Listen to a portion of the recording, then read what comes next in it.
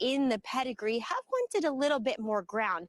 I'm kind of wondering if that's the case here with a colt named Sue, because he is tall, and like I said, there's a lot of length to him. He looks great in the sense that he's really healthy, dappled head to toe, great shine to his coat. He just looks like this is a starting point, though, at the 6 furlongs, and that he might benefit from getting a race under his belt, too, from that fitness perspective. So 9 minutes to go here. Horse is ready. Sun is shining. Just waiting on the jocks here, and we'll send him postword word for race number 1.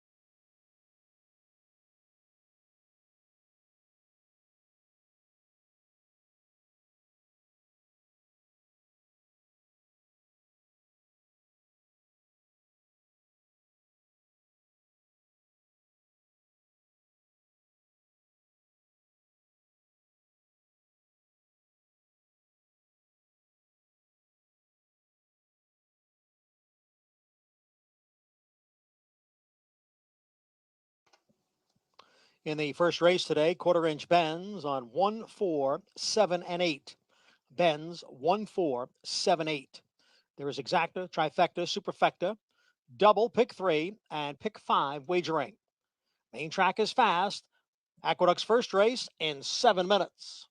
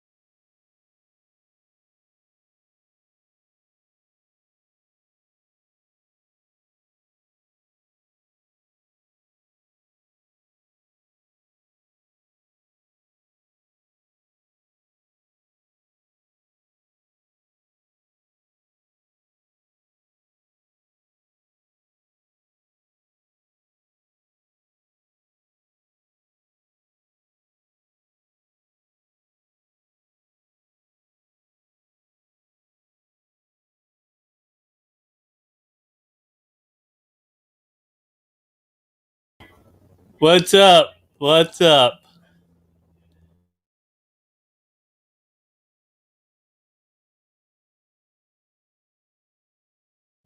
I'm not gonna be showing so many tracks. I'm not gonna be doing Gulfstream today. Sorry.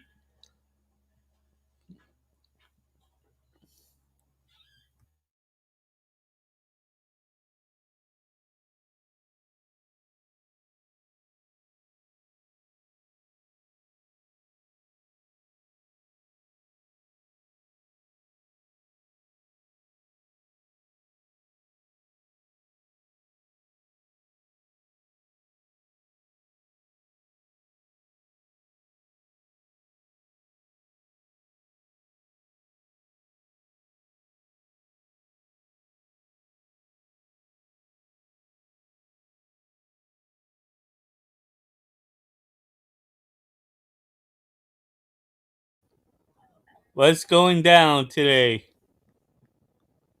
Wow, that's surprising. They have the thing on right now.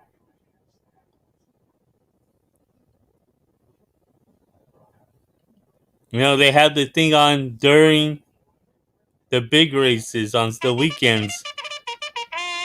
And on the weekdays, they don't have it on.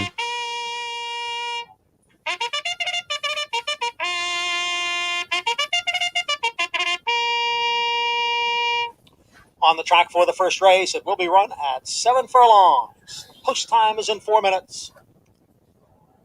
I'm going to try to show as much as I can, but I'm not going to promise you guys anything since I already just saw that they have their logo on.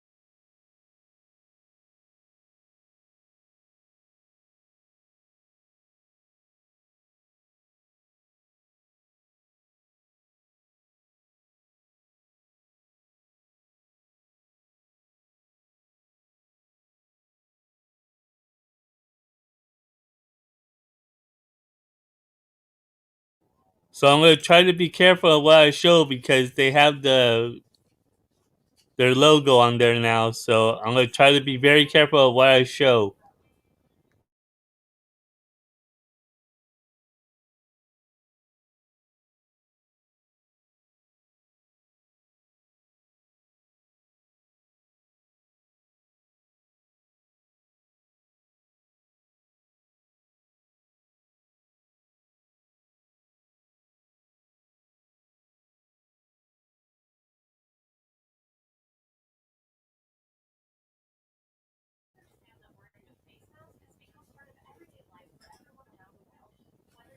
Yo no estoy diciendo Tampa a esta hora.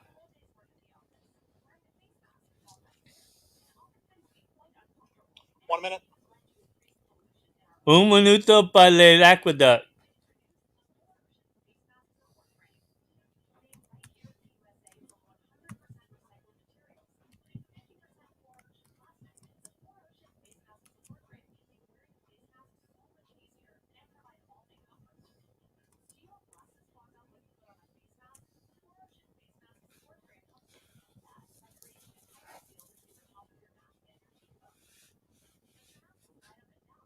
So I'm going to try to be careful of what I show.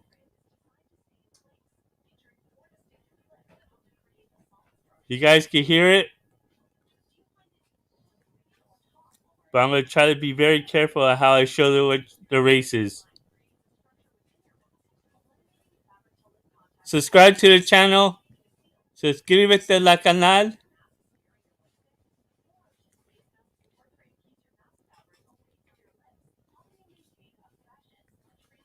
Me voy a enseñar qué puedo enseñar. No voy a poder enseñar todas las carreras de Aqueduct esta vez.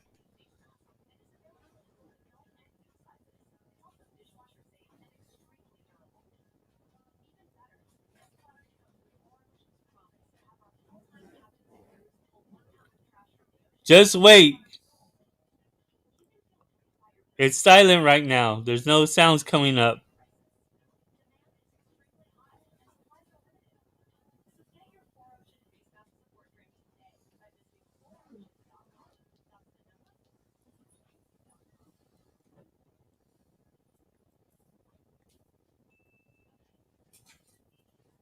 I'm not showing Tampa Bay or doing Tampa Bay today.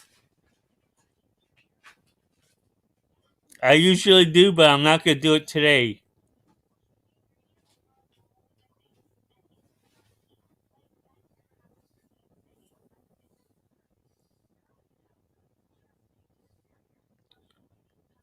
They're getting ready to load at Aqueduct.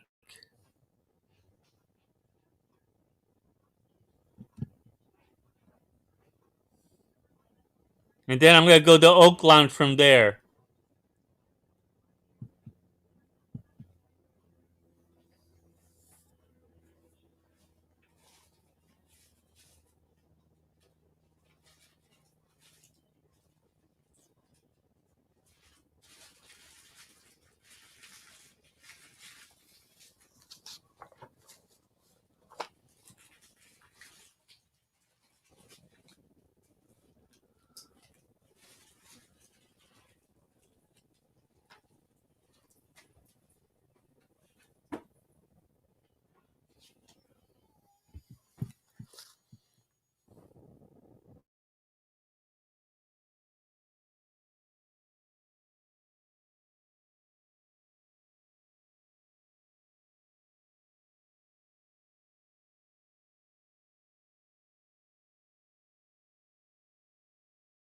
Again, I'm not doing Tampa Bay today, but good luck to everyone that's playing it. The horses are now nearing the starting gate.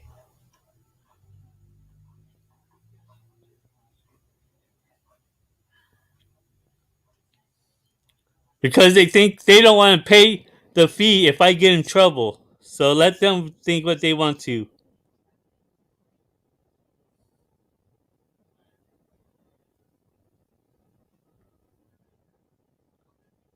Hardly anyone's going to be able to show the races. Hardly anyone.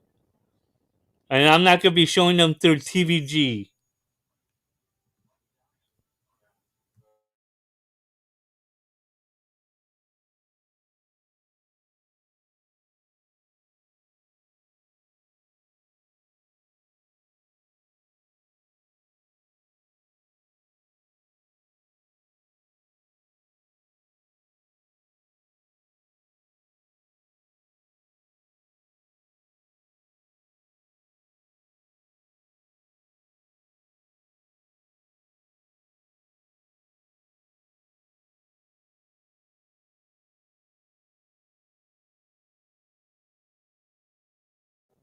¿Tú ustedes que están haciendo eso malo? ¿Tú quieres pagarle $10,000 que me van a dar a mí porque estoy enseñando cosas que no necesito que poder enseñar?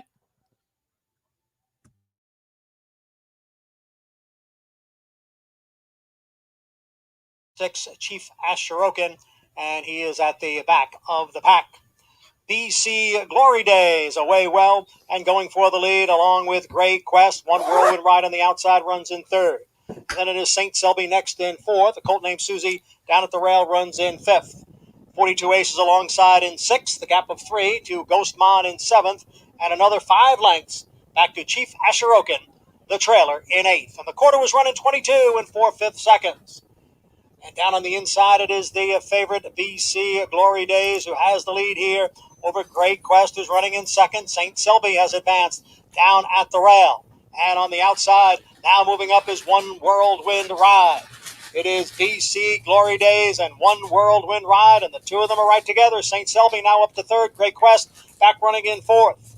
On the outside is 42 Ace, followed by a colt named Susie.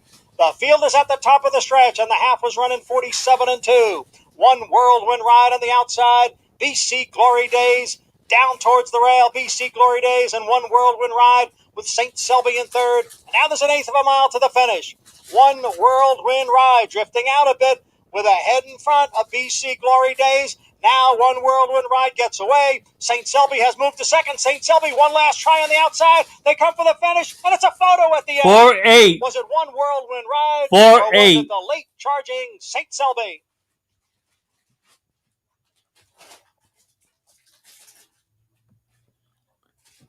It was the 4-8. Wow, dead heater probably. Wow, could be even a photo for a heater.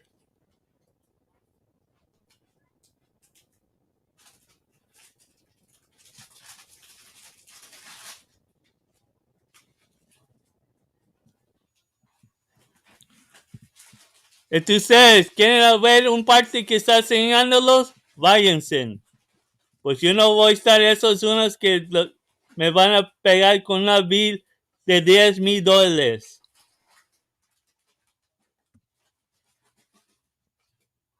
Porque yo no tengo permiso.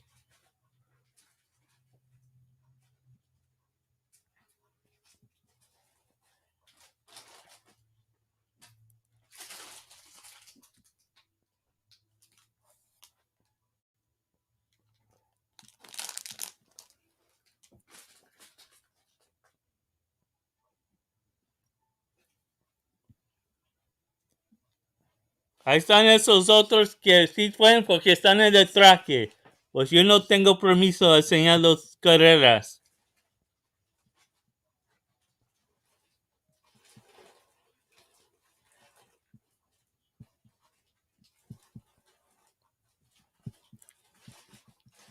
Number 8, St. Selby was first. Number 4, One Whirlwind Ride second.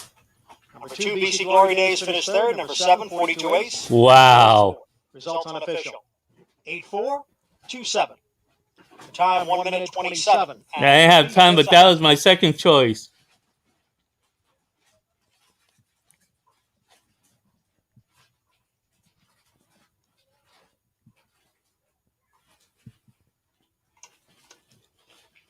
Number 8 is St. Selby. A 3-year-old Dark Rail Brown Gelding by Cantaros. There you guys go. I'll be putting it back on and forth when I can. I don't want to be getting in trouble for it. They didn't have it on before on the weekdays. They must be doing something, yeah. They're trying to catch it up.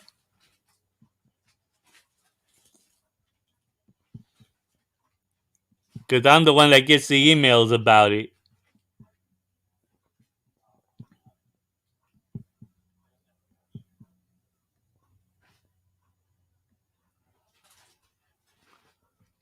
Oaklawn's first race in 2 minutes. Oaklawn's first race in 2 minutes.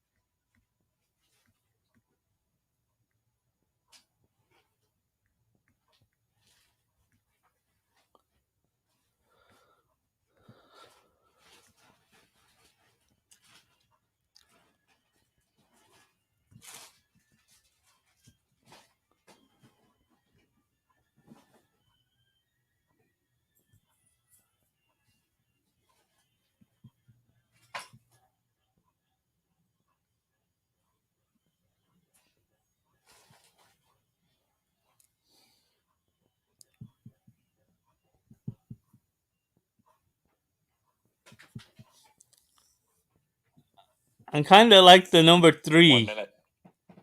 The number 3 at Oaklawn.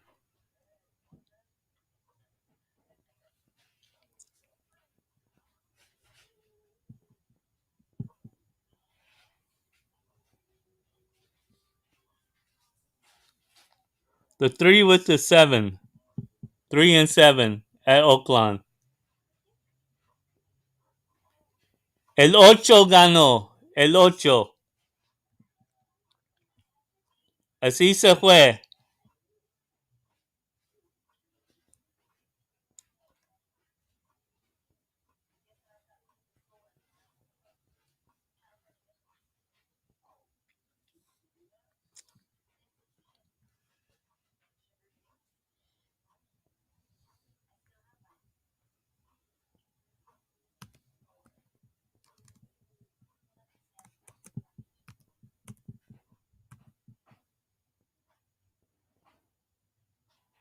The horses are at the gate. It's post time.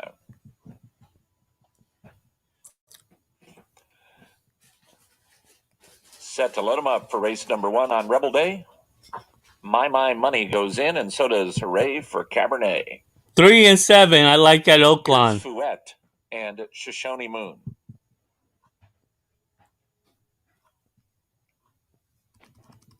Montgomery Park. As it should be. Copelia.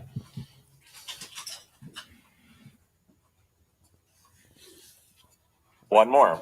AKA Lioness.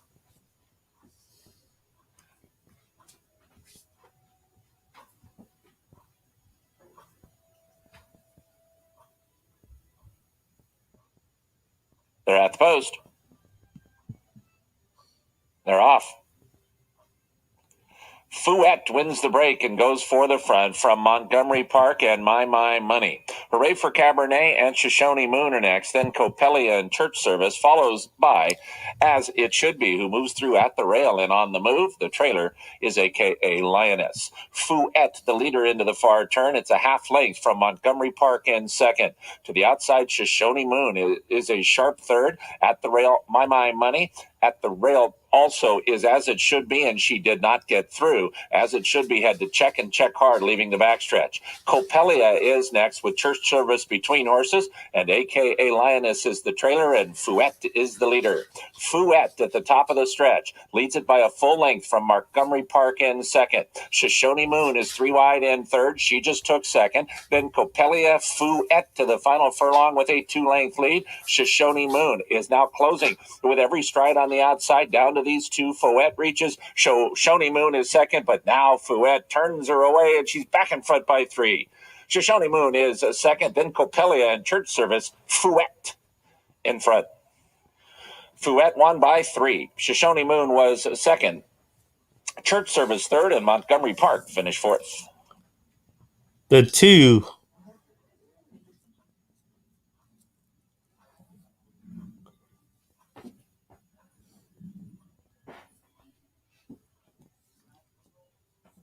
Two 7, and it looks like a photo for third. 2 7 and the 4, I believe. 2 7 4 and 3.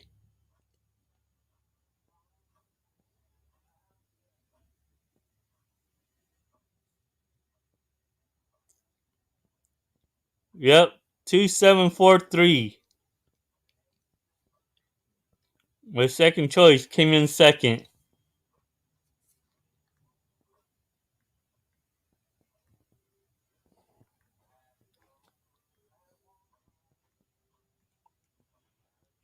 Number 2, Fouette first. Number 7, Shoshone Moon second. The judges will examine the photograph before posting the other numbers.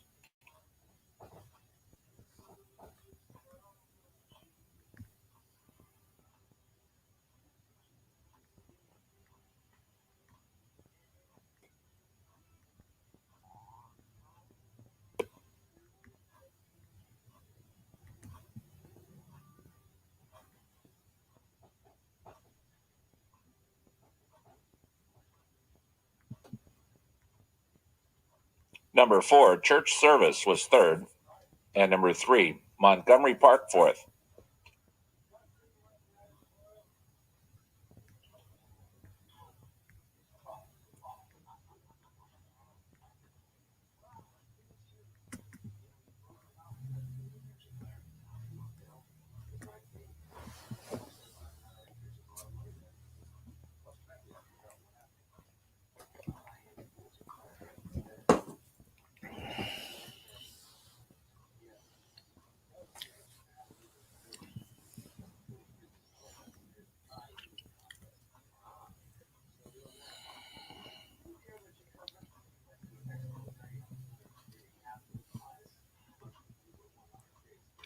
There's 15 minutes to race 2. 15 minutes.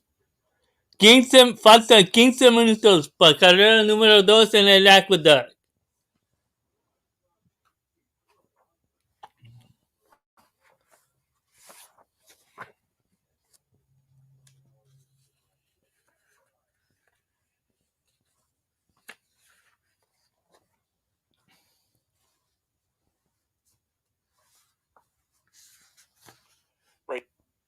Race 1 is official. The exact return $20 even. Trifecta, $116.60. 10-cent superfecta, $77.27.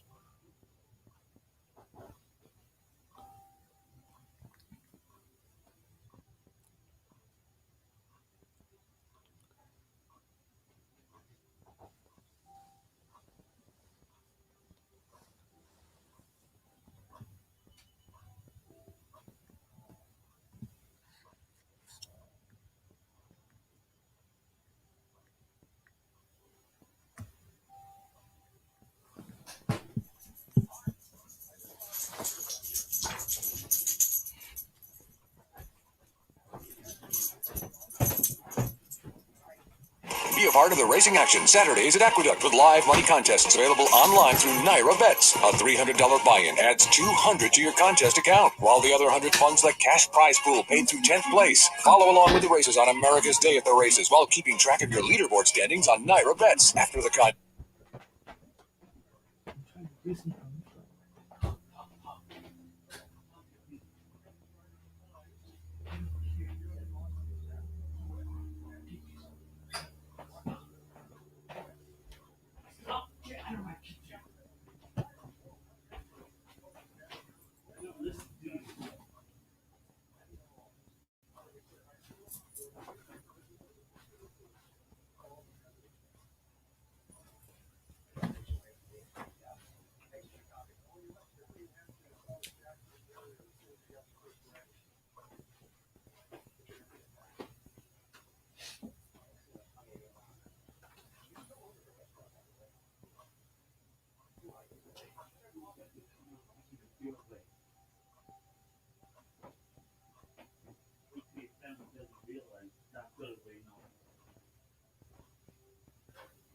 Anything that's mine.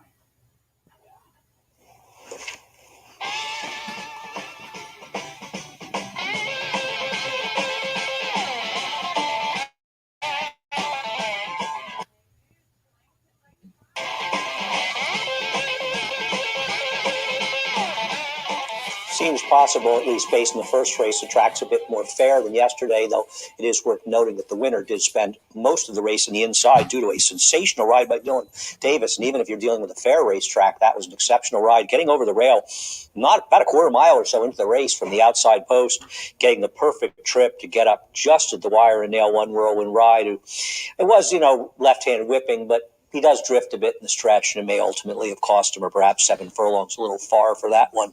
But a narrow victory for St. Selby, Dylan Davis, and Rob Atras. Race number 2, kicking off the early pick 4. I'll be honest, this is a race where I picked a horse who's favored. I don't have a particularly strong opinion here. I'm not exactly sure how you can. The thing with Miss Charisma is, will she get enough pace to run into? Overall, I thought based on her last race, where Wishes and Dreams, even though the track was relatively fair that day, did come up the inside as a heavy favorite for Rudy Rodriguez off the claim. I thought at least she showed the signs of life that getting back to her better form, and her better form may just be good enough to beat these horses. We'll see. Her last race wasn't that exceptional. I thought she was the best of a group where I didn't have a lot of confidence in anybody.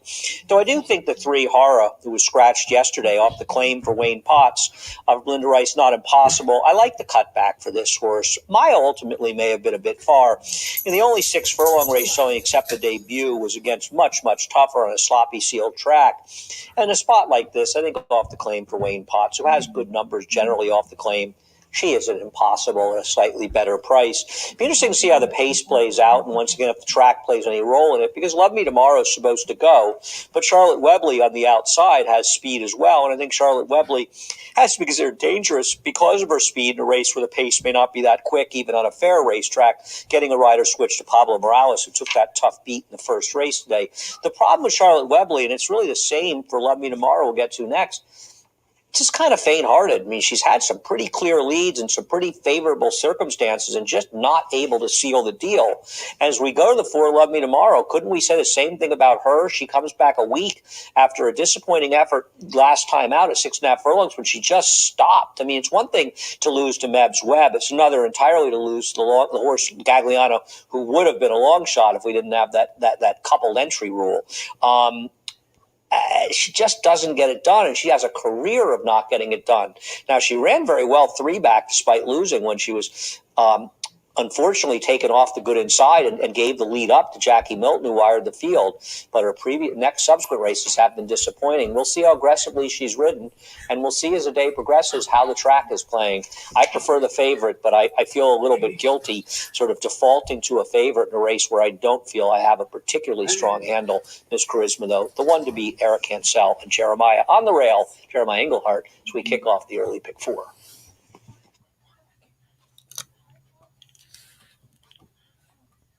Yo no voy a estar jugando Ghost Moro tampoco. Ahora yo me estoy a hacer dos traques y ya. Yo no voy a estar pudiendo hacer 3 o 4 traques.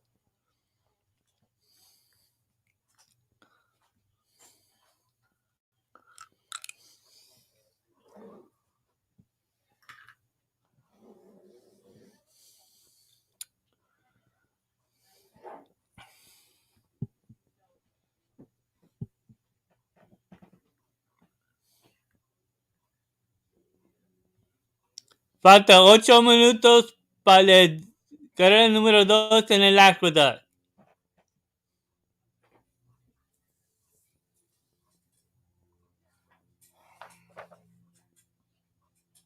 Falta 8 minutos.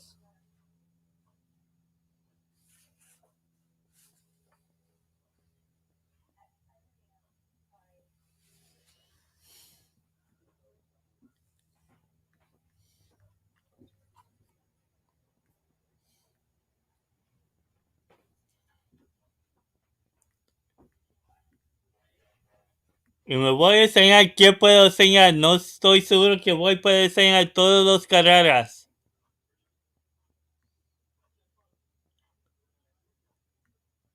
Porque yo no tengo permiso de enseñar las carreras. Y yo no voy a estar enseñándolos en el TVG porque está más tarde de la...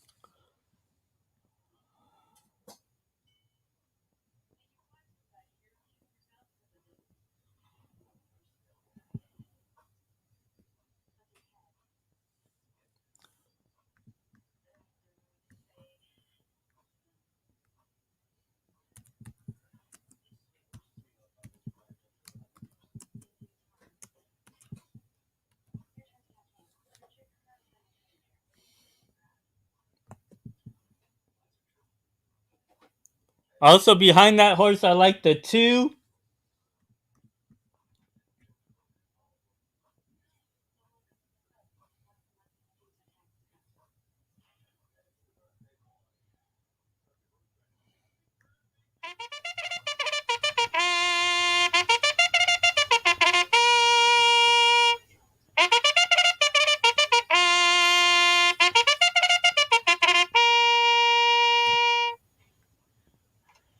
The horses are coming out for the second race. It'll be run at 6 furlongs.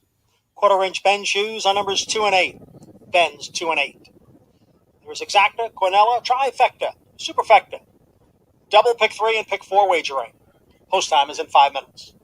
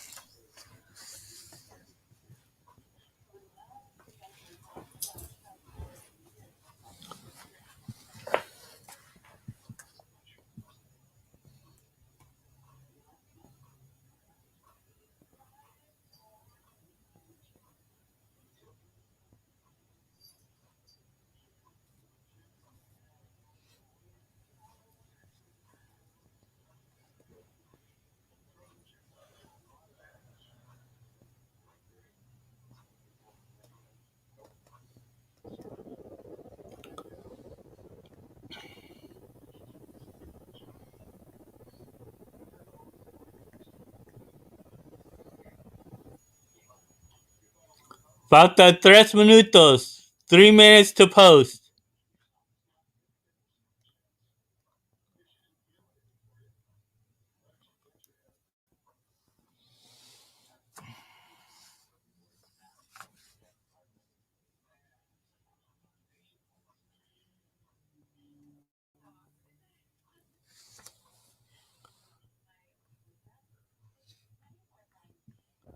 Another one to probably add into your plays in this race at Aqueduct, it would be that number 4.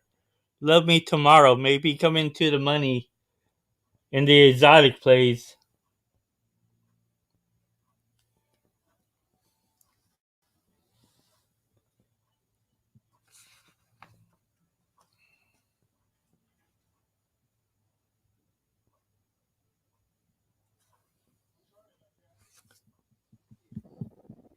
Last time ran at 6.5 furlongs.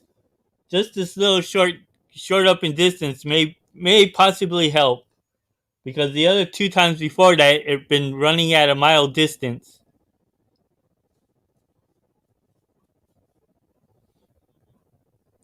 So it's shortening back down the distance to see how it could do.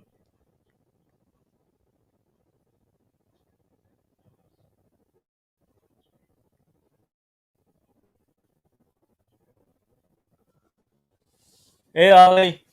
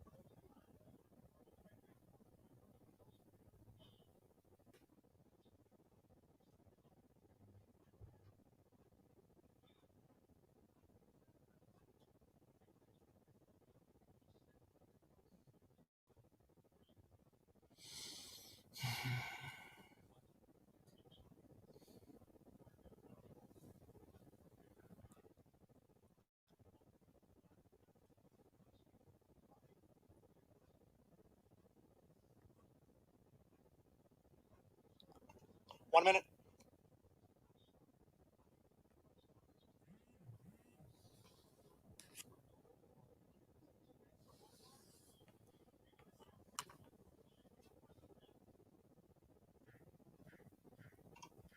The horses are approaching the starting gate.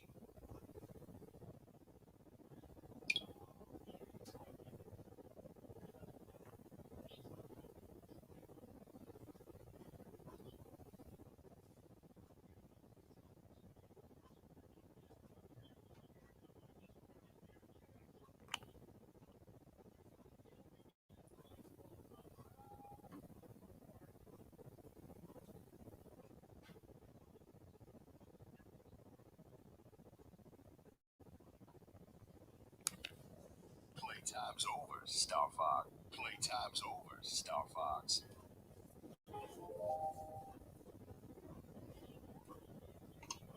Waiting for Love Me Tomorrow and Charlotte Webley.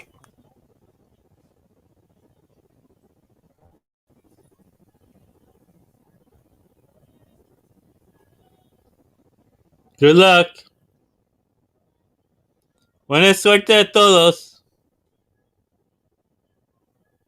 In the gate.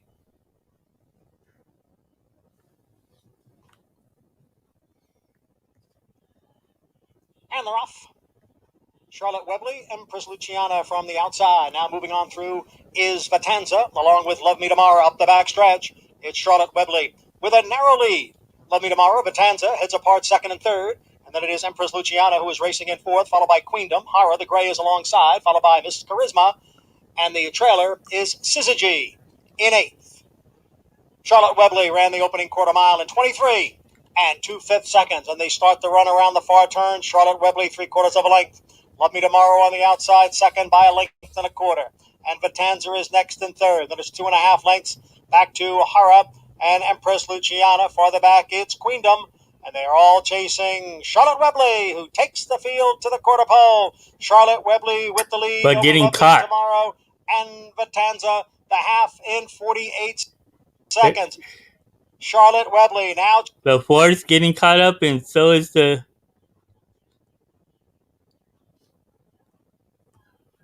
other horses. Come for the 16th pole. Love Me Tomorrow. Ford, 2. Vatanza.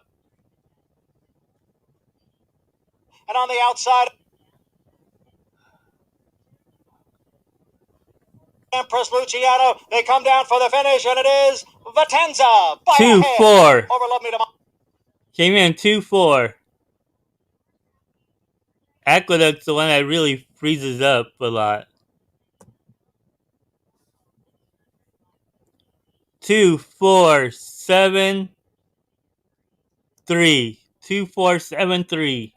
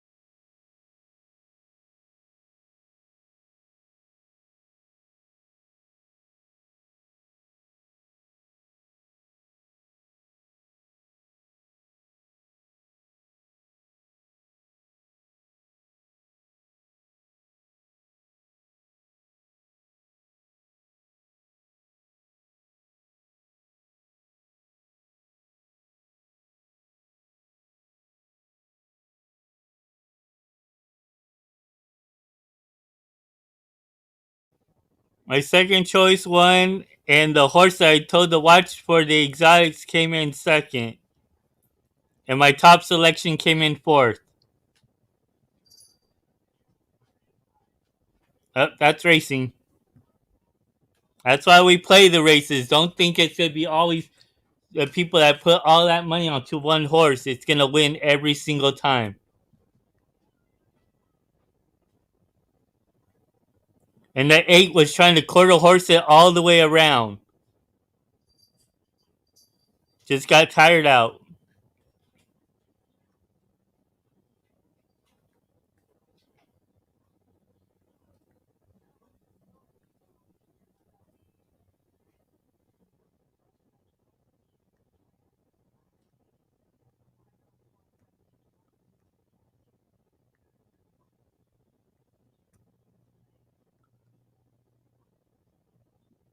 Right there's the order of finish.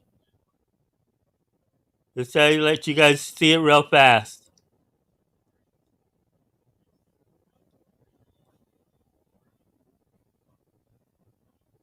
13-1 over 6-1 over 13-1 over 9-2.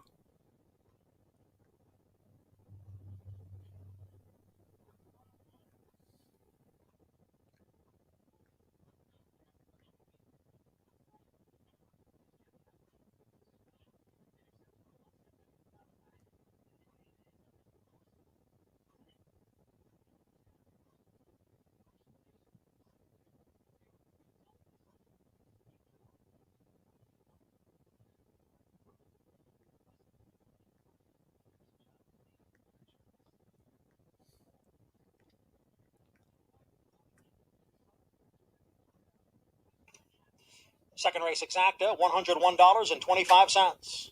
The double, $60.25. Quinella, $40. Trifecta, $280.25. And the superfecta pays $444.25. In race 3, scratch 1, Synonymous, part of an entry, and scratch the 7, Roma Carpe. Scratch 1 and 7. If I can, I'll... Exacta, trifecta, superfecta, double. If I can, at least I'll show you guys how the order of finish goes. And all that. Possibly I'll be able to do that.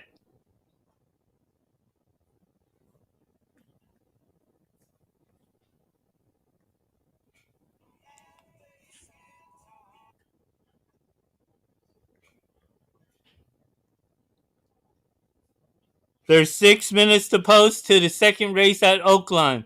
Falta 6 minutos para el correr número 2 en el Oaklawn.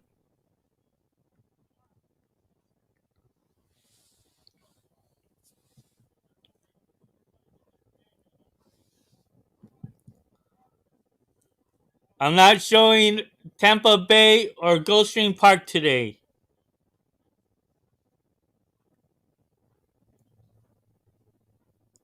If you guys want to see Gulfstream Park, there's the Spanish one that's showing the races from Gulfstream Park.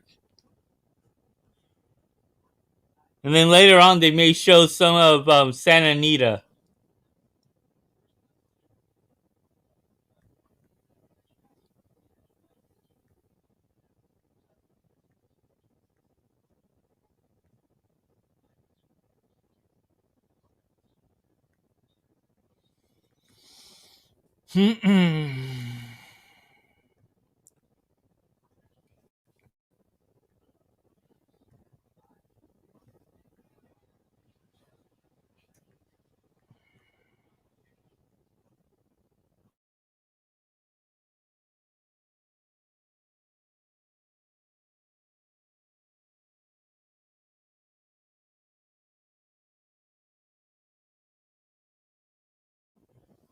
And I'm not going to be giving you like how I saw some other channel doing.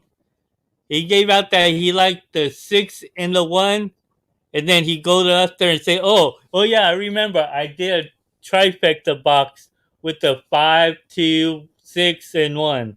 I'm not going to be like that. So don't expect that from me.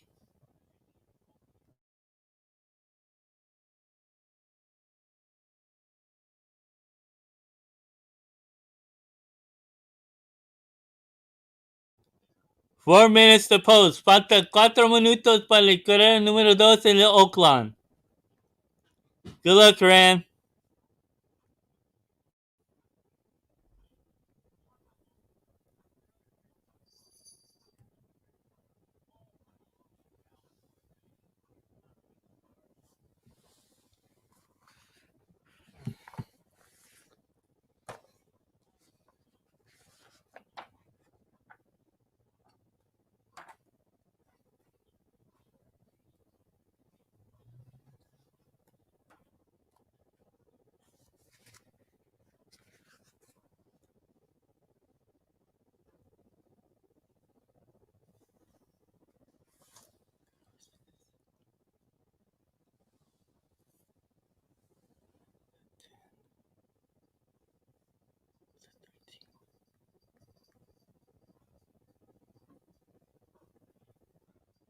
At the next race at Oaklawn Park, I'm going to go with the 10 and the 13. The 10 and the 13 at Oaklawn Park I'm going with. Again, if you're expecting me to be like some of those other handicappers, they tell you, oh yeah, I'm going to bet this much on the chalk. No. Most of you guys know me and how I do my select, what type of horses I give out selections for. I'm not going to be giving you guys tons of horses say, oh yeah, I hit the trifecta box. If it's a wheel or something like that, okay. But not a box of 1,000 horses and say, oh yeah, I hit it. No.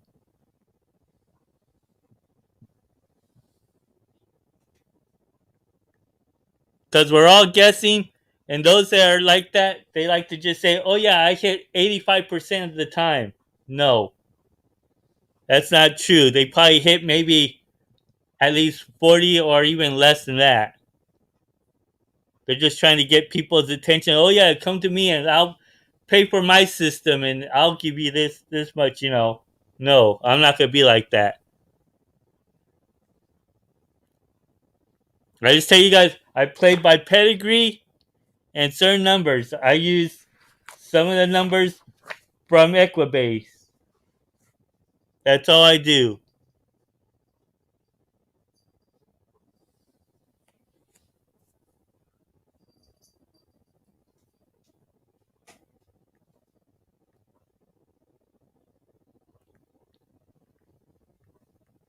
1 minute to post. Falta un minuto.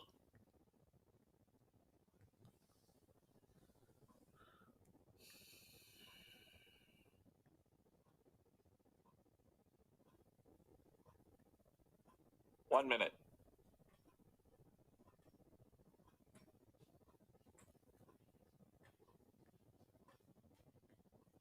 If you pay attention real carefully to some of those others that like to try to give out the selection, the professionals, and they give you their picks, or they try to sell them for you for, let's say, $30 for their sheet or something.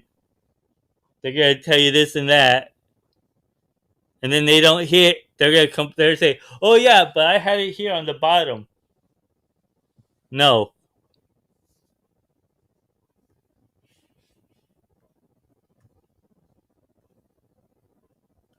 In my opinion, I don't think that's right.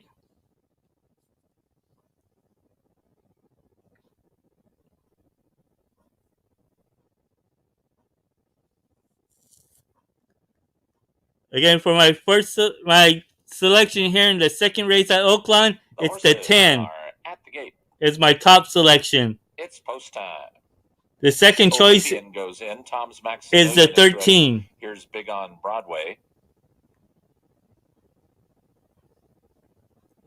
Good luck, Coran. Boom Baby and Emeralds Are Us.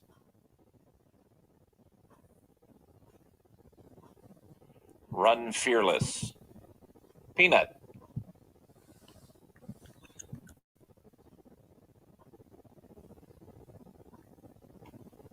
Last to load will be Wicked Street.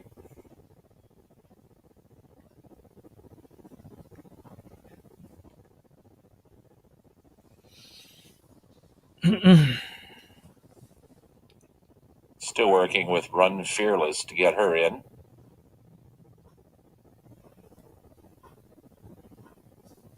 She's good. Wicked Street, last to load.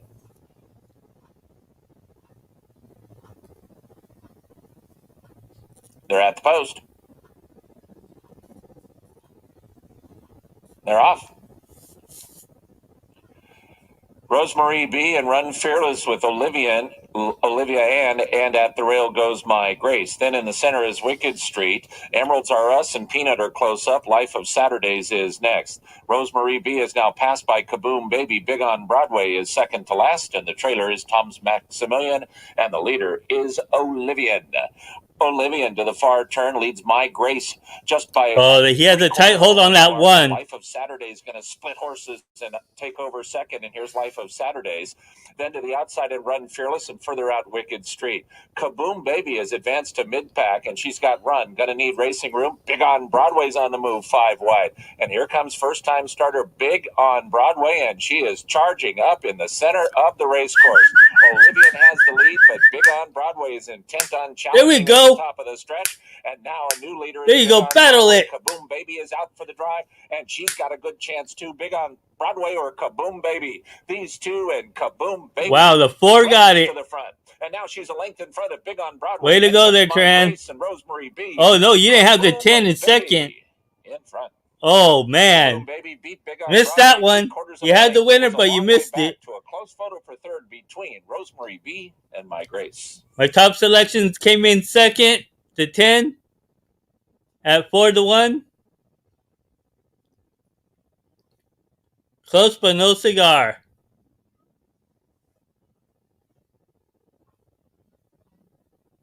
Looks like he went 4, 10, 1, and maybe the 7.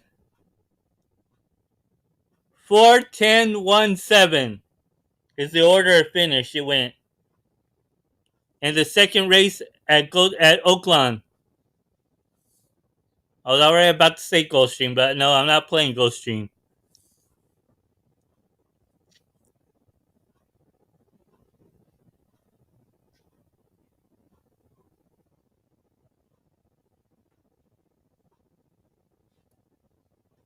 I liked how that first time starter, the 10 ran. It's not always going to have Rosario aboard. Number 10, Big on Broadway, second. The judges will examine the photograph before posting. the other numbers.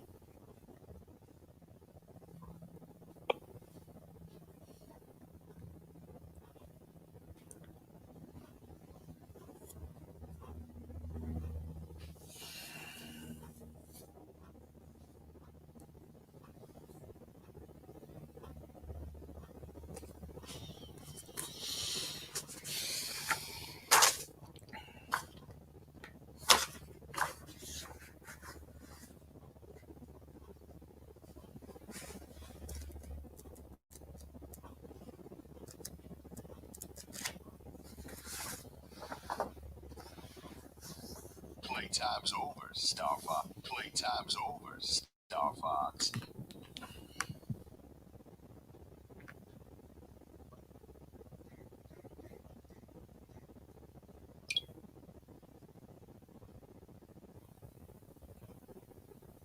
Number 1, My Grace, 3rd. Number 7, Rosemary B, 4th.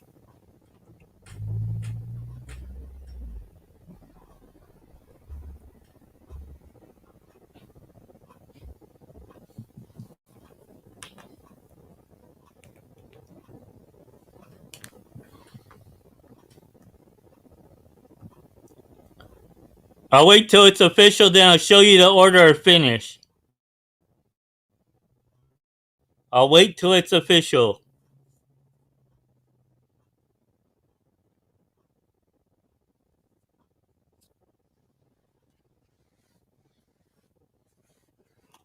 Race 2 is official. Now entering the Larry Snyder winner's circle is Kaboom Baby.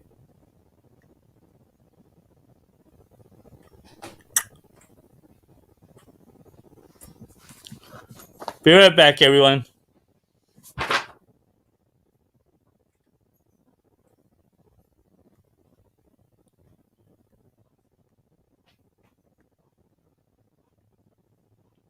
Here's the order of finish.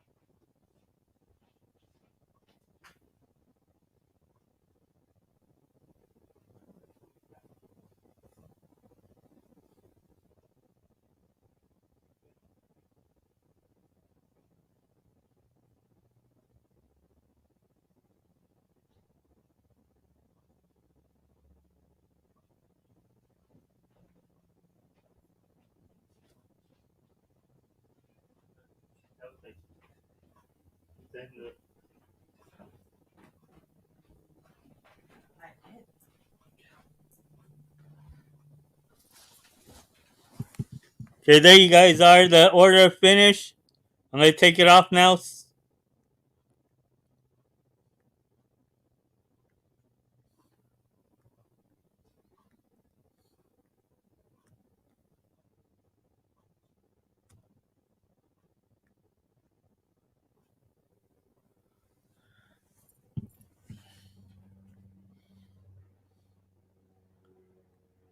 Wow, that was a great shot there.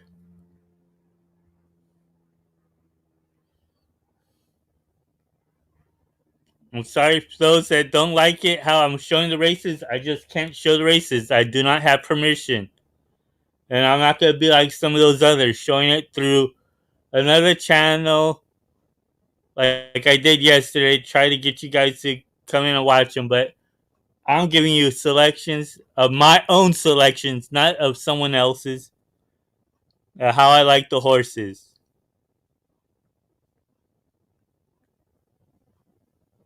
Yo no tengo el permiso a enseñar las carreras vivo en el video. Y yo no voy a estar uno de esos que voy a enseñarlo el otro en la televisión porque va a estar mal la recepción y todo. Pues yo estoy acá dándote mis selecciones a precios. Y como se metan, se metan. Yo no voy a estar uno de esos de los profesionales. Oh, yo te voy a dar ese, el favorito. No, yo no soy esos.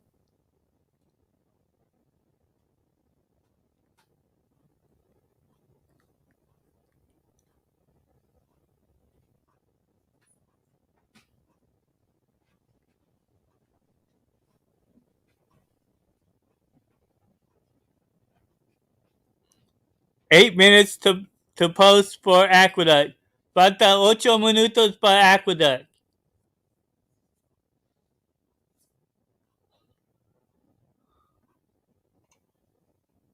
In Aqueduct's third race, no bends, no bends. Scratch the 1, Synonymous, part of an entry, and scratch the 7, Roma Carpe. There's exacta, trifecta, superfecta, double, and pick 3 wagering. Currently 7 minutes to post. Acá en este cuarto tenemos mucha gente que sí sabe escoger caballos y no están ahí jugándolos como unos otros. A veces te dan precios, a veces no. Pues yo te voy a dando precios todo el tiempo.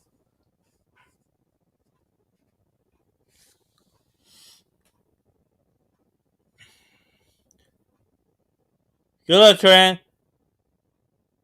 Subscribe to the channel, suscríbete a mi canal.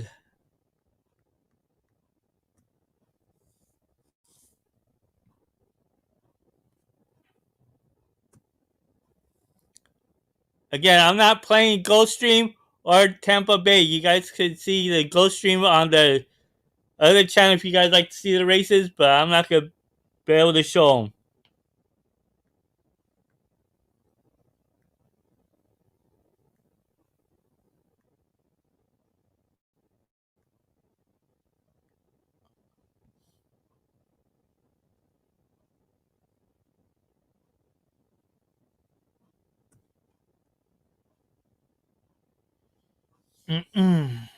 Let's see here.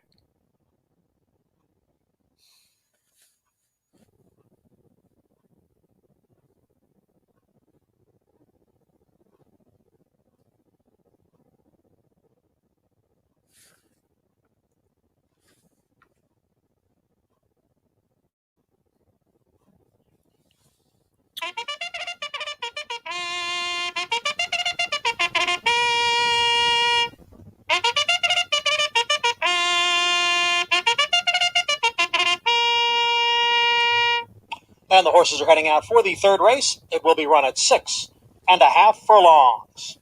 5 minutes to post.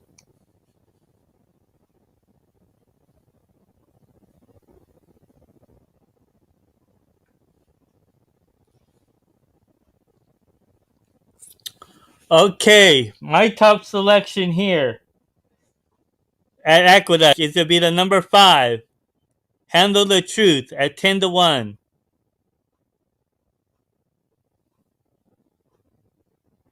My second choice is going to be the number 2, Aunt Cat. Acá en el Aqueduct, me gusta el número 5. Entonces, el número 2. Let me see if I can put it in time without anyone disrupting me.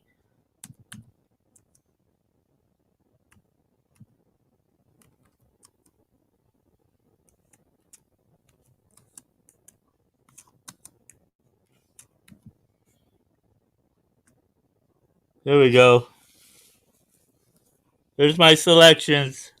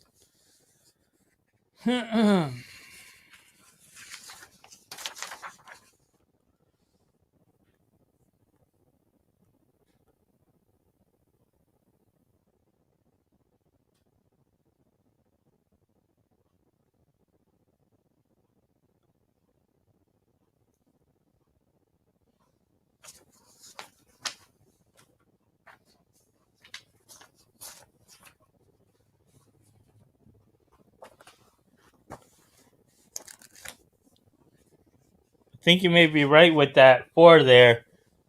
Maybe one of the ones. That 3 horse would need longer. The 3 horse would need longer. The top half of the pedigree reads a lot longer. But they're gonna be very well together, so that would be one to add into the exotic plays. Like I would probably add that for my exotic plays.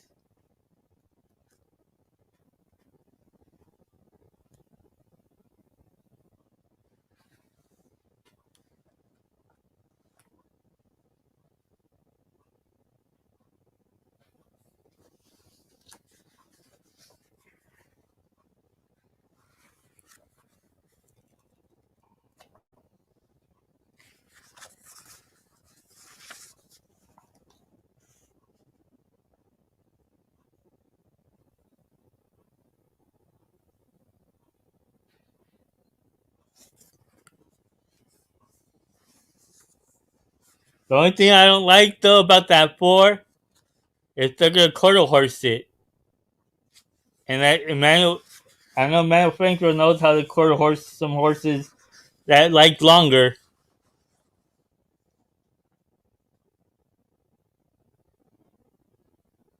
Both of them like long distance, the 3 and the 4.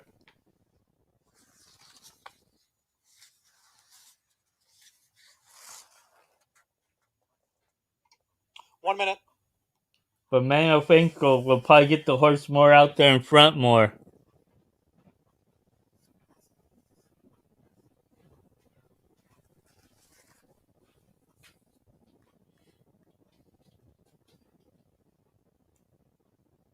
That's why I went with the 3, the 5, and the 2. The only other one that maybe come up would be that 3 for the exotics. But like I said, you're probably right with that 4 because Emmanuel Franco will probably try to get that horse quarter horse it out.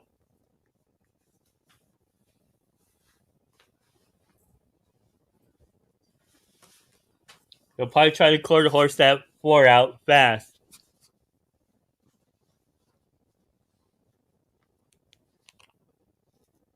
But will it withstand the distance, you know? Those are the things you gotta figure out. The horses have now reached the starting gate.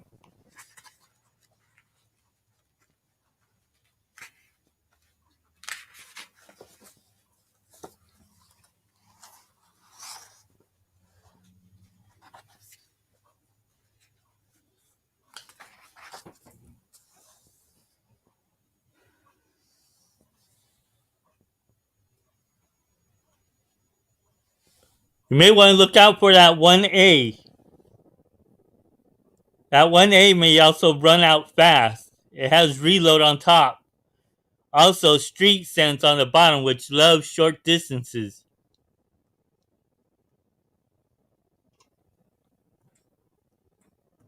Waiting for Venus Oizo and Alpine Queen.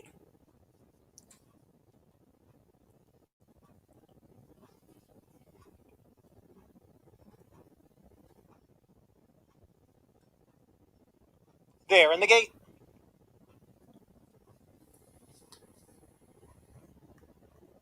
And they're off. From the inside, it is Ant Cat and Strafe right there on the outside. Ant Cat with a head in front. Strafe is running in second. The front 2 have almost 4 lengths on the back channel, who's next in third. Venus Oizo in fourth. The trailers are Handle the Truth and Alpine Queen up the backstretch. Ant Cat leads here by a half length.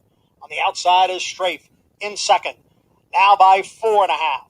And then it is back channel next in third. The quarter 23-1. Venus Oizo is in fourth. Then Alpine Queen and Handle the Truth is down at the rail. Still a battle up front. Ant Cat on the inside and Strafe on the outside. The 2 of them continue to go at it as they come for the head of the stretch. It is Ant Cat with a nose in front. They're both Strafe standing on top of the outside, horses. 47-1. Back channel is 3.5 lengths from the front runners. Then Venus Oizo and Alpine Queen. 3/16 of the finish now. And now Ant Cat has spurted clear. And Cat has quickly opened up here by 6 lengths. Then it's Strafe, Back Channel, Alpine Queen, and Venus Oizo. Ant Cat pouring it on here in the stretch. And it's going to be a double for Dylan today. Ant Cat, a much the best winner to break her maiden. Back Channel was second, Alpine Queen third.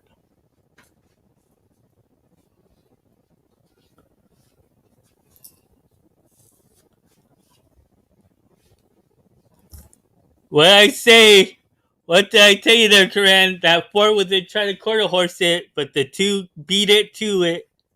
Wow. See, my second choice, and look at how the 1 came in. Look and see how that 1 was coming up late from the inside.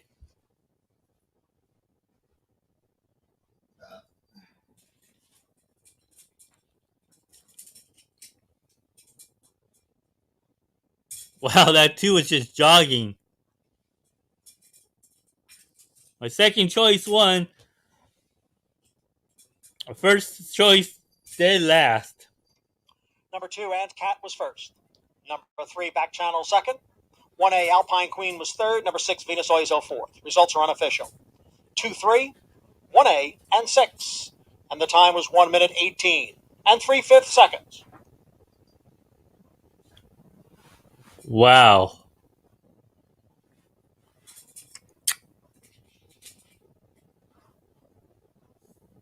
El 2 ganó. Diseño en un minuto cómo se fue la orden.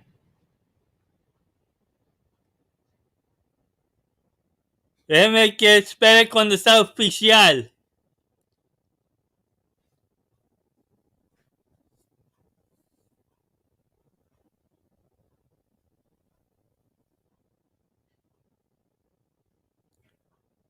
Nadie lo está enseñando, además lo están enseñando de la Ghost Stream en el otro canal.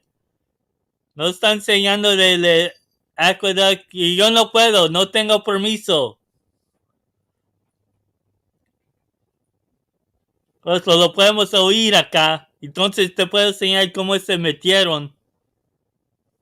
Es todo. No te voy a poder enseñar cuando corren.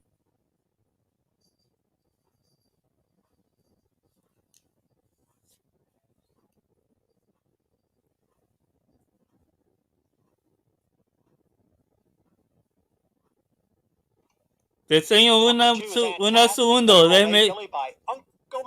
Cuando se va oficial. By Forestry. Ant Cat is owned by Carl Pollard, trained by Bill Mott. And the rider, Dylan Davis, his second win today. That Ford gave it all it could, but it tired out there. Sorry, Corinne.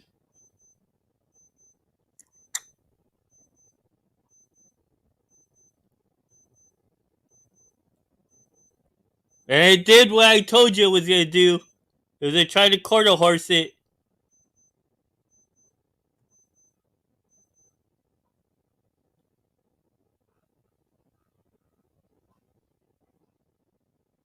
Subscribe to the channel, suscríbete al canal. No tengo permiso de enseñar los carreras, pero lo podemos oír y te puedo enseñar cómo se metieron.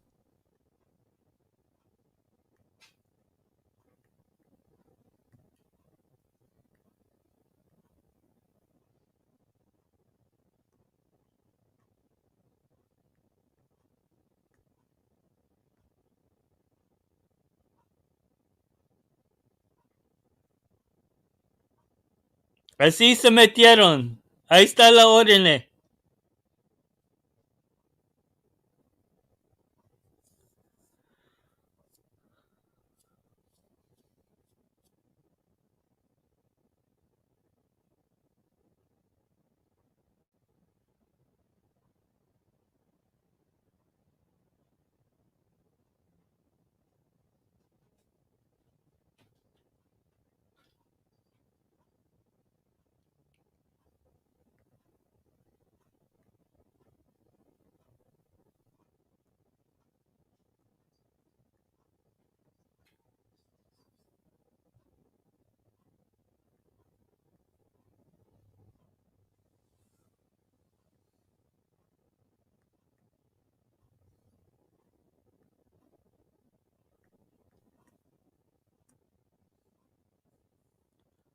Falta 7 minutos para el carrera número 3 en el Oaklawn. 6 minutes to post for the third race at Oaklawn.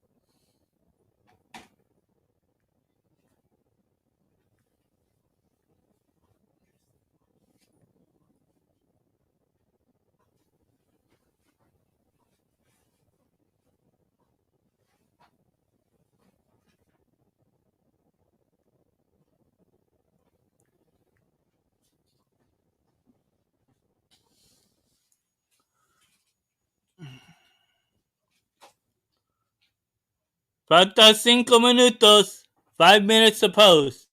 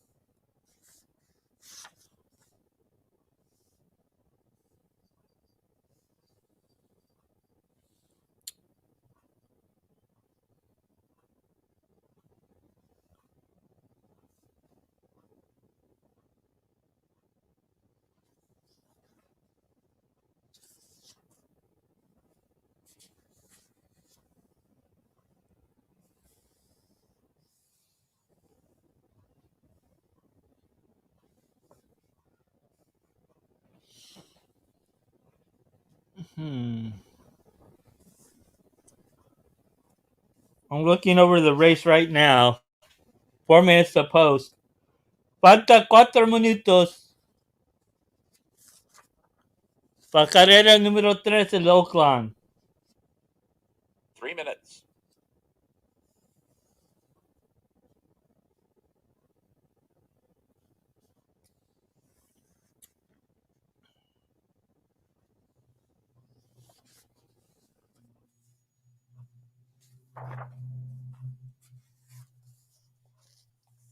Yo me estoy chequeando la sangre de los caballos ahorita. De la pedigree.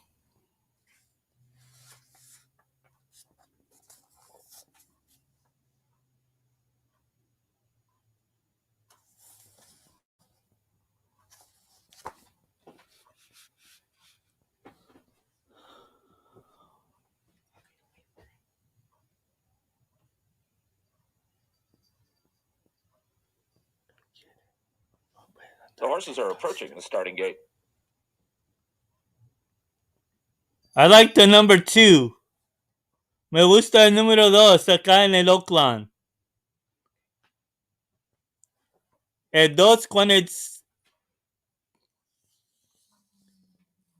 2 con el 1. 2-1.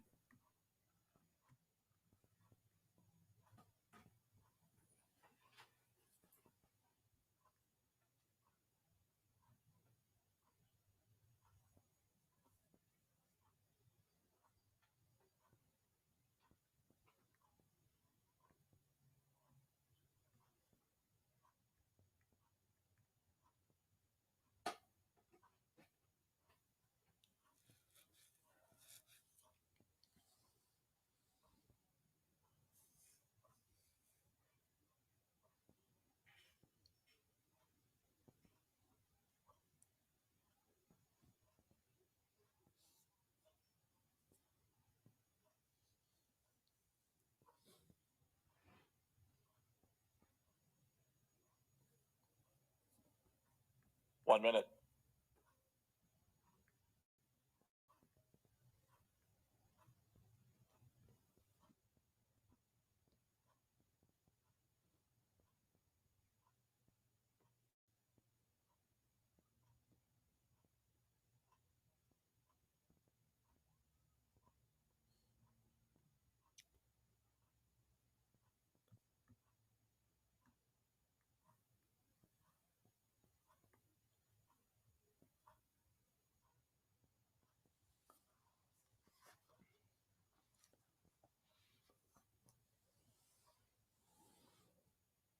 You know, one that might be a shocker to come into the exotic place might be that number 11.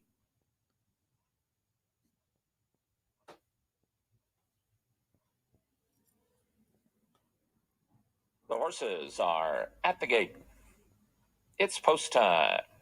2 favorites went in first, American Mandate and Aloha West. Here's Hurt So Good and No Shirt, No Shoes. Sturgill will be next. Breaking News. Chip off the old block and back shot. Last to load is Cadre.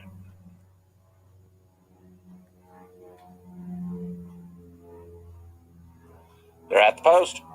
They're off. American Mandate and No Shirt, No Shoes right for the front. And these two will match strides from Hurt So Good, Chip Off the Old Block, and Sturgill at the rail. Cadre is next. Then comes Breaking News and Backshot. And Aloha West is out sprinted early. He's at the back of the pack.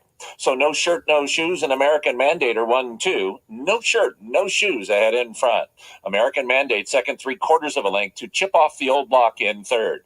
Then comes Sturgill and Cadre, together fourth and fifth. Aloha West is beginning to gather momentum. He's on the rail and moving up. Here's Aloha West up into a joint fifth. Meanwhile, Backshot and Breaking News have chances, and the trailer is Hurt So Good, and the leader is American Mandate. He's now ahead in front of No Shirt, No Shoes. Then to the outside Here of we go. Cadre, Now they're cleared, but the head's Aloha turning on West that is 2 fifth and horse. 3.5 lengths You can't get the head straight. American Mandate leads. American Mandate. And look at the Cadre 11. What did I outside. say? These two with Breaking News now in third. American Mandate and Cadre. They come to the wire. The 11 American won. Mandate just in front. 1-11. Cadre on the outside. American Mandate, Cadre, American Mandate. 1-11-7. American Mandate beat Cadre. Breaking News. 1-11-7. Between Aloha West and No Shirt, No Shoes. Se metió 1-11-7.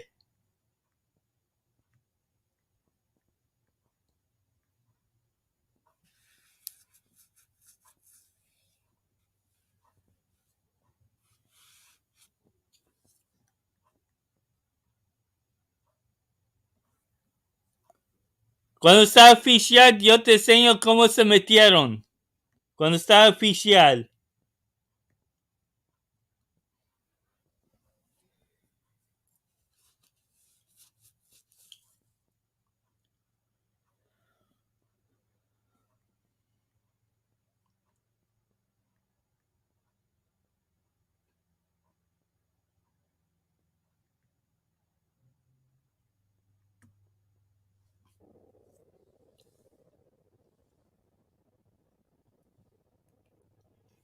Number 1,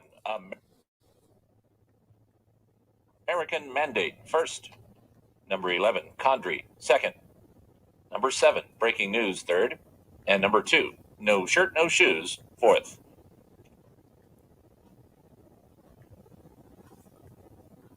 Wow.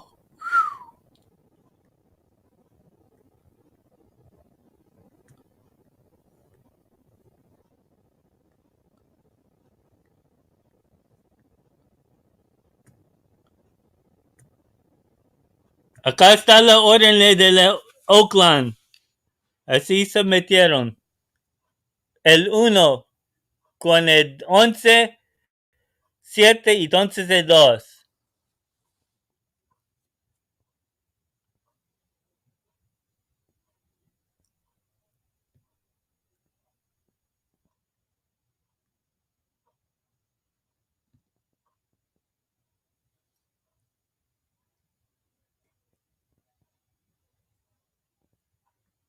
Y esto así lo puedo enseñar. No te puedo enseñar cuando están corriendo.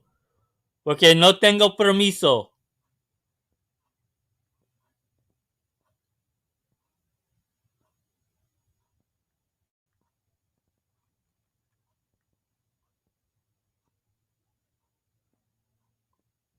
Another second choice got in for the win.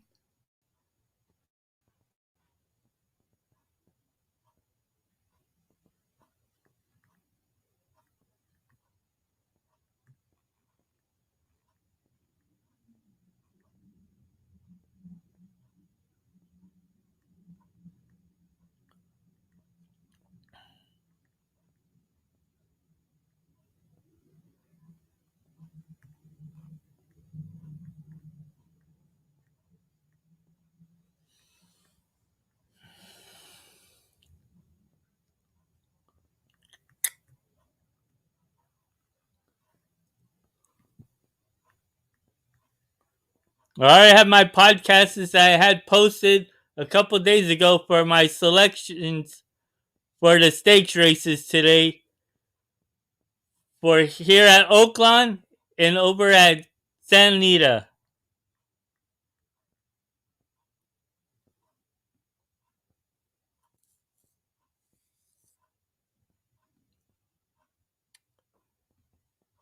$12 to post for the next race at Aqueduct.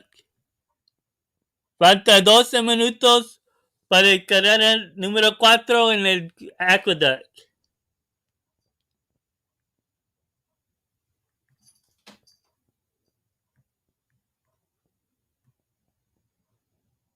Ridden him when he's run some of his better races, and at times he's hinted at being good enough, and he's a huge price if you want to look for one to throw in the bottoms of your tries and or supers. I thought Hero's Hope could outrun his odds in here. 1 to 5 is ludicrous on heavy roller. I assume that he will drift up considerably from there, but I think he should be a heavy favorite in the 4 to 5 range. He just seems better than these. See how it all plays out. Race number 4 coming up in 10 minutes.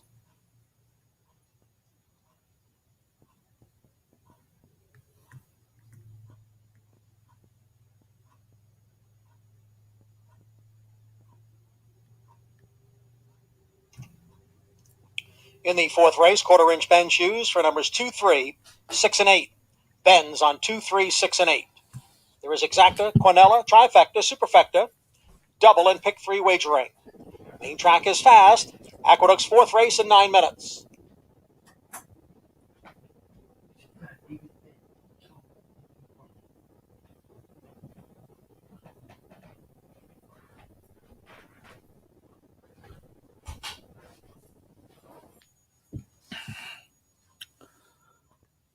Alrighty, now let's see what we can find here.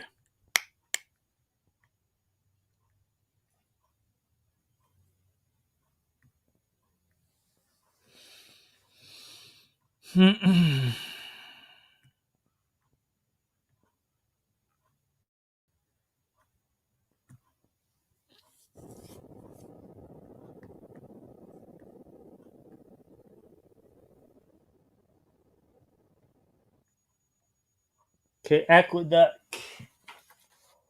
Race number 4.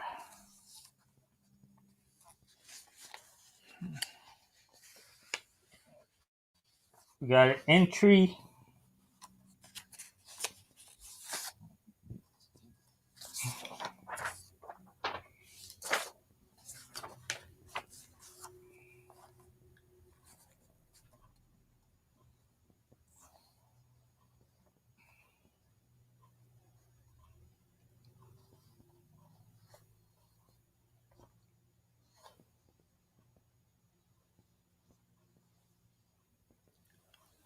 Okay.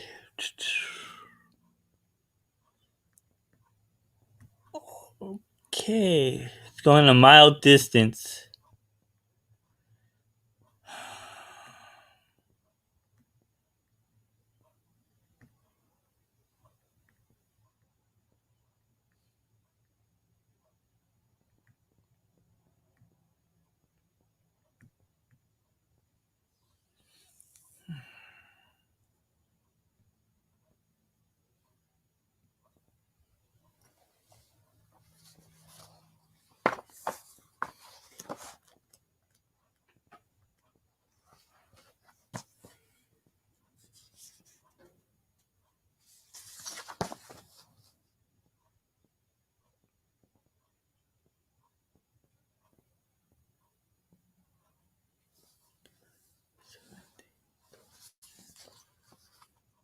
Okay, my selections for the fourth race at Aqueduct.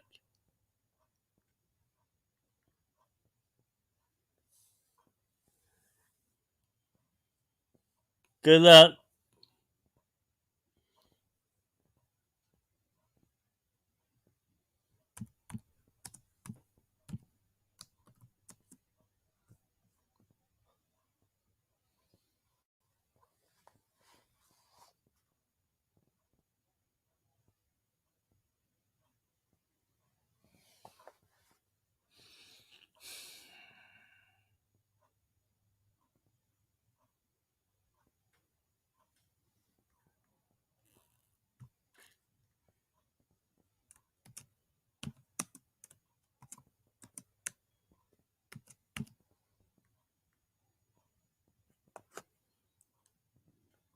There are my selections. I'm going with the number 5, which is Mind the Coin. Then the 4, Scarf It Down. At morning line odds of 14-1.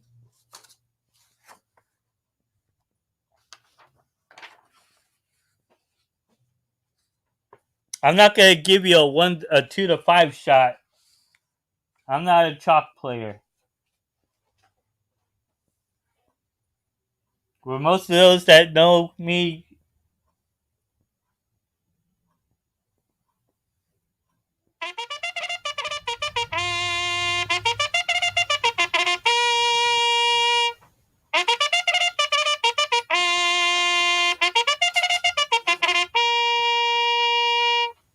Horses are coming out for the fourth race. It will be run at 1 mile. Post time in 5 minutes.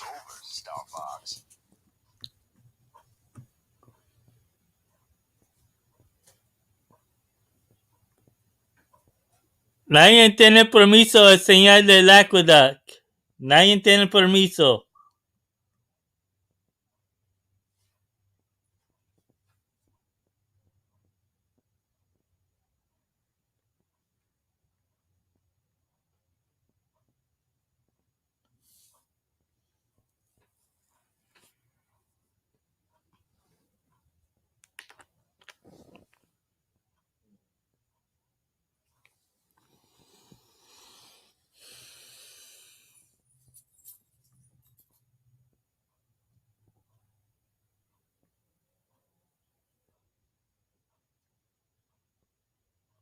Y todos no quieren señal del Aqueduct. Quieren señal de la Ghost Stream.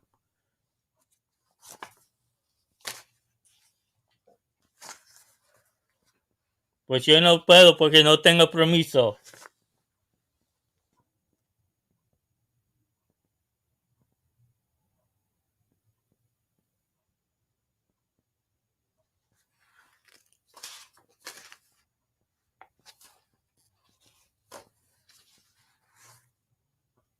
Yo puedo enseñar cuando se acabe el correr y cómo se metieron. Pues no puedo enseñarlos cuando están corriendo.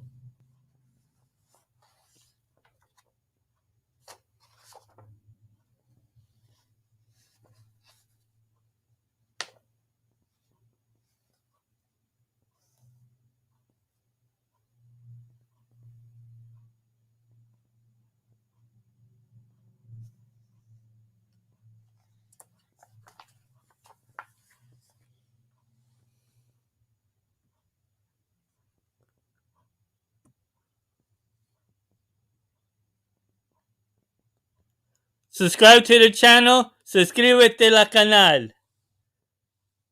No tengo permiso de enseñar los carreras, pero lo podemos oír y yo te doy mis cogidos de precios.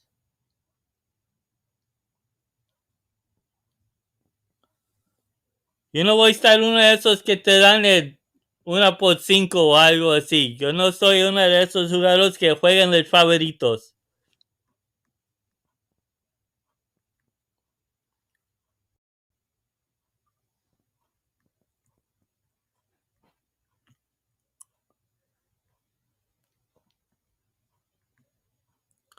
Falta 2 minutos. 2 minutes to post.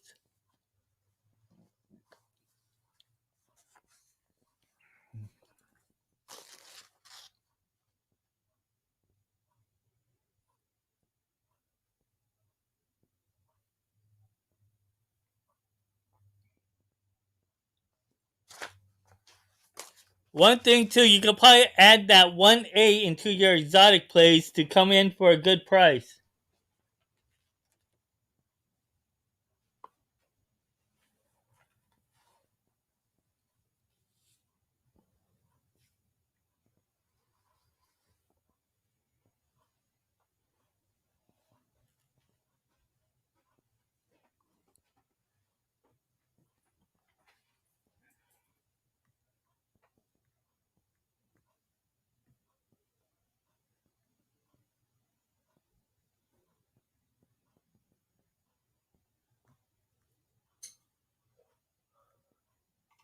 Less than a minute to post. Less than a minute.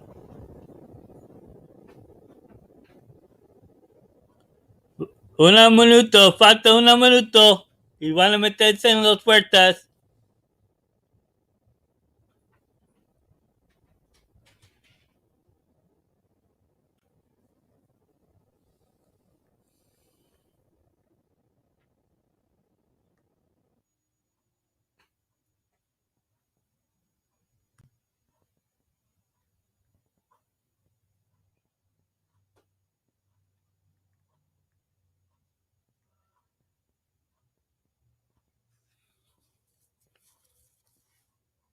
Good luck, Corinne.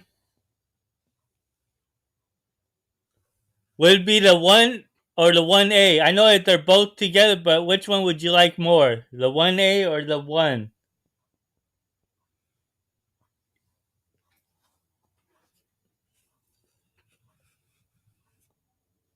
If you had to choose, which one do you like more? The 1 or the 1A?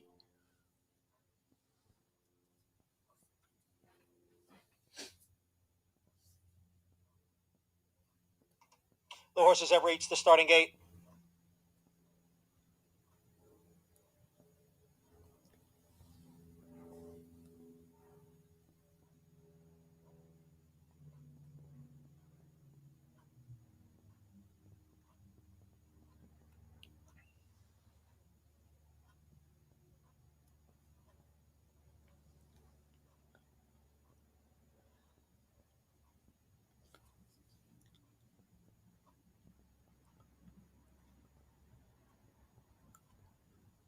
I think the 1A has a better shot if it would come in.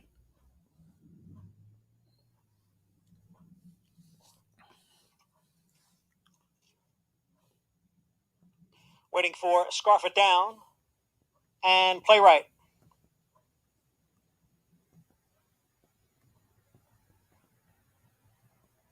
They're all in.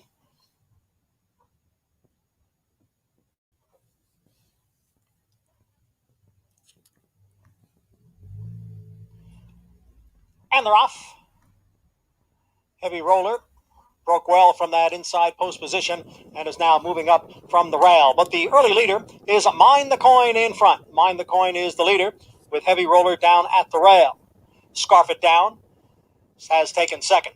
As they leave the chute, move to the main track. Mind the Coin over Scarf It Down. Heavy Roller at the rail in third. Hawaiian Noises in between horses in fourth. Heroes Hope far outside in fifth. Max Revolution is in sixth. Then it's Playwright, Orpheus, and Hardcore Folklore.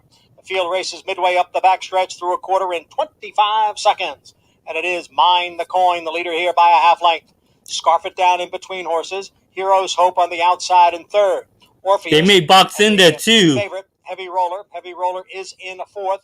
About 2.5 lengths That from the two's lead. boxed Orpheus in. runs in fifth, then Playwright in sixth, followed by Max Revolution, Hawaiian Noises, and Hardcore Folklore.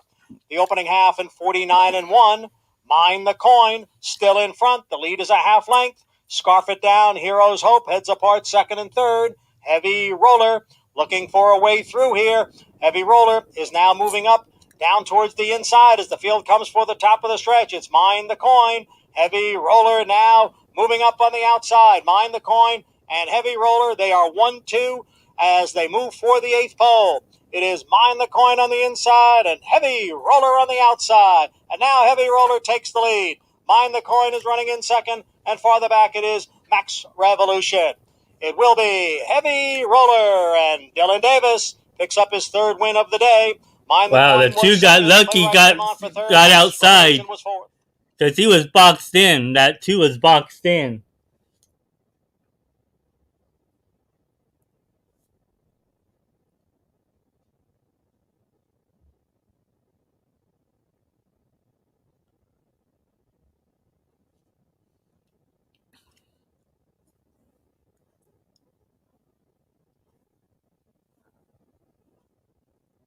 Two, 5.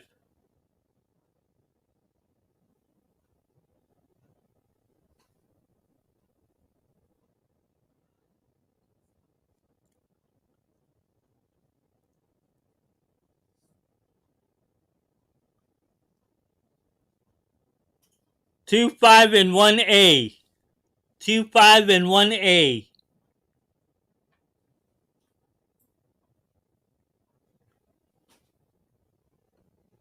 What did I tell you about that 1A there, Corinne?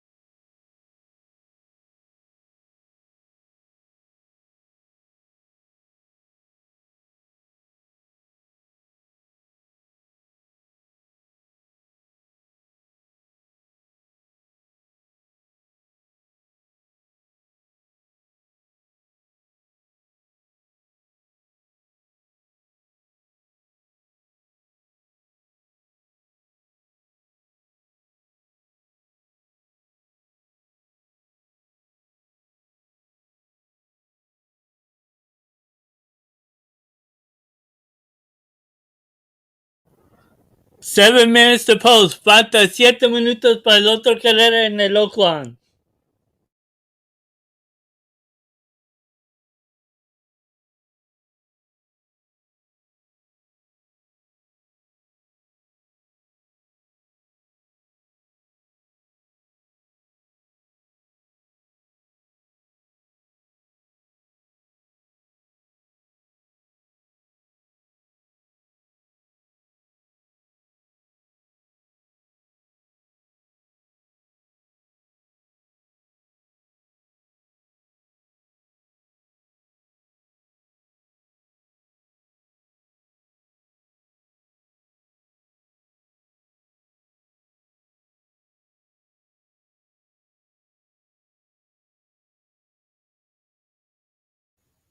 Falta 6 minutos. 6 minutes to post.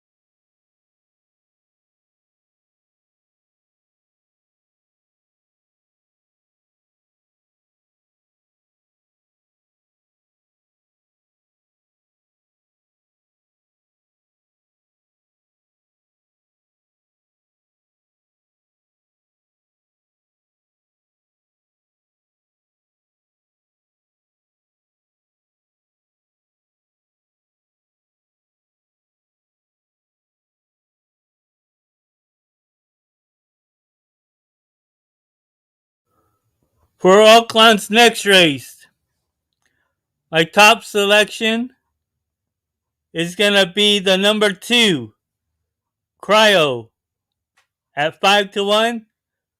My second choice is going to be the number 8, Title Shot, at money line odds of 6-1, but right now it's at 11-1.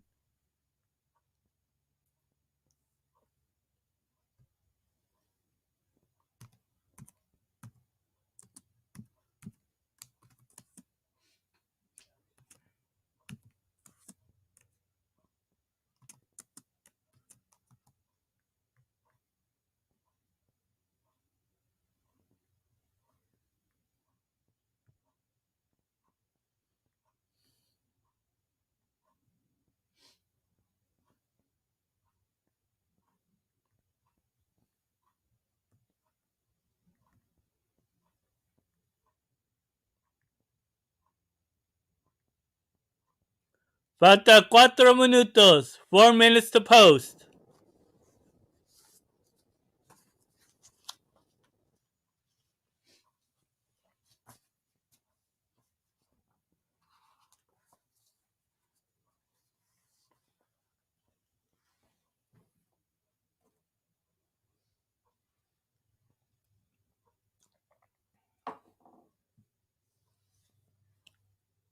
Three minutes.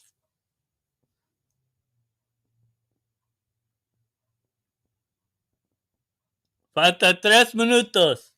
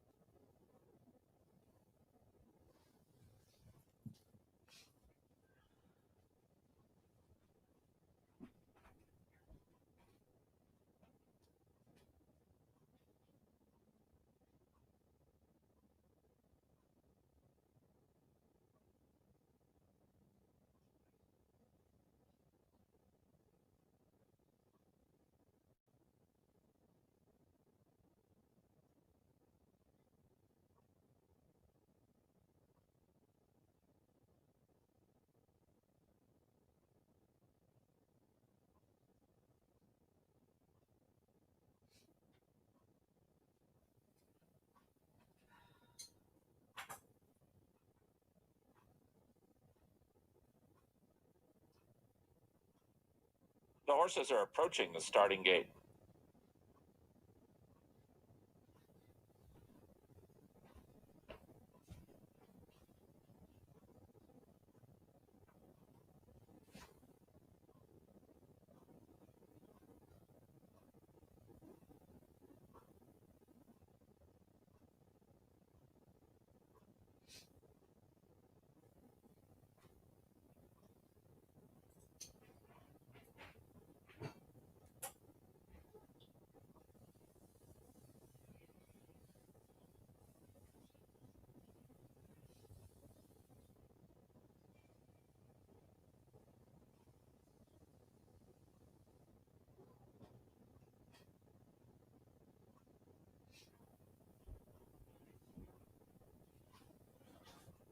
One minute.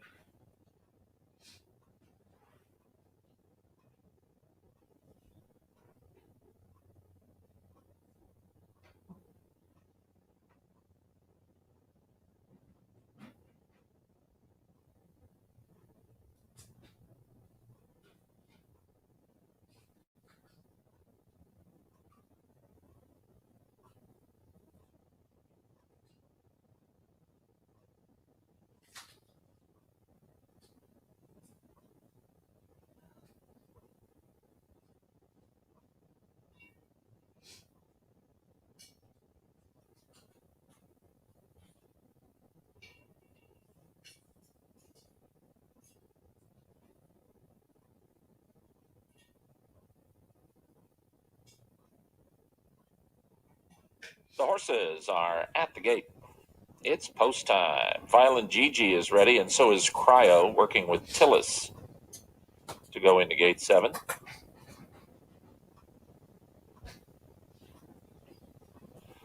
He's ready. Title shot. Golden Flash.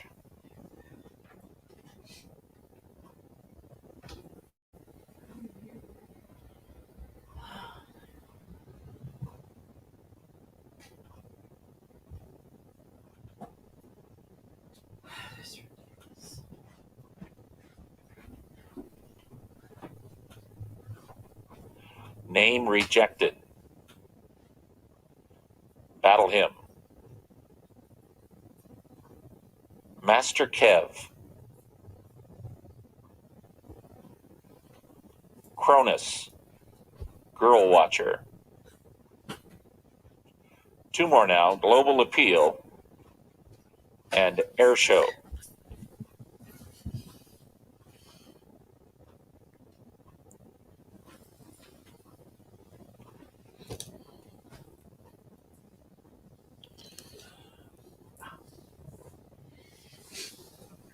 They're at the post. They're off. Violent Gigi and Golden Flash break. Well, name rejected until us are close up. Global Appeal is next. Then Air Show, Cronus, and Title Shot to the outside Girl Watcher and Master Kev. Battle him, and the trailer is Cryo. It's Golden Flash up the backstretch, 3/4 of a length in front of Global Appeal in second. Tillis is 3 deep in third. Name Rejected is on the move, and he and Violent Gigi are trying for the same spot. One of them might have to get out of there, and it was Name Rejected who was beat to the spot. Air Show is next. Then comes Title Shot. Battle Him begins to unwind from Girl Watcher. Cronus is next, and Cryo is the trailer, and the leader is still Golden Flash. Golden Flash, top of the stretch, a neck in front. From the outside, and Name Rejected alongside is Global Appeal, V's 3 across the track, Golden Flash at the rail. Global Appeal between horses, Name Rejected, and now Global Appeal and Name Rejected are the two that kick on. Name Rejected has taken over the lead. He's a neck in front of Global Appeal, who battles on, but Name Rejected is inching clear, and it looks like he's got it. Name Rejected in front. Name Rejected beat Global Appeal. Violent Gigi was third, close for fourth between Cronus and Cryo.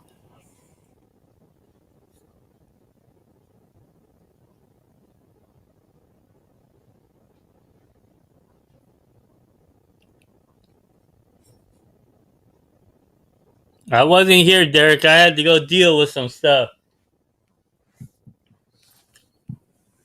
to see what you posted.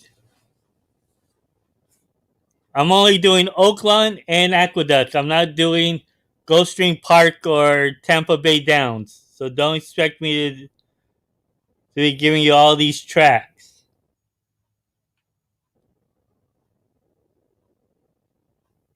Number 9, Name Rejected first. Number 6, Global Appeal second.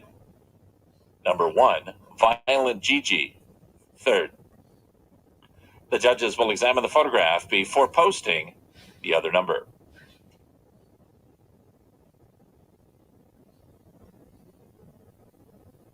The horse was tired too.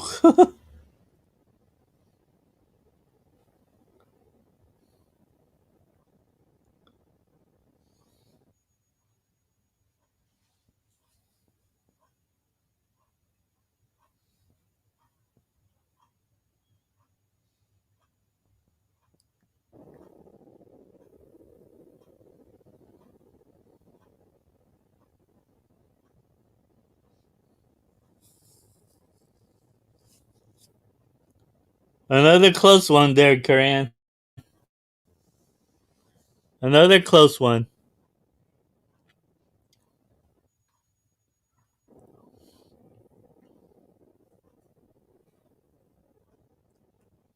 Here's how the order finish went.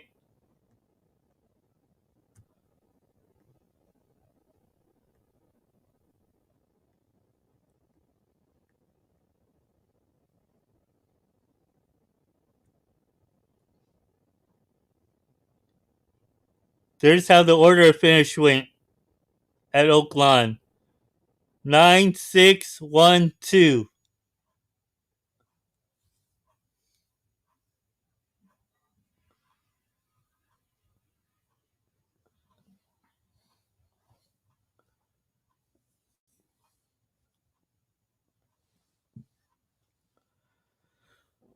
If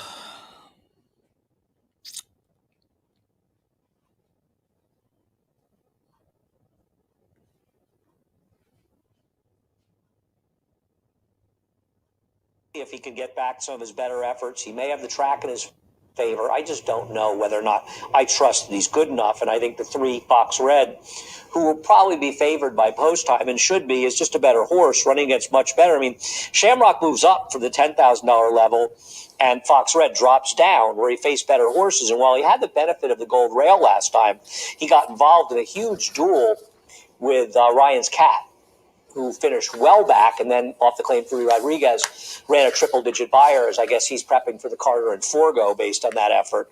Fox Red ran very well with the benefit of the rail last time. Now he's probably got a stalk outside here with Jorge Vargas. I just think he's a better horse than Shamrock. We'll see.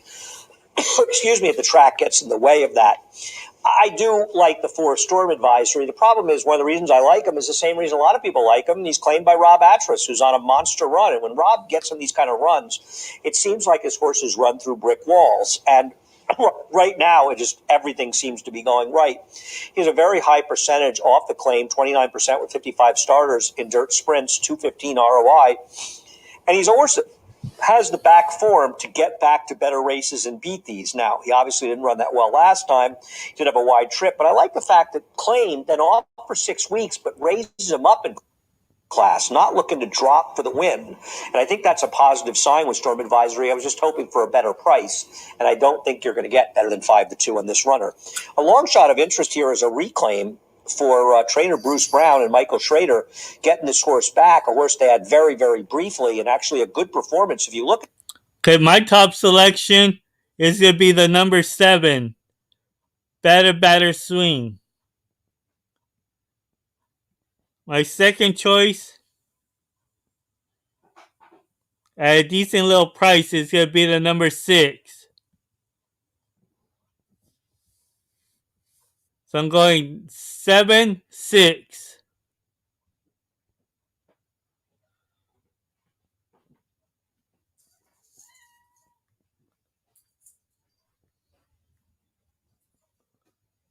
Seven, 6 at Aqueduct's 5th race.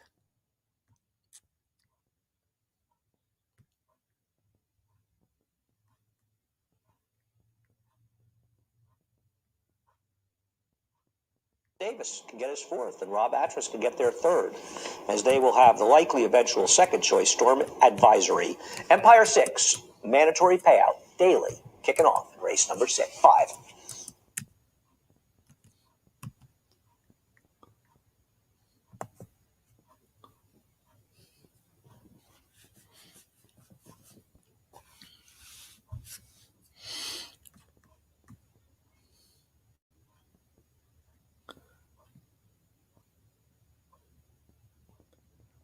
The morning line favorite there is the number 2, Shamrock Derek. But right now, there's a fight between the 3 and the 4 to be in the favorite before the race goes off.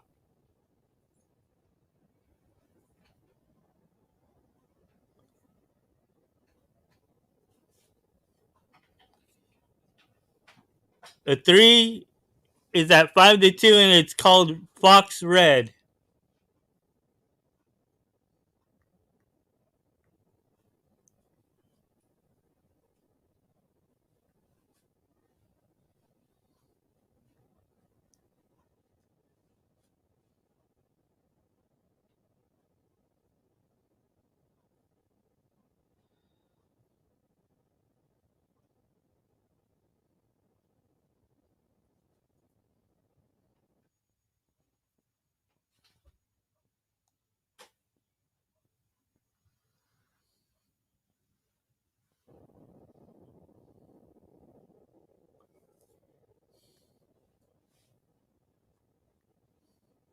What's up, Scott?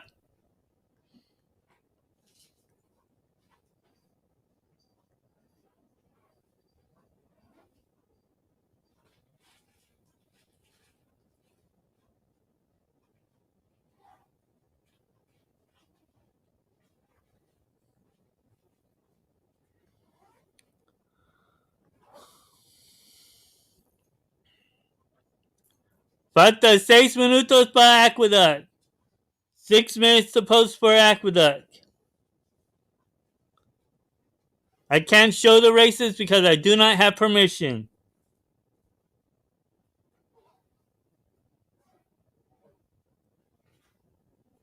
No puedo enseñar el video de carreras porque no tengo permiso.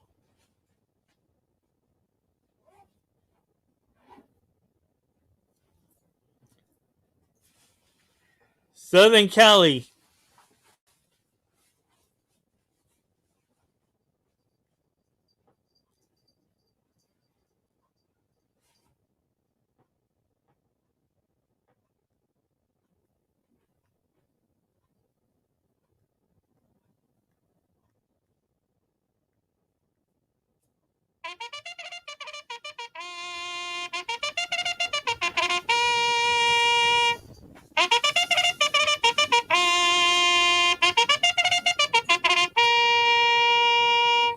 The horses are coming out for race 5. It'll be run at 6 furlongs. Quarter-inch bend shoes on 1, 3, 4, 6, 7, 8. Bends 1, 3, 4, 6, 7, and 8. And there is exacta, trifecta, superfecta, double, pick 3, and Empire 6, wagering. 4 minutes to post.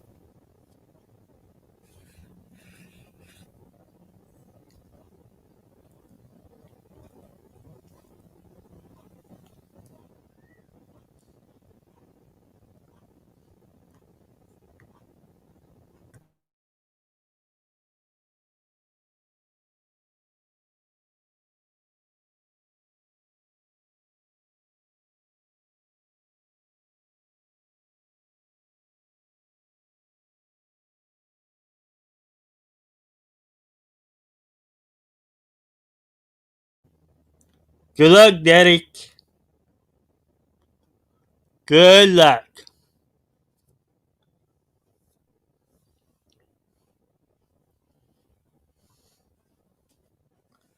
Just once. I already saw it.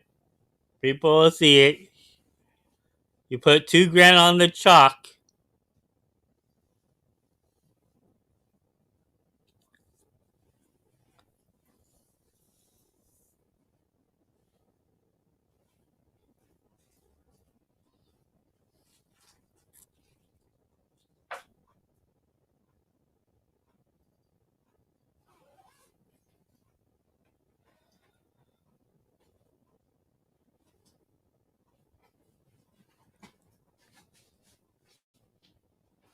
Fox Red.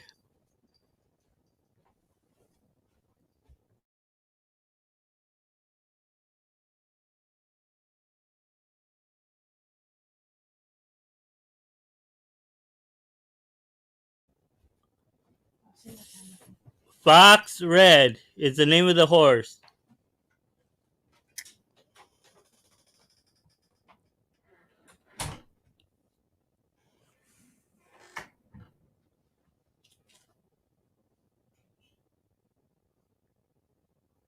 Oh yeah, we had some storms and today we're having a wind advisory. Then even Monday, it's back to rain.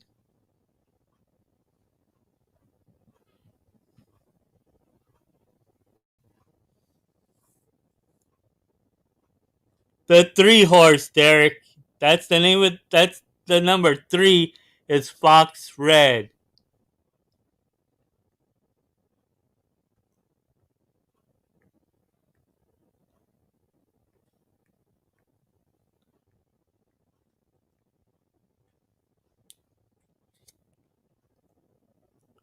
Good luck, Karan.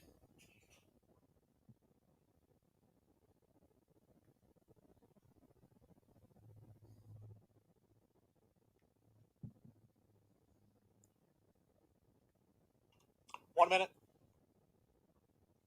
I won't be able to show the race, but I will be able to show the race once it's over and it's official.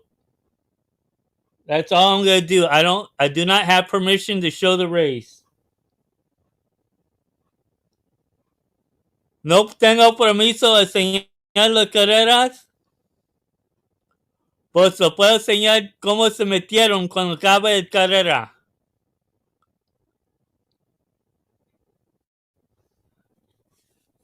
Yep, sure does.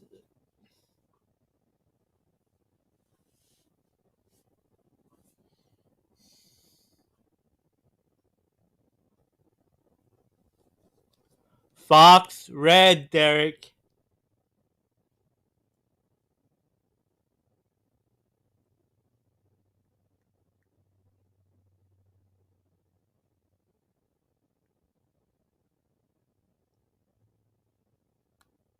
I like the 6 of the pedigree. That's the reason why. Another one that I liked because it may run pretty well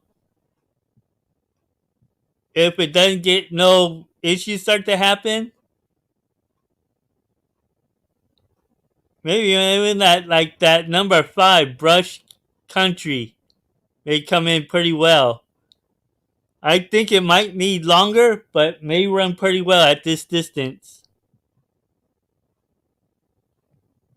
So again, my selections are 7, 6, and 1 for a little price for the exotic place.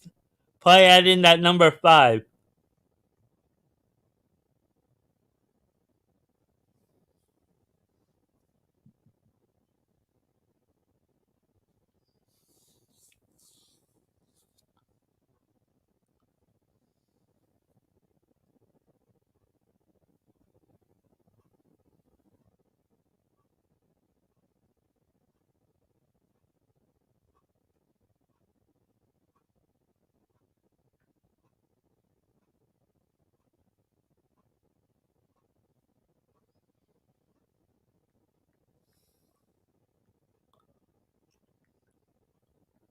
It's post time, but give them like another minute to reach to the gate. Give them another minute to reach the gates.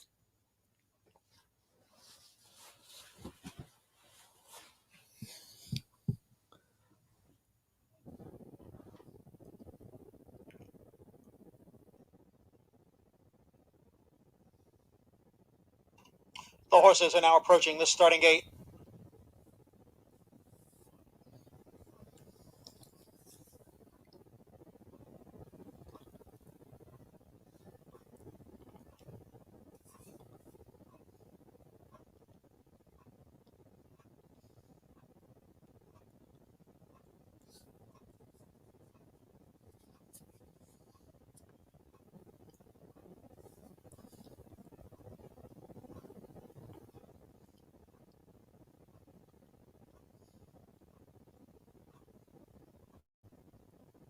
I wish I could show the races, but I do not want to get in trouble and have to pay a big fee.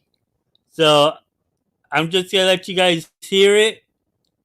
And then once it's over, I'll have it on pause and show you how the race finished. Waiting for Storm Advisory and the Great Dansky.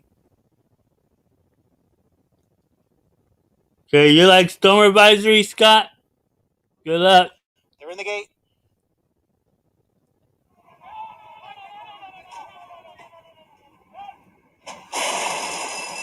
And they're off.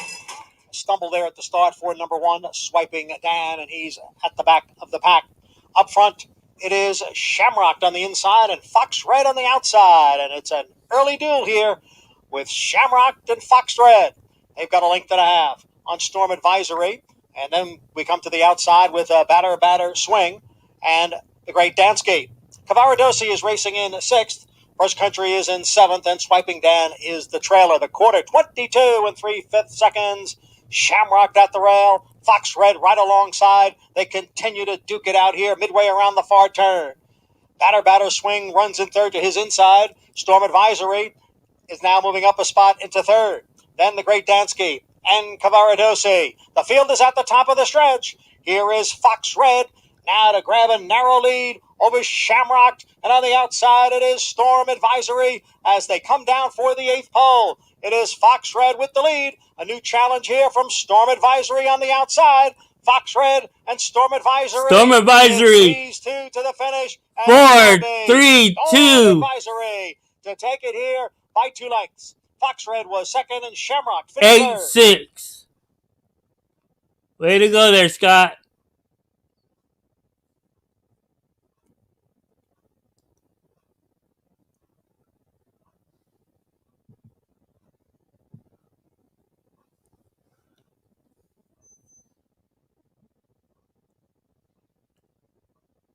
You lost $2,000 there, Derek. So sorry. The Azeri in 10 minutes. I hope you guys, like Scott, listen to how I played these races here for the stakes races at Oaklawn.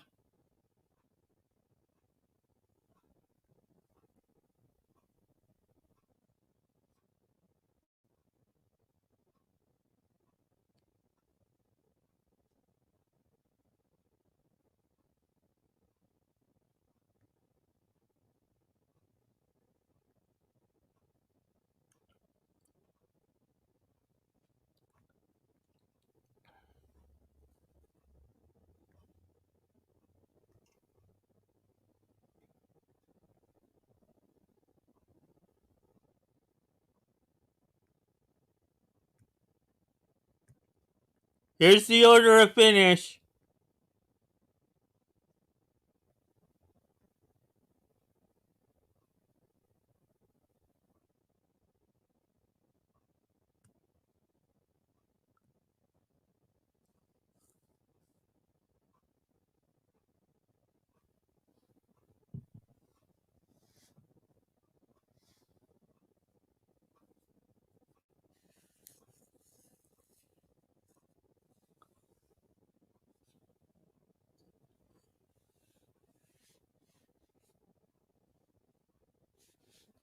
See, people have their good days and some have their bad days.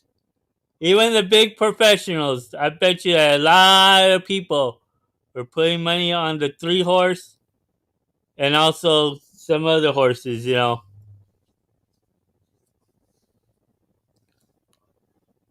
And they sell their systems for thousands of dollars, and they just take your money.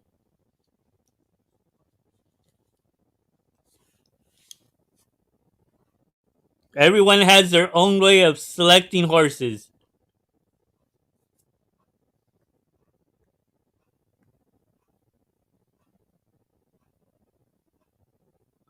I'm going to take it off now. Way to go, Scott.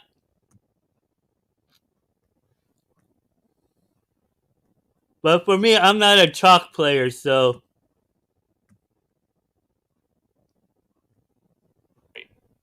For fillies and mares, 4-year-olds and upward, with a guaranteed purse of $350,000, grade 2. And now, presenting the field for the 35th Azeri.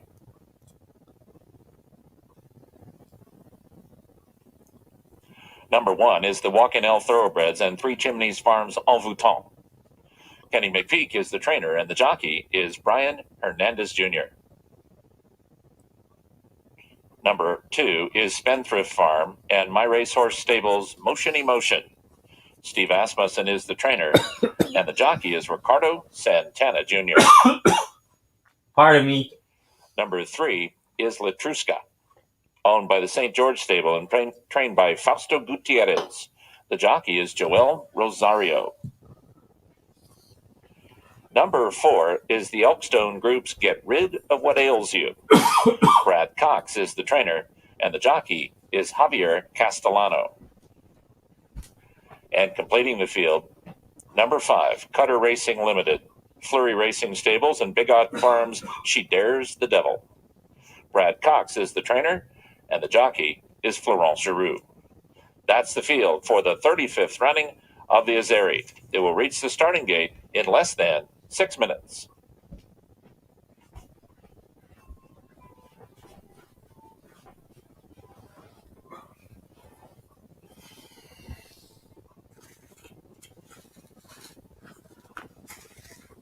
Oh, that's why you like the horse.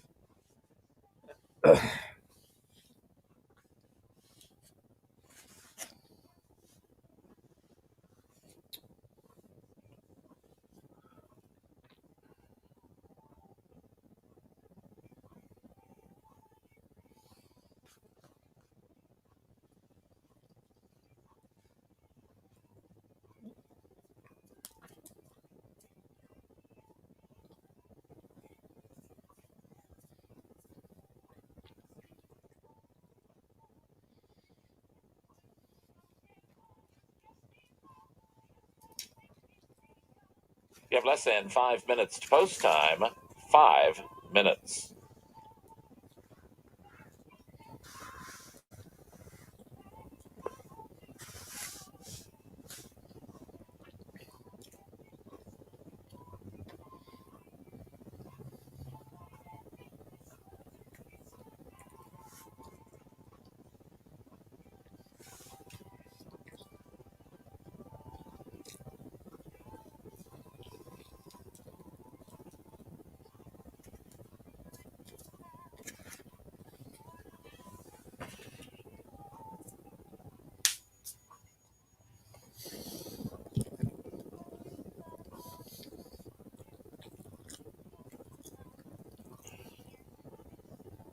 Folks, please be advised of a late scratch now being announced for the first time in today's 9th race.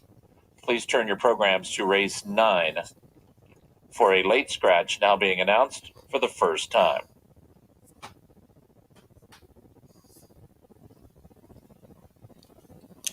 In today's 9th race, number 7, Muralist, is now scratched. Scratch number 7, Muralist, from race 9.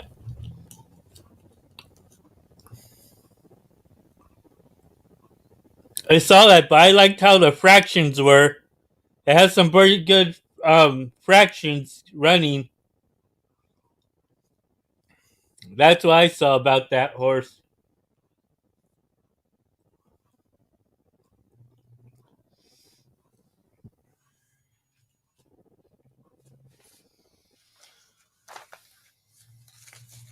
That and the 3 pedigree. minutes.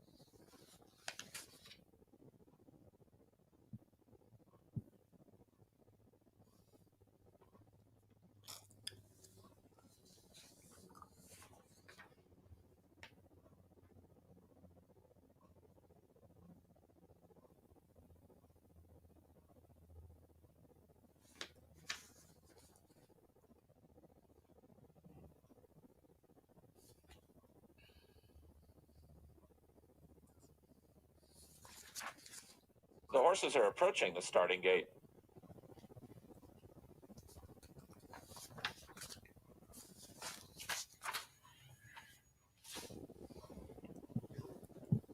Just like how they're playing the 5 here. But that 5 I kind of don't like because it had a pretty good layoff.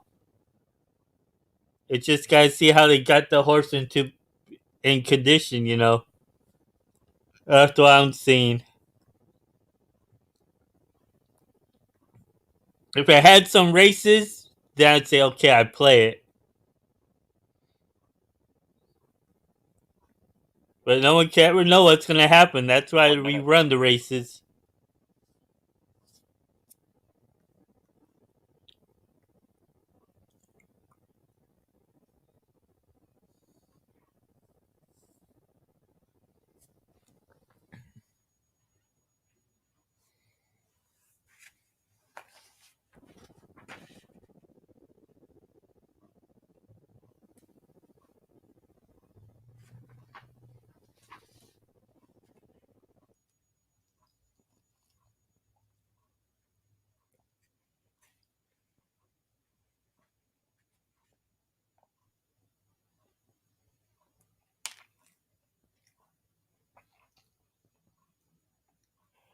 The horses have reached the starting gate. It's post time for the 35th running of the Azeri. Fillies and mares, 4-year-olds and upward at 1 mile and a 16th. $350,000 guaranteed, grade 2. First into the gate, Envoûtant. Here's Motion Emotion.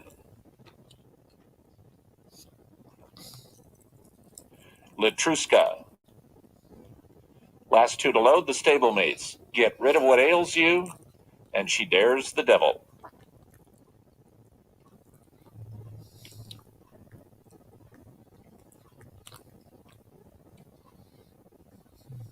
They're at the post. They're off.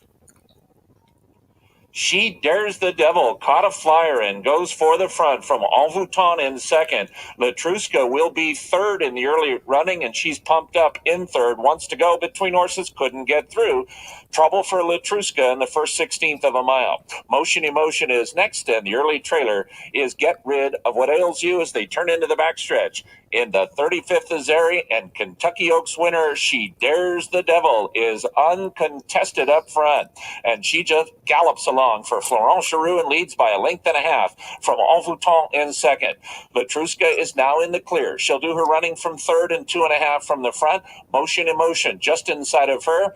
Get Rid of What Ails You is the trailer. Fifth and last, 5 lengths, first to last as they run to the half-mile pole. No excuses today for She Dares the Devil, who goes into the far turn and gallops along smartly in front by a length and a half. Envoûtant has every chance to outfinish her. Latruska is outside of her. Motion Emotion is fourth now and about 4 from the front. Get Rid of What Ails You trails, and they run around the far turn. She Dares the Devil only a half length in front of Envoûtant and a 3-wide Latruska. These three set the stage at the top of the stretch. Motion Emotion and Get Rid of What Ails You. She Dares the Devil cuts the corner and leads. Latruska in the Cleared off. Come on. now comes with a full-fledged challenge. Then comes Envoûtant and Get Rid of What Ails You. She Dares the Devil and Latruska. Final 16th of a mile, She Dares the Devil. What the hell did that one do? You fucking go inside outside. Latruska, She Dares the Devil. The 35th Azeri goes to She Dares the Devil over Latruska. Close for third between Envoûtant and Get Rid of What Ails You. The one had a shot, but then goes in and out.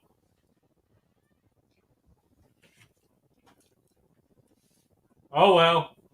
That's the race.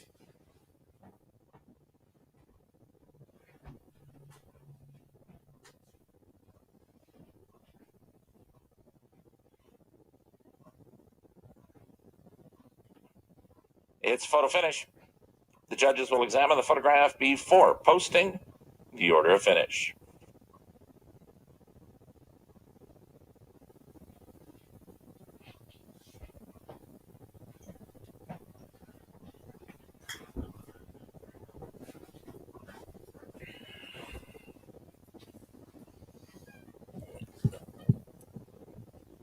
It was a great race.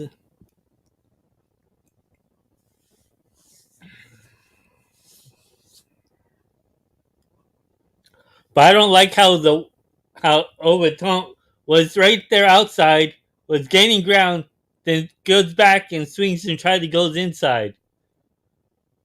What was that all about? The Devil first. Number 3, Latruska second. Number 4, Get Rid of What Ails You third. And number 1, Envoûtant fourth.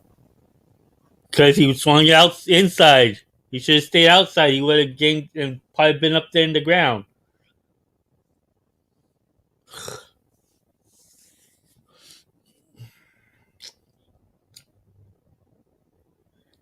That was the mistake of the jockey there.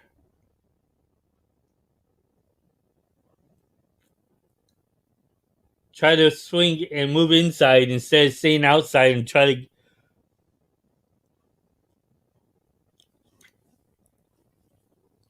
And then that 3 wouldn't have gone in there.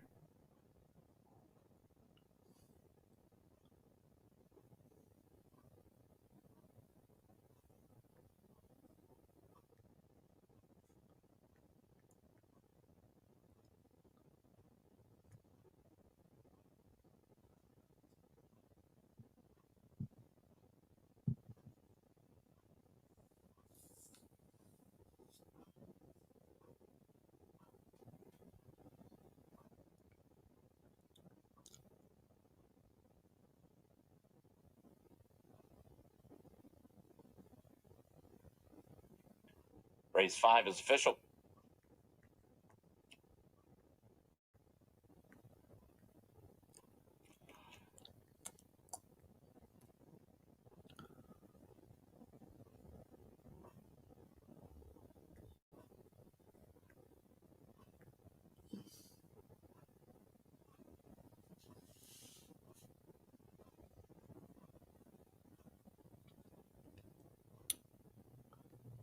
Yeah.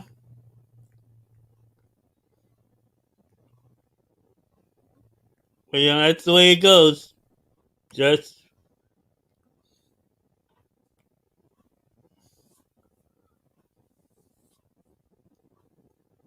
all right, Grant. Good luck.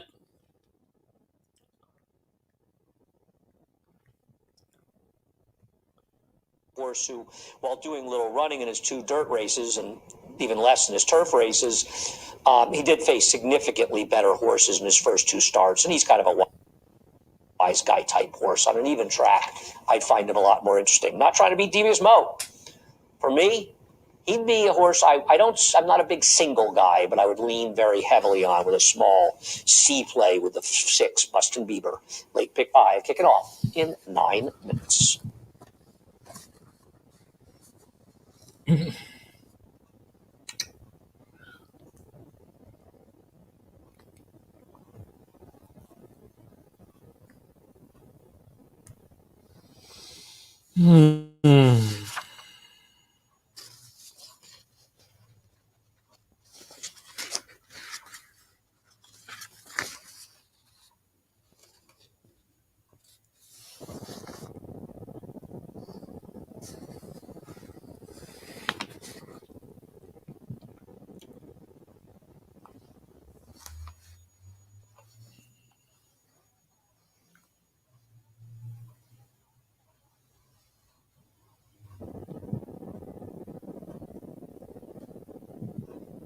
Wow, that's interesting here in this race at Aqueduct.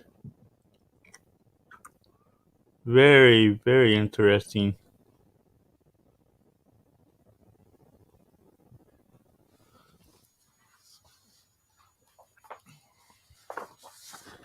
And we know how Big Brown is, and how Gemologist is.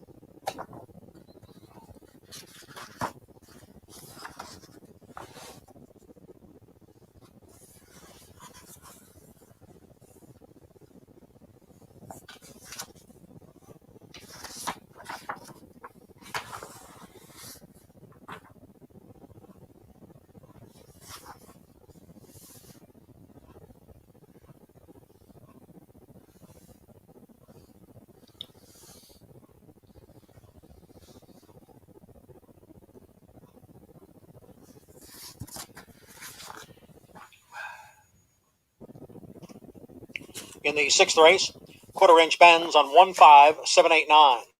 Bends 1, 5, 7, 8, and 9. Number 8, St. Patty's Boy, runs with blinkers on. There is exacta, trifecta, superfecta, double, pick 3, grand slam, and pick 5 wagering. Main track fast, the 6th race in 7 minutes.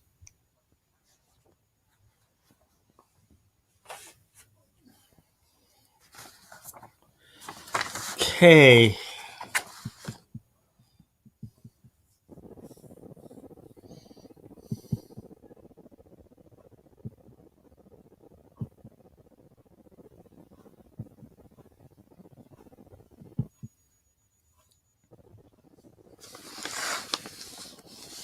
I'm looking into the 8 in the 7th into the 6th race at Aqueduct. I'm looking at that 8 horse.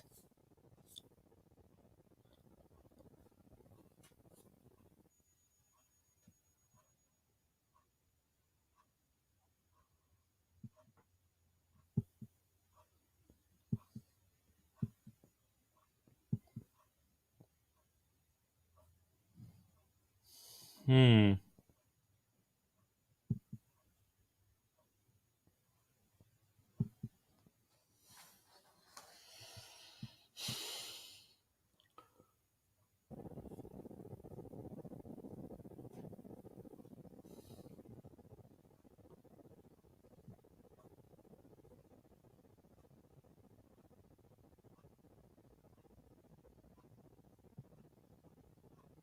The only thing I don't like about that 4 horse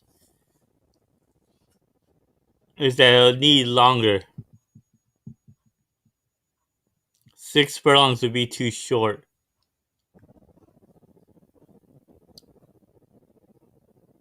No, that was over at Oaklawn.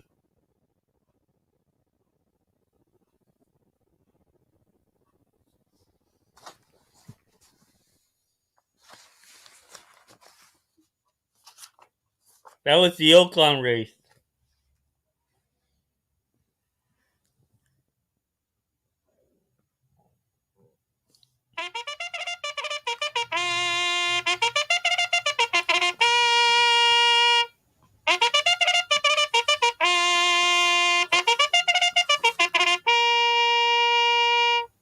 The horses are heading out for the 6th race. It will be run at 6 furlongs. 4 minutes to post.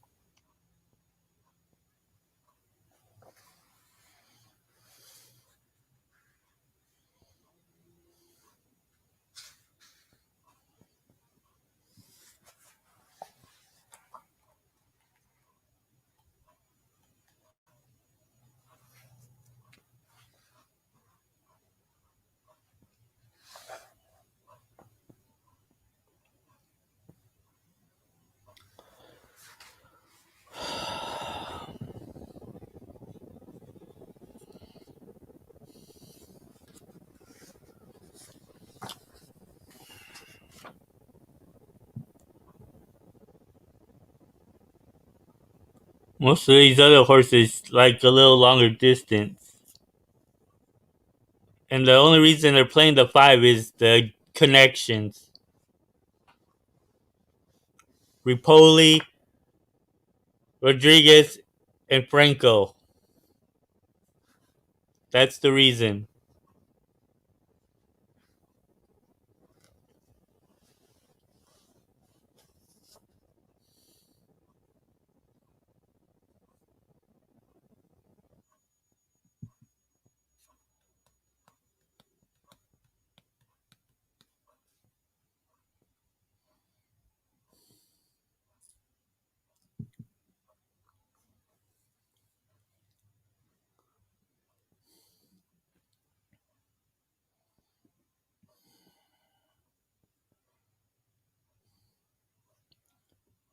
They may try to quarter horse that 4.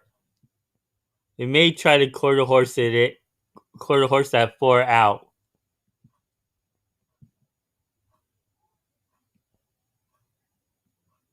That might be one that they're going to try to quarter horse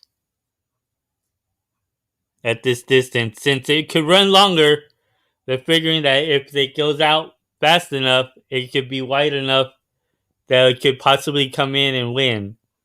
That's what they may think about that 4.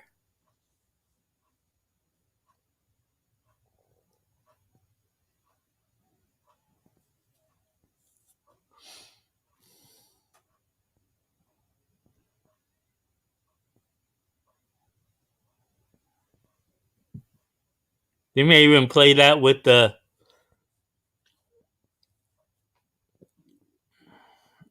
9 horse. They may try that too.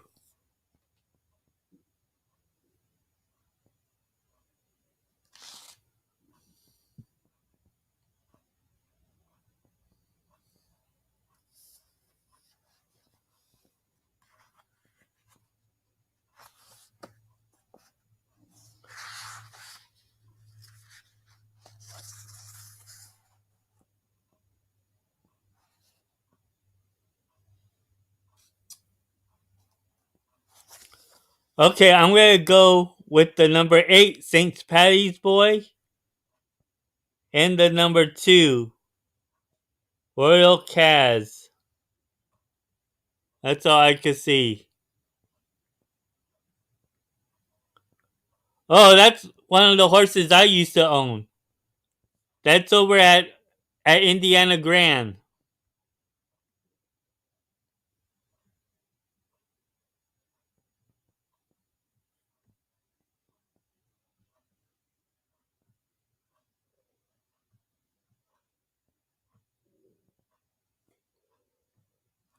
Yeah, that used to be one of the horses I was in a partnership. That's at Indiana Grand.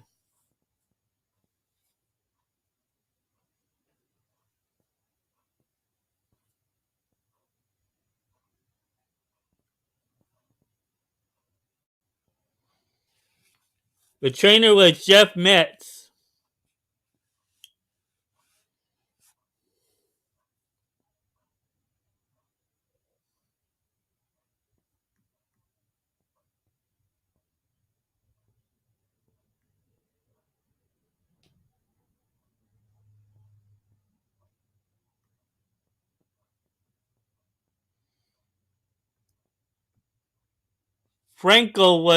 Franklin was the jockey.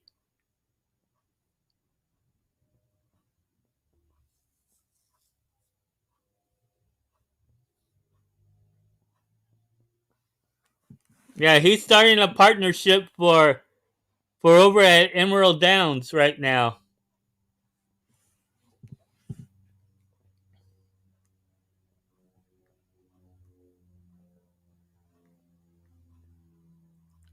They're loading up now at Aqueduct. The horses have now reached the starting gate. He's at Los Alamitos, Turf Paradise, and then he'll be going over to Emerald Downs once it starts.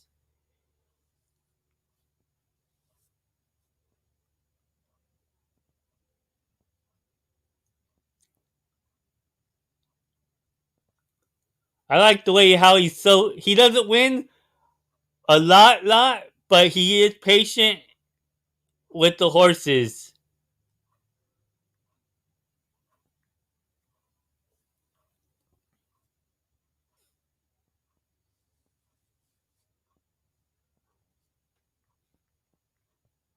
That's one thing I could say about Jeff Metz is he is patient with the horses and trying to place them in the right areas. And also, he's been running at Los Alamitos too.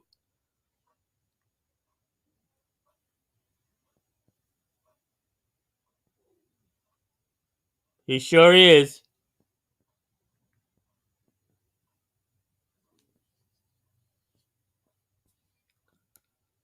Again, I would show the races, the videos, but I don't want to get in trouble because I'm showing the races. Because a lot of people that used to show the races, they got in trouble.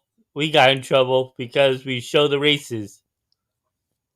So, Waiting for bar 14, St. Patty's Boy, and a light. yeah.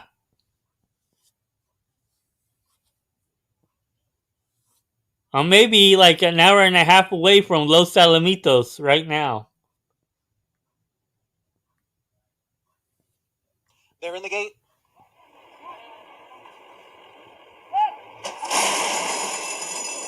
And they're off. Devious Mo going out for the lead along with Being Me. And down at the rail, it's Royal Kaz. In between horses, Being Me, Royal Kaz at the rail. Devious Mo, the odds-on favorite on the outside, runs in third. And bar 14, the first-time starter, sits just off the front three and is in fourth. The light is next in fifth, followed by Ladies Boy in sixth. Farther back, it is Production Credit. Bustin' Bieber is down at the rail. And St. Patty's Boy trails the field in ninth. The quarter went in 23 seconds. Devious Mo has now come away with the lead. Bar 14 moves up on the outside to challenge. So it is Devious Mo by a head. Bar 14 on the outside in second. Royal Kaz has dropped 4 lengths from the lead. And then it is Ladies Boy now moving into fourth as the field comes off the turn and enters the stretch. And it is Devious Mo with the lead here. Devious Mo in front now by 3 lengths. Bar 14 is in second. And then Royal Kaz and Ladies Boy. Devious Mo pouring it on here in the stretch. And Devious Mo is about to break his maiden here. Devious Mo won by about 7 lengths. Bar 14 was a clear-cut second. And it looked like Royal Kaz came back again on the inside to get third over Ladies Boy. I told you, they really quarter horse it.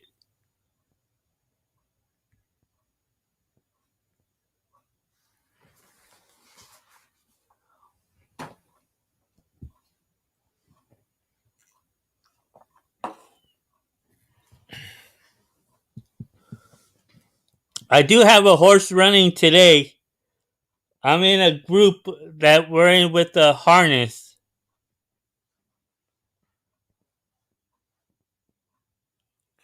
So One of the horses is running today. Later on tonight at Mohawk.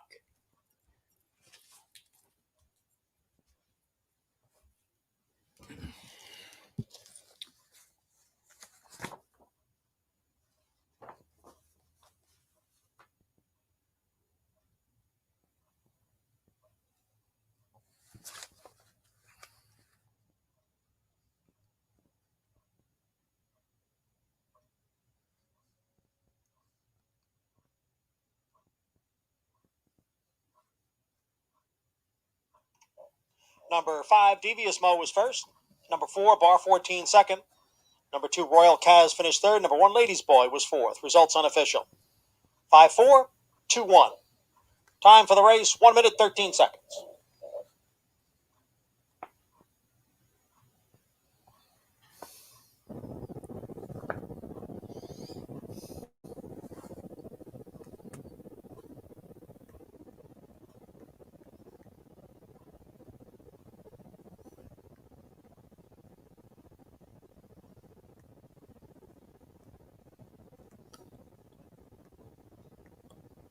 Here's the order of finish at Aqueduct.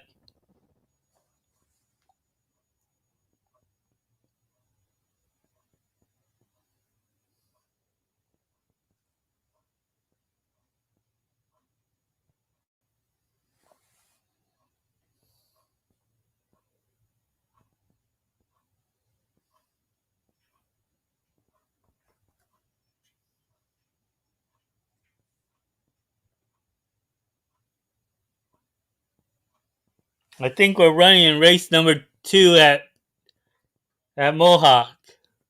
I think that's the...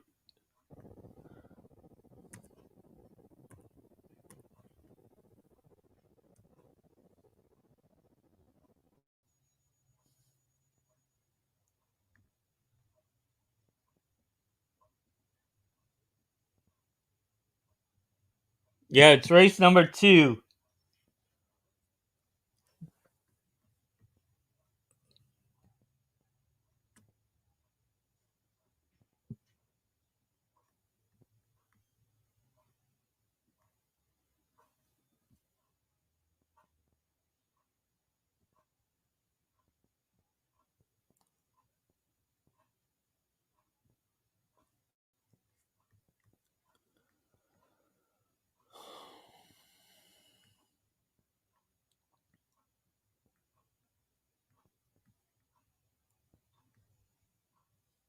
Minutes.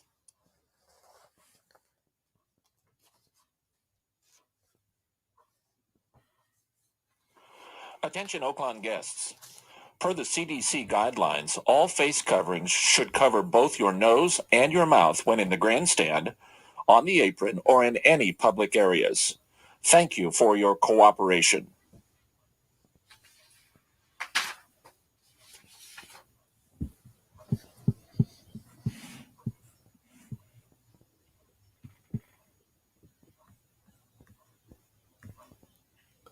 Subscribe to the channel, like the video, suscríbete al canal. Yo no puedo enseñar todas las carreras, además puedo enseñar cuando se acaba la carrera, porque no tengo permiso.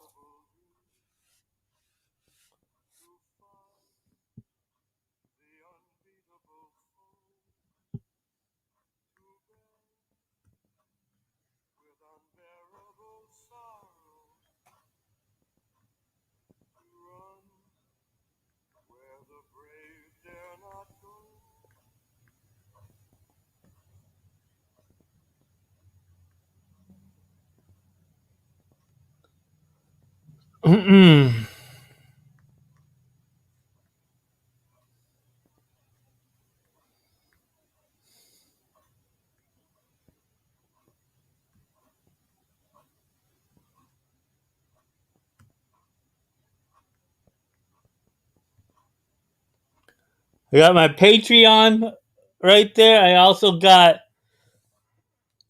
my shop where you guys can order stuff.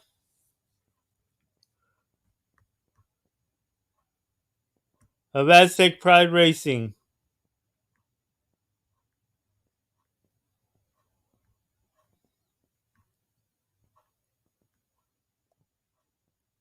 When I handicap all, I did a thoroughbreds, quarter horses, harness.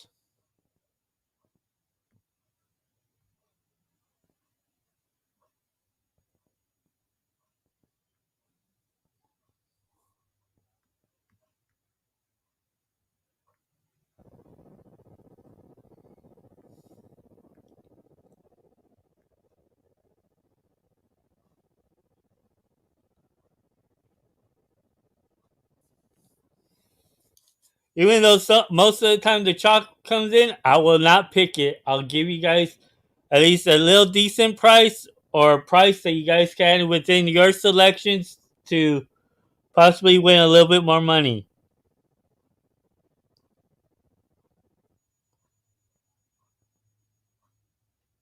And we got others here in the room that are great handicappers that'll give you some winners.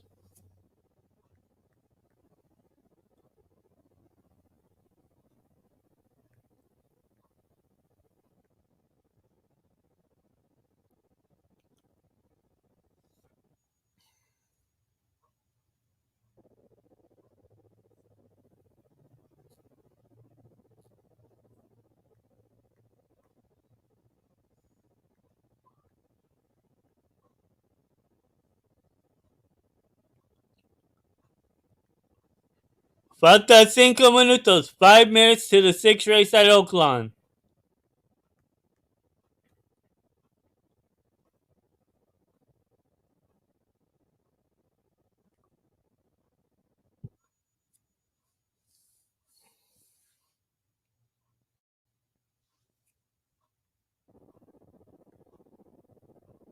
Going a mile distance here. 5 minutes. Let me take a quick look here.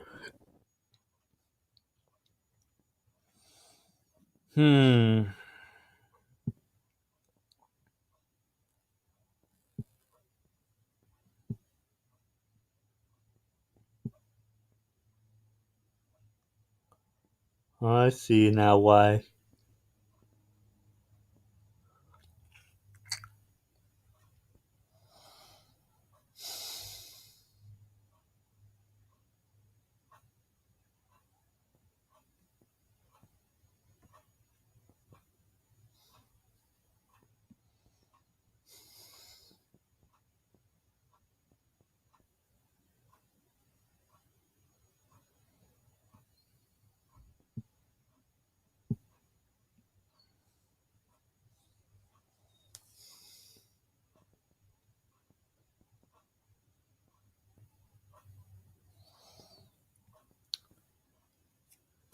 For myself,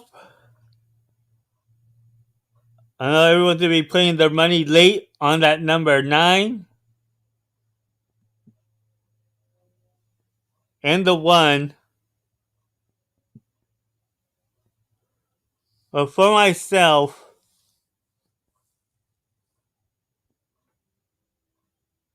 I'm looking at the number 4 and the 10. 410 at Oaklawn.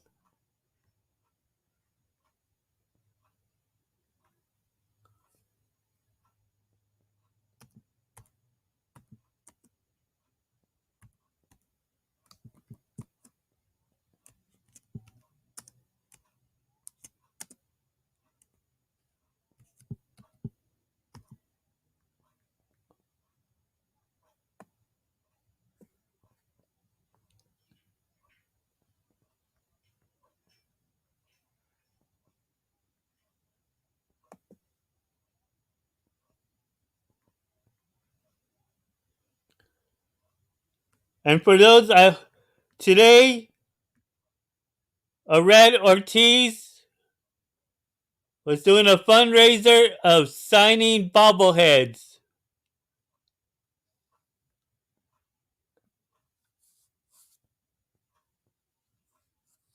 If you were there at the track, they were $25. If you wanted to order it online, it would be $40. Plus some shipping costs, I believe.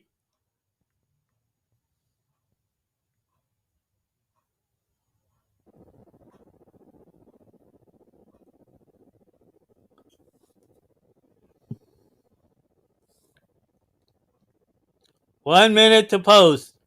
Falta 1 minuto.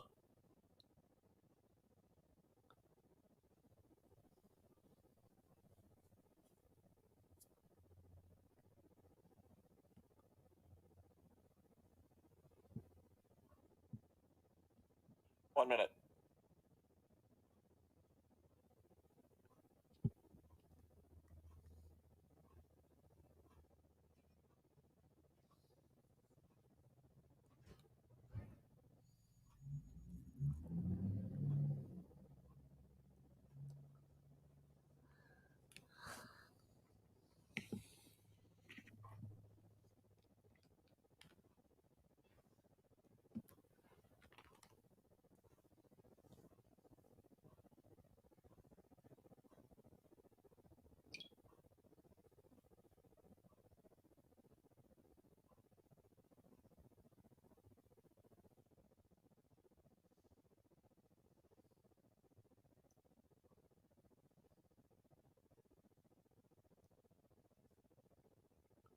Falta un. It's now about post time. To give them like another minute to load up.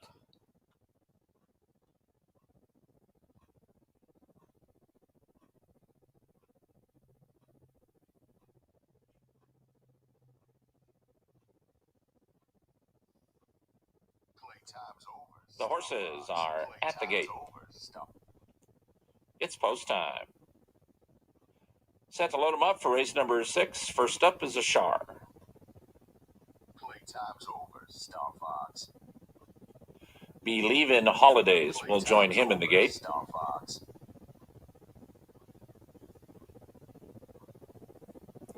Here's Trident Hit and Totally Jimbo. Accession and Alex June. Asar and Impossible Task. The last 2 to load are Coach Baugh and Clayton the Lionheart.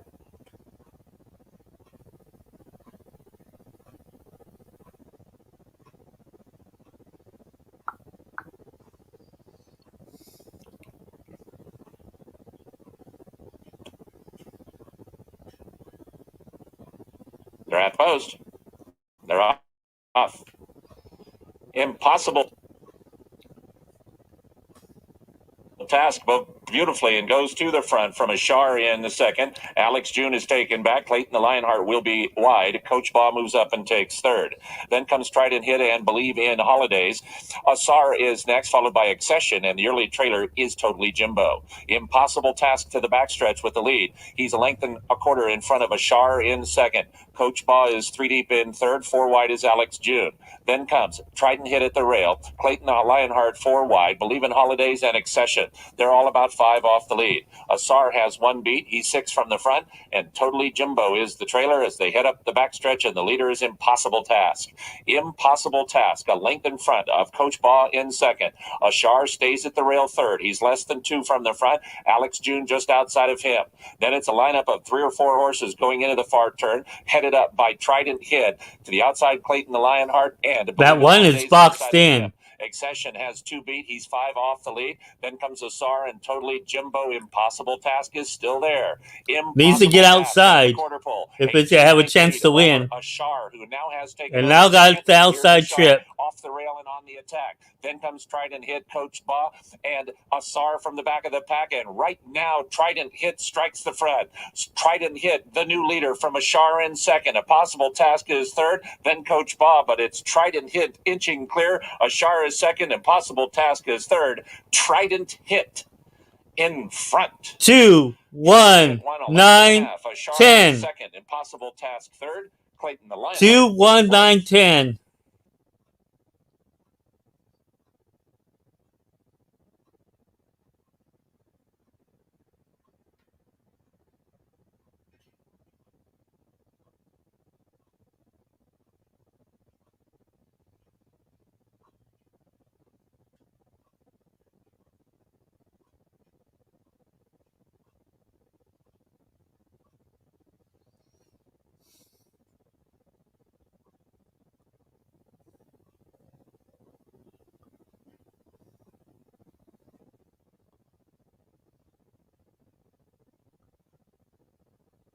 That one was just trying to angle outside, and then when it had the chance, it didn't have enough in it to hang on. Number 2, Trident hit first. Number 1, Ashar second. Number 9, Impossible Task third. And number 10, Clayton the Lionheart fourth.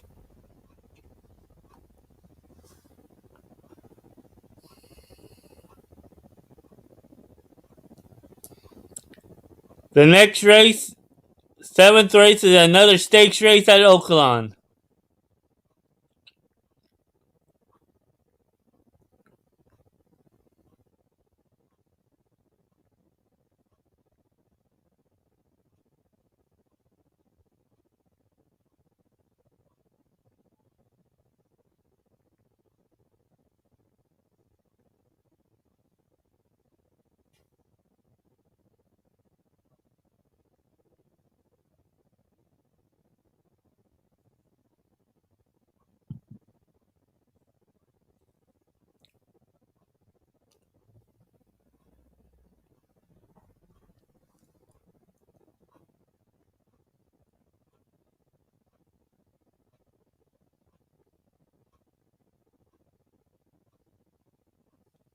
That's how it was. 2, 1, 9, 10.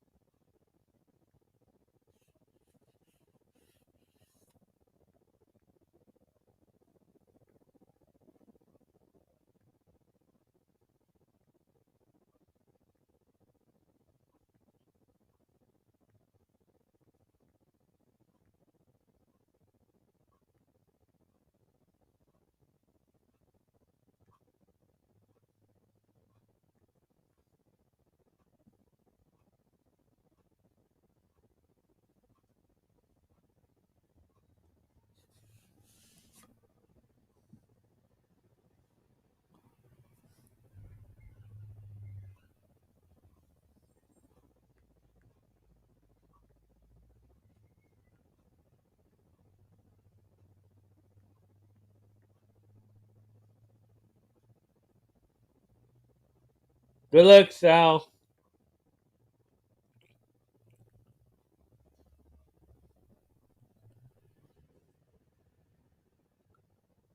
Aqueducts in 9 minutes.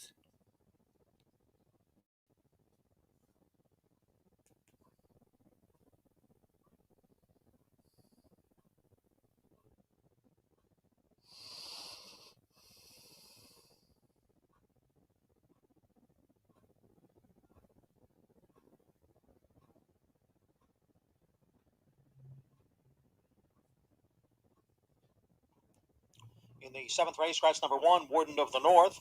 Quarter-inch bends 5 and 6. Bends on 5 and 6. Exacta, trifecta, superfecta.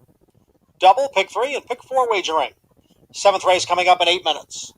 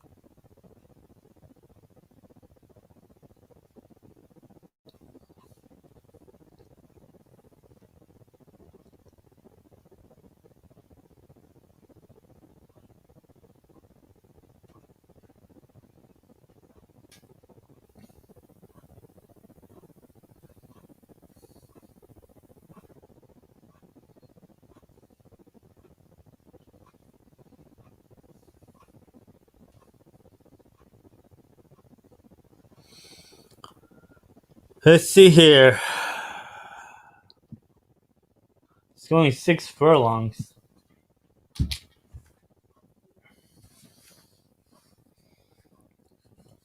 Race number 7.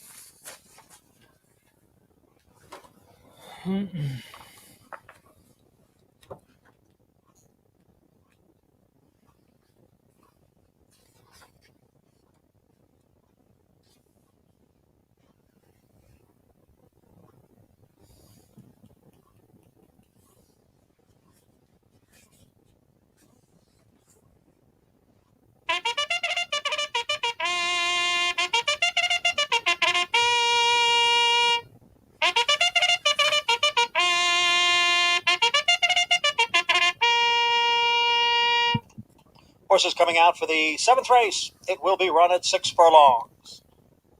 Post time in 3 minutes. Horse I like here at Aqueduct. The only thing I don't like is it may need longer, but if they may try to quarter horse it out. That's the one thing I'm kind of scared of. But for my top selection, I'm going to go with the number 5. My second choice is the number 7, so I'm going to go 5-7 at Aqueduct.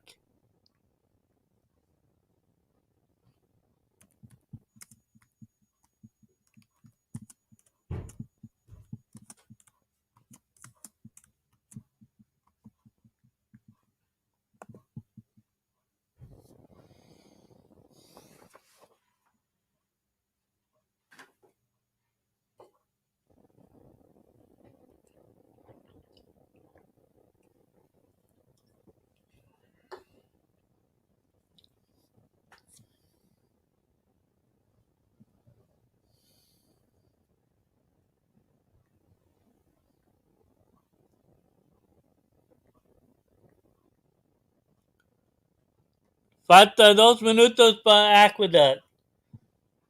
2 minutes to post for the next 7th race at Aqueduct. And then the 7th race at Oaklawn Park is another stakes race.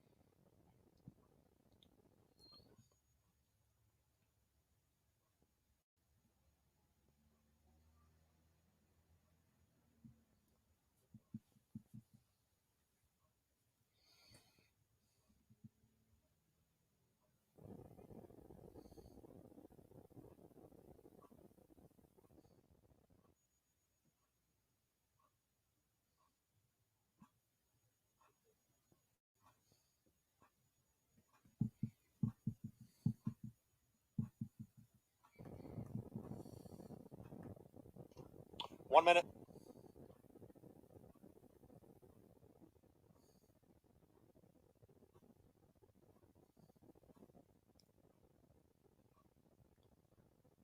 Good luck. Like I said, I'm not doing Gulfstream or Tampa Bay today.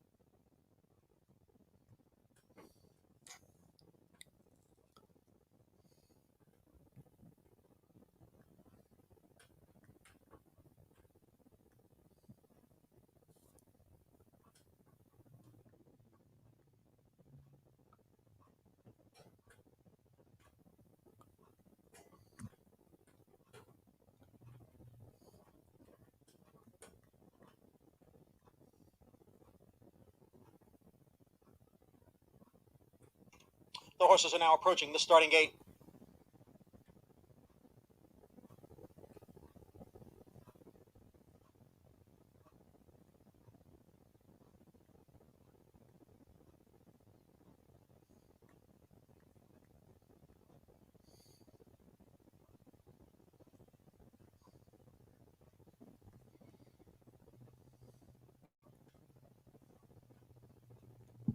The favorite is the number 3, Taz. Tiz Taz now. Tiz Cat now. Tiz Kaz now is the favorite. The number 3, Derek.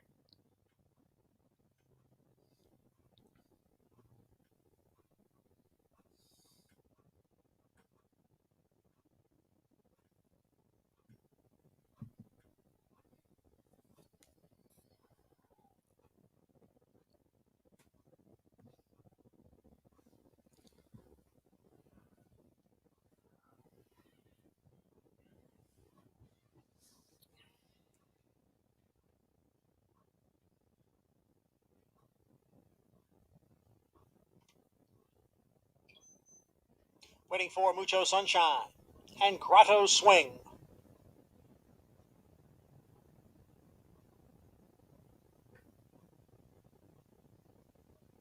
They are in the gate.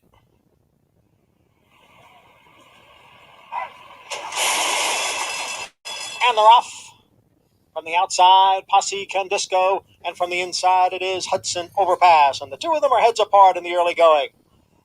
Tiz Kaz now sits just off them in third. And then it's Victory Built next in fourth. Grotto Swing on the outside runs in fifth. Mucho Sunshine is next in sixth, followed by Scorpion Dynasty. Big break back to Mr. Fidget, who trails the field in eighth. Posse Can Disco ran the opening quarter in 22 3/5 seconds. Tiz Kaz now in second. Hudson Overpass down at the rail. Grotto Swing is on the outside, and then Victory Built was racing in fifth, but just 3.5 lengths off the lead. Farther back, it's Mucho Sunshine. Scorpion Dynasty gained some ground down towards the rail, and farther back, it is Mr. Fidget. Posse Can Disco has the lead with a quarter of a mile to the finish. Posse Can Disco. Tiz Kaz now is all out in second. Hudson Overpass down towards the rail. Victory Built is looking for a way through along with Scorpion Dynasty. It is Posse Can Disco with the lead as they come down for the 16th pole. Posse Can Disco leads by 3. Then Tiz Kaz now on the outside. Victory Built and Scorpion Dynasty. Here is Tiz Kaz now surging late. Tiz Kaz now got there as Posse Can Disco tired in the final strides, and Victory Built was up close as well.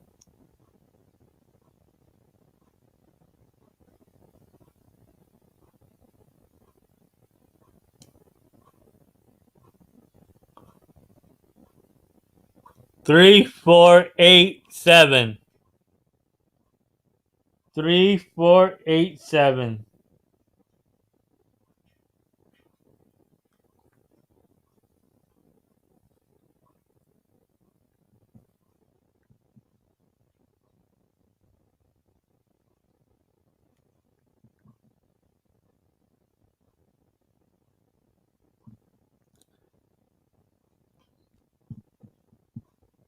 Next race is the Exodus is in 13 minutes.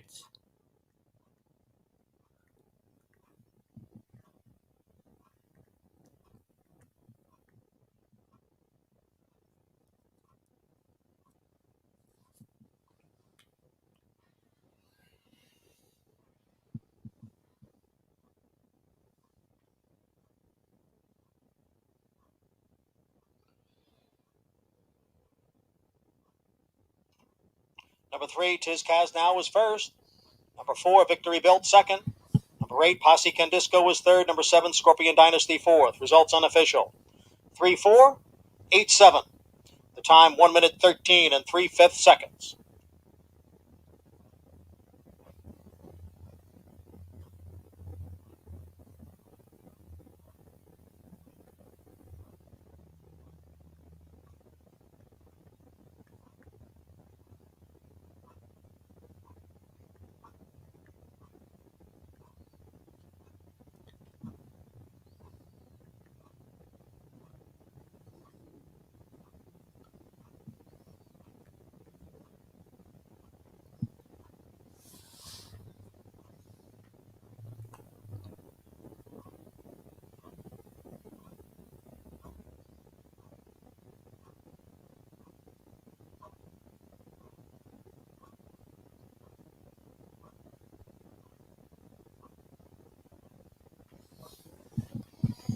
Así se metió. That's the order of finish.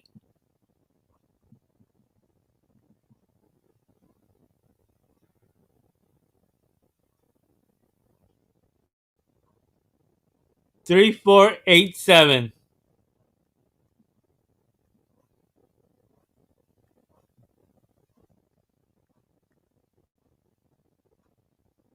Right front, something that the new connections added for this race. Just to his outside is Rated R superstar Ramon Vasquez aboard for trainer Freddie Villafranco. He right now at 12-1. He's the other horse that has won a Essex prior in his career, and he's actually making his 4th Razorback appearance. He did win that 29-19 running for different connections. Villafranco claimed him 2 races back for the amount of $50,000. He does exit a 5th place effort in the Grade 3 Razorback to Mystic Guide, who is Dubai bound for the World Cup. But current 6-5 favoritism on the number 5 Silver State as Steve Asmussen and Ricardo Santana look for the hat trick in stakes winning fashion. 580. 73rd running of the $500,000 Essex Handicap. We have the call for Riders Up. Good luck. Paid 580, Derek. 580.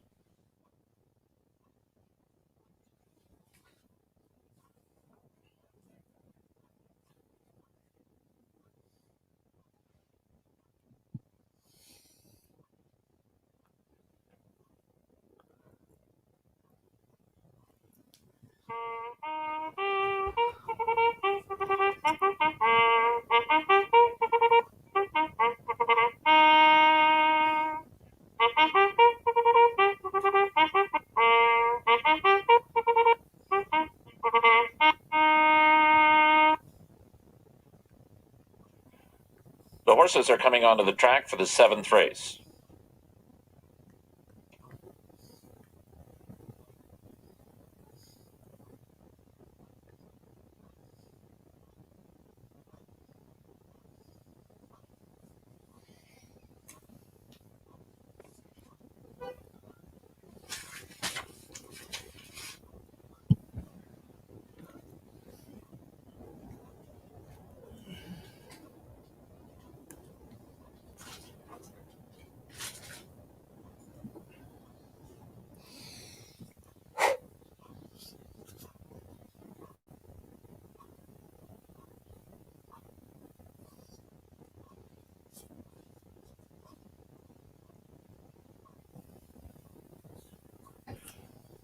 Ladies and gentlemen, Oaklawn Racing Casino Resort proudly presents now the 73rd running of the X6 Handicap. For 4-year-olds and upward at a mile and a 16th with a guaranteed purse of $500,000. And now, presenting the field for the 73rd Essex Handicap. Number 1 is Claybar Moore Stables and Heron Thoroughbreds Uphold. John Heron is the trainer and the jockey is Fernando de la Cruz. Number 2 is GMP Stables, Arnold Benowith, and Cypress Creek Equine's Harper's First Ride. Robertino Diodoro is the trainer, and the jockey is David Cohen. Number 3 is Rated R Superstar, owned by Danny Caldwell and trained by Federico Villafranco. The jockey is Ramon Vasquez. Number 4 is Scratched. Number 5 is Winchell Thoroughbreds and Willis Horton Racing's Silver State. Steve Asmussen is the trainer. The jockey is Ricardo Santana Jr. Number 6 is the Stronach Stables Green Light Go. Jerry Hollendorfer is the trainer, and the jockey is Francisco Arrieta. And completing the field, number 7, Steve Landers Racing's Night Ops. Brad Cox is the trainer, and the jockey is Javier Castellano. That's the field for the 73rd running of the Essex Handicap. They will reach the starting gate in less than 7 minutes.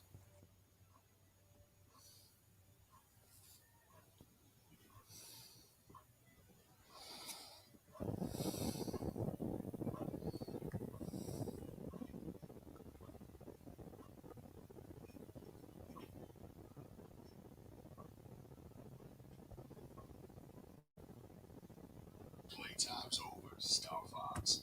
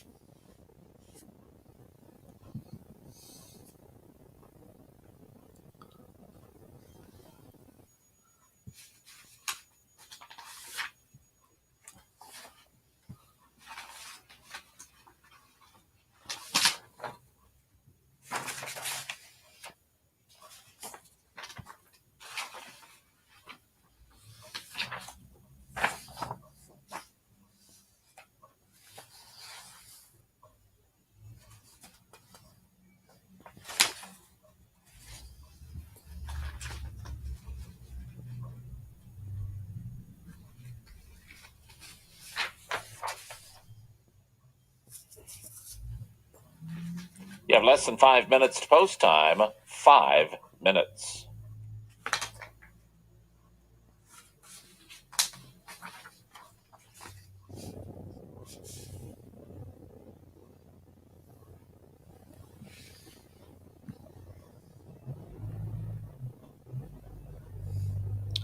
Falta 5 minutos.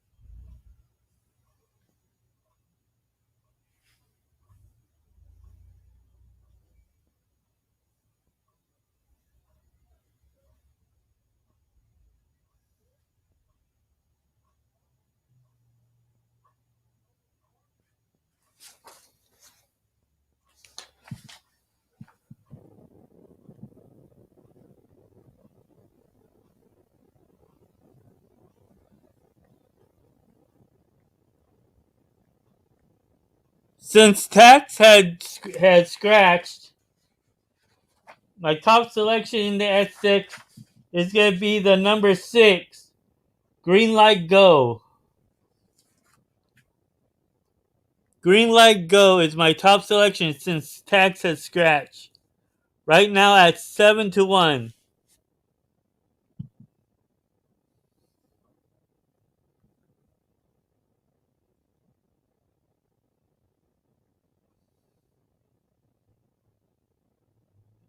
Green Light Go is my top selection.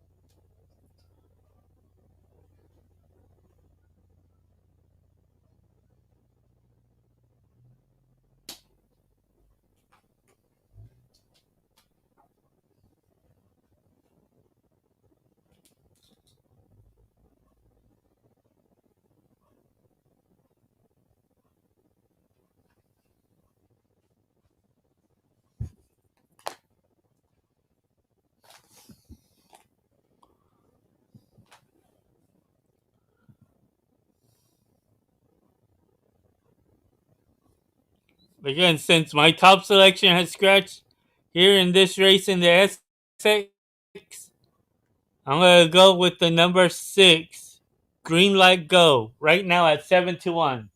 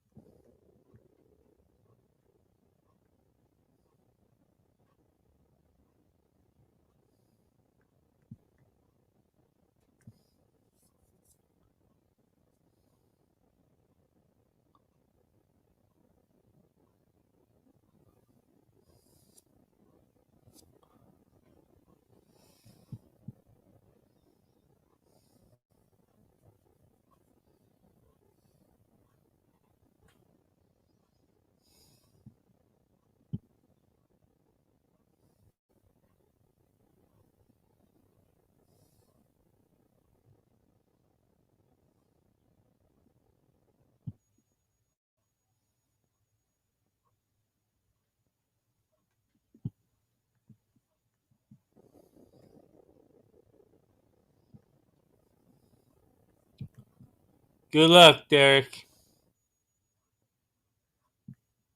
You like Harper's First Ride. Thought you would go with the 5, Silver State. I was looking at that, at both of them. It just depends on which ones you have the late kick coming around.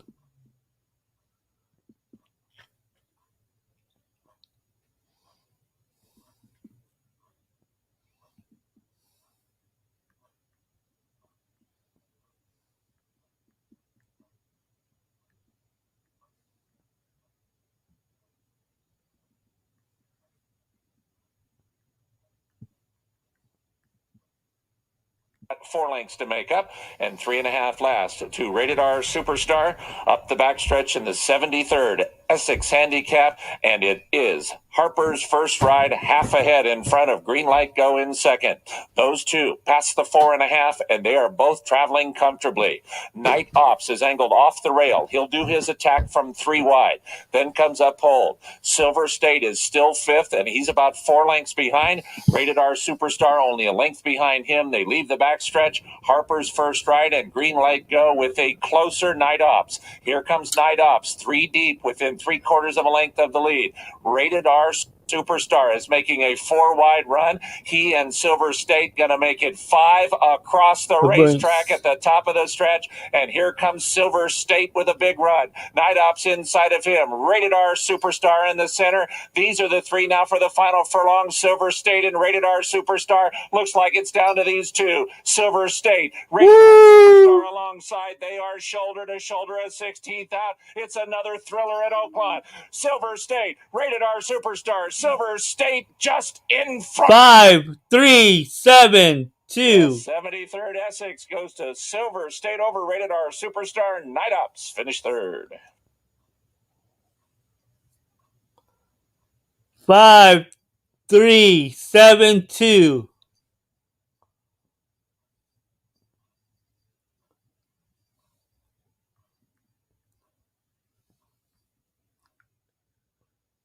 Wow, that was a race.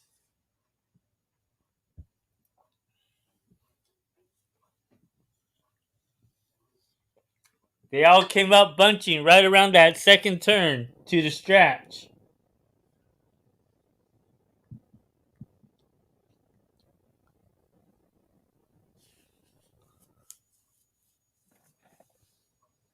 It's photo finish. The judges will examine the photograph before posting the order of finish.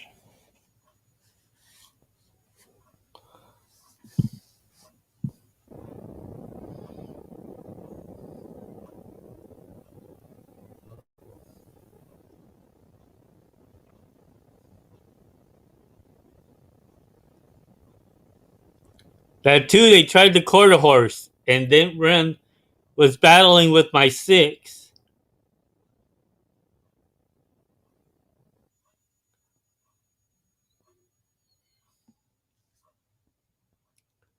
You did not have the 5, Derek. Don't say that. You said you liked the 2.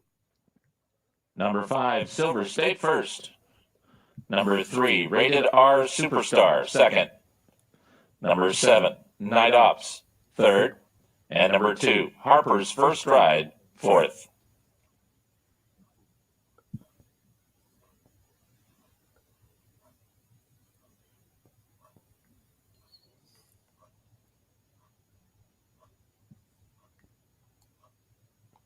There you go. You saw the order finish.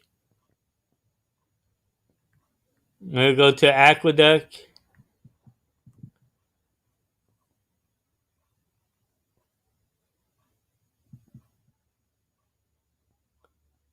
Ten minutes to post.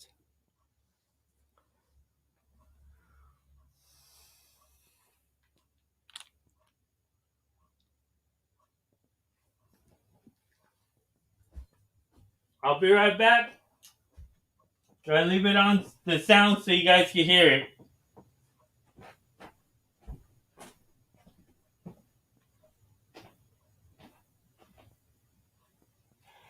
Race 7 is official.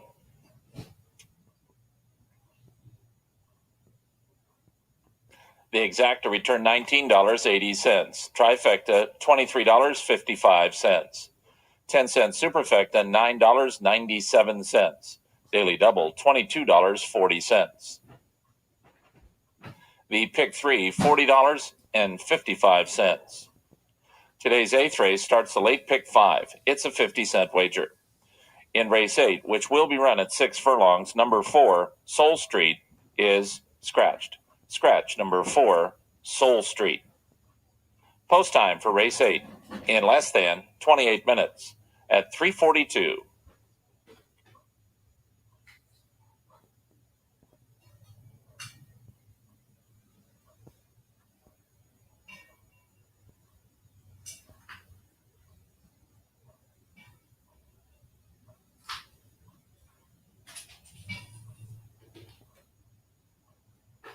And now, returning to the winner's circle, the winner of the 73rd running of the Essex Handicap, Silver State, and jockey Ricardo Santana Jr. Silver State is owned by Winchell Thoroughbreds and Willis Horton Racing. Hall of Famer Steve Asmussen is the trainer. Running time, 1 minute, 42 and 3/5 seconds. Congratulations go to the jockey-trainer combination of Ricardo Santana Jr., and Hall of Famer Steve Asmussen for their third victory on today's card.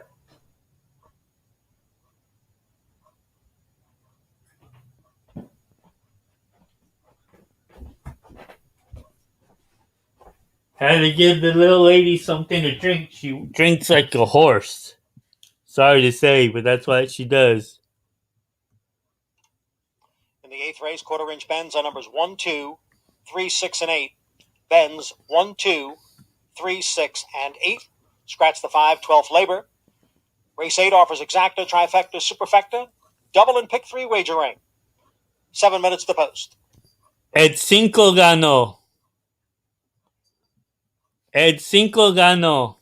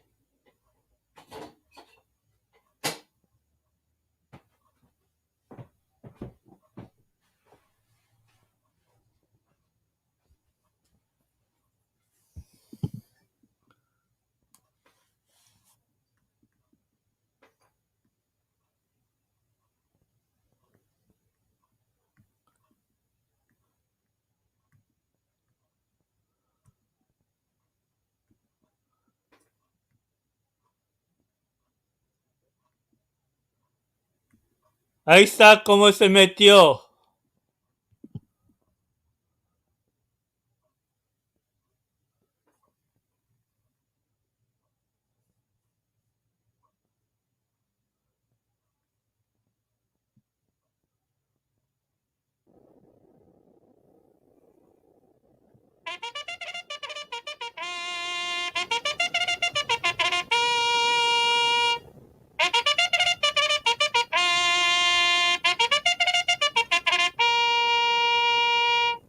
And the horses are heading out for the 8th race. It will be run at 6.5 furlongs. Post time in 5 minutes.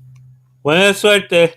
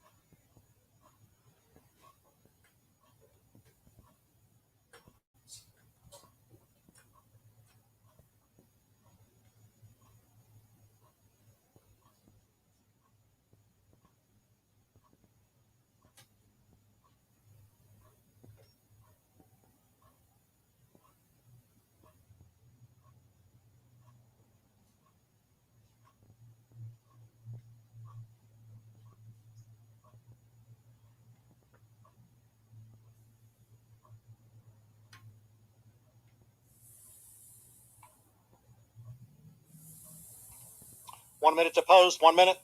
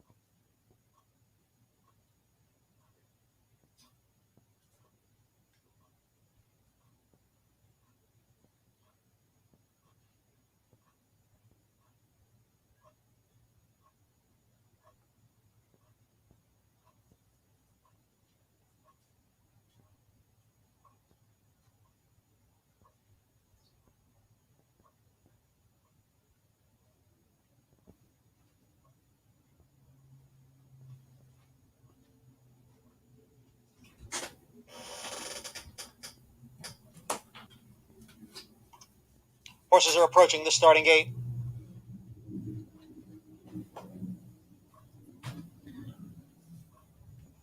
Good luck to everyone.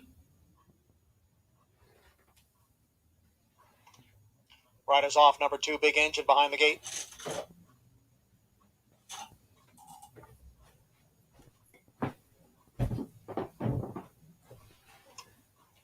Eric Consell now back on number 2, Big Engine.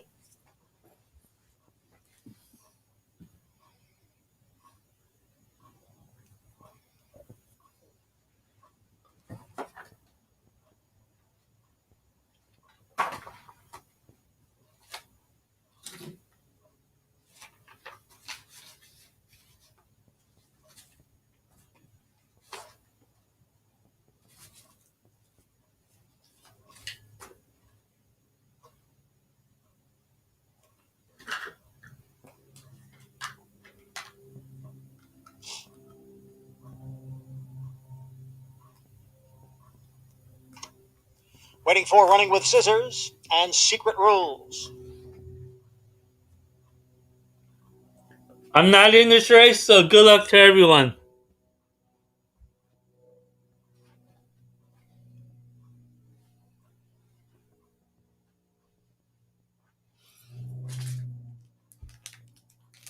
They're rolling the gate. And they're off. Secret Rules from the extreme outside. Mijos down at the rail as Big Engine now moves up along with High Velocity. High Velocity up to challenge Secret Rules for the lead. Big Engine is next in third. Running with Scissors on the outside is in fourth. Musical America is next in fifth. Mijos is now back in sixth. The big break back to Celtic Chaos, who trails the field in seventh. And the quarter was running 22 and 3/5 seconds. High Velocity on the lead here by 2. Secret Rules is second by a length. Running with Scissors on the outside is next and third. Big Engine is down at the rail with Musical America alongside. Gap of 4 to Mijos. It's another 8 or 9 to Celtic Chaos as they race around the far turn. And now they're closing in on High Velocity. Now they have passed him. It is Secret Rules and Running with Scissors after a half in 46 and 3. Secret Rules closest to the rail, Running with Scissors on the outside, then Musical America. Big Engine is down at the rail. Mijos is on the extreme outside as they come down for the 8th pole. It is Secret Rules, Running with Scissors. Big Engine looking for a way through. Here's Mijos on the outside. It is wide open here inside the 16th pole. And here is Mijos from off the pace to win it over Secret Rules, then Big Engine, and Running with Scissors.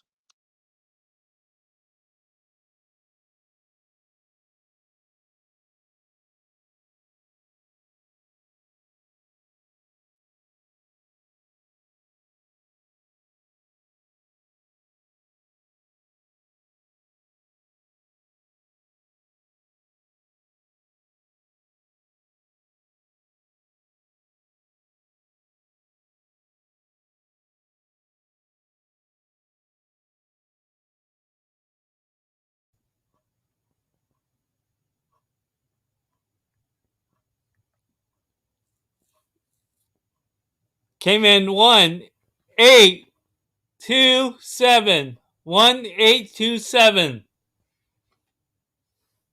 and the 8 was the favorite.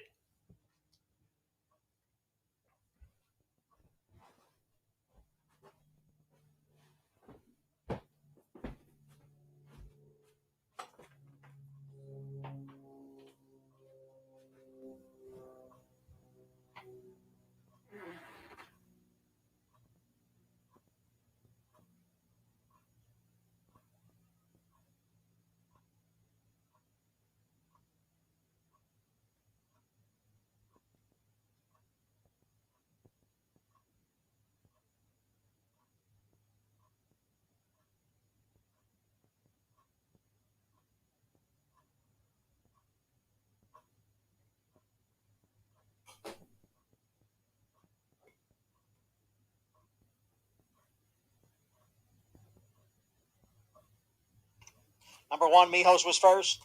Number 8, Secret Rules second. Number 2, Big Engine finished third. And number 7, Running with Scissors, was fourth. Results unofficial. 1:8:27. The time 1 minute 18 and 3/5 seconds.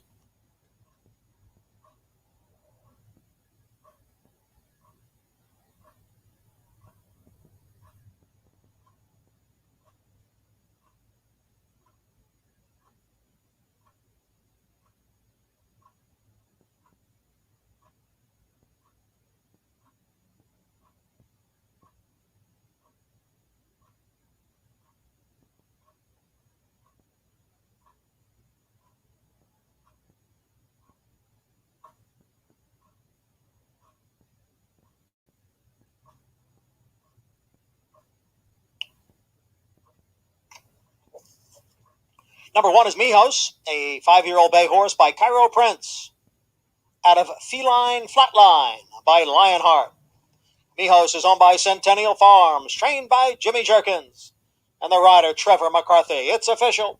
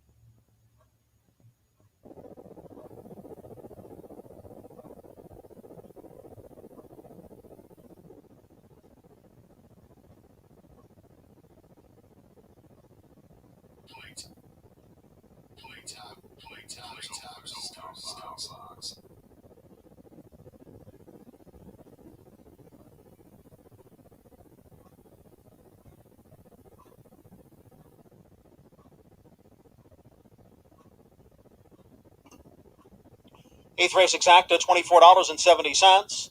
The double pays $24.70. Trifecta, $34.37. Superfecta, $21.42. And the pick 3, 5, 3, and 1, $60.75. Today's ninth race is the Correction Stakes, scratch number 5, Jump for Joy. Exacta, trifecta, superfecta, and double wagering. 24 minutes the post at 4:55.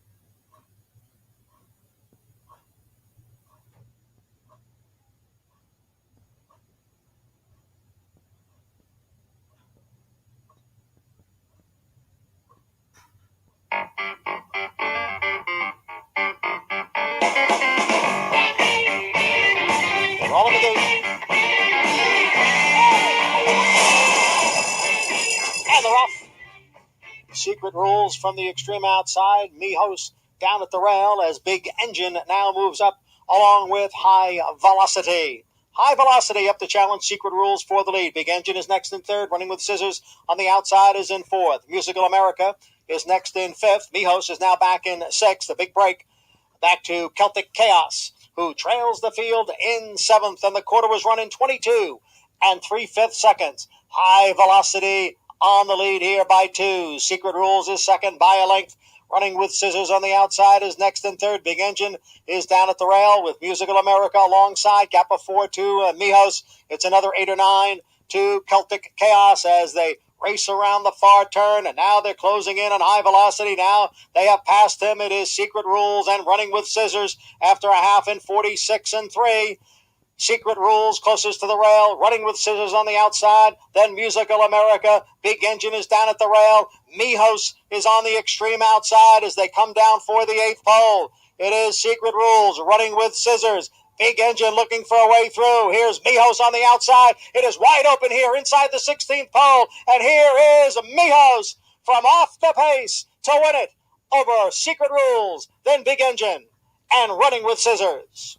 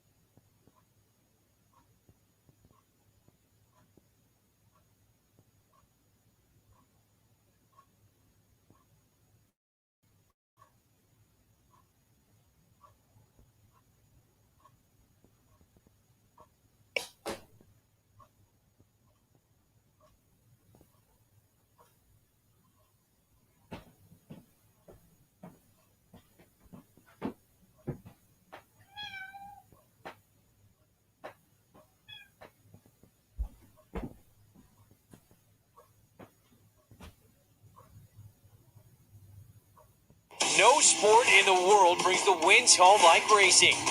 It's one-of-a-kind, high-speed, high-stakes action, and Naira Bets takes you there. Place your bets and watch the races live from anywhere. With Naira Bets, make easy, secure deposits and promotions every day to earn reward points or cash. Download the Naira Bets app or visit NairaBets.com.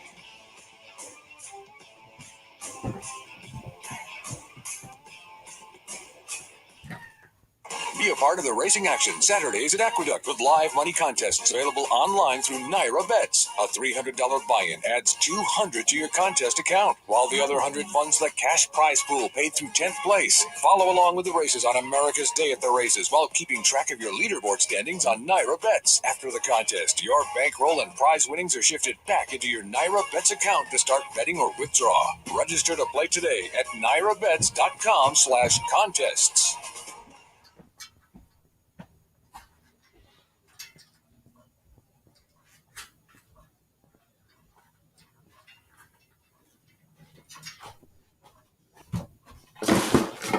Let's get some party going here.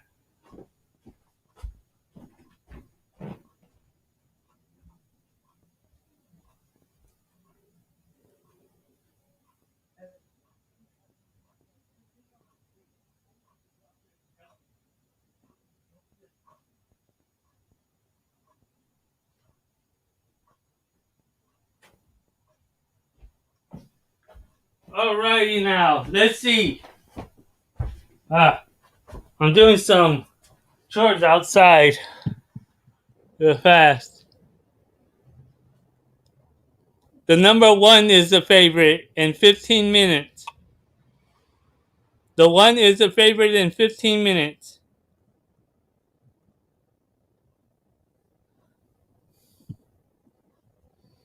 I'm going to go to Oaklawn right now.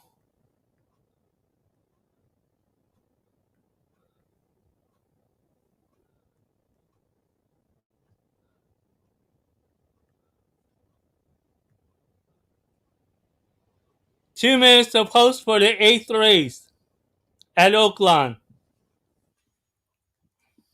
2 minutes to post. And the number one is the favorite.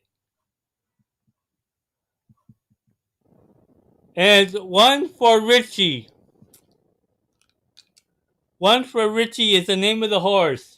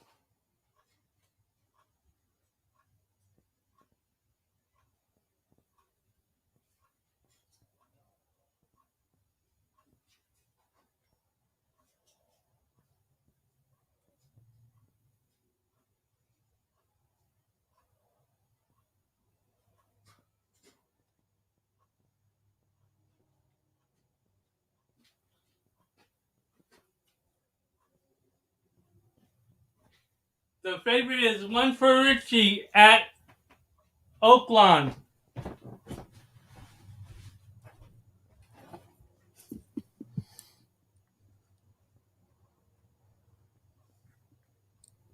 Trailer is Fast Break in Cash. Special Reserve into the far turn. A half length in front of Royal Daher and a 3-wide Secret Courier.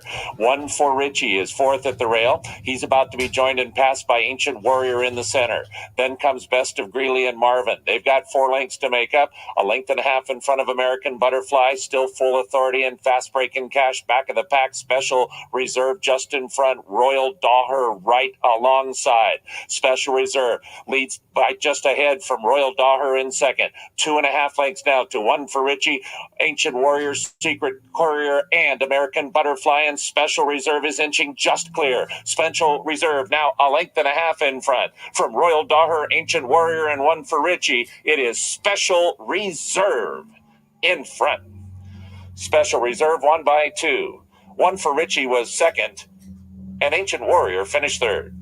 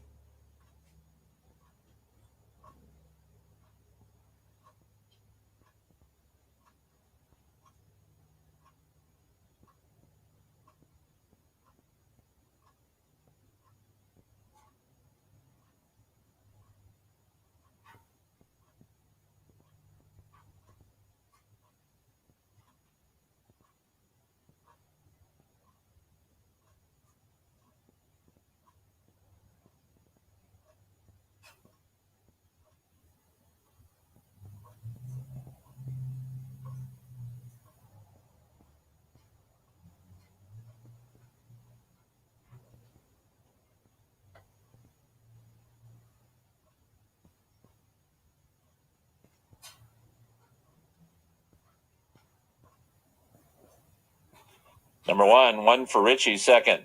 Number 10, Ancient Warrior third. Number 7, Secret Courier fourth.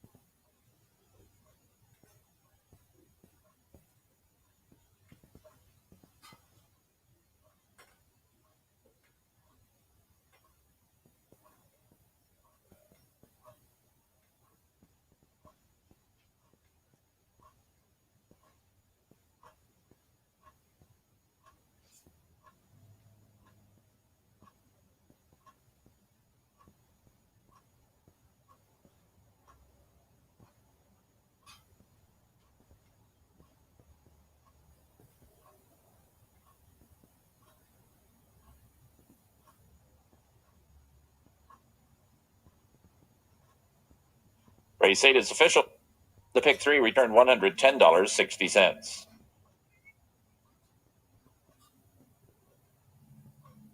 Now returning to the Larry Snyder Winner Circle is Special Reserve and jockey Florent Giroux. Special Reserve is owned by Paradise Farms Corporation and Dave Stodaker. Michael Maker is the trainer. Running time 1 minute 9 1/5 seconds.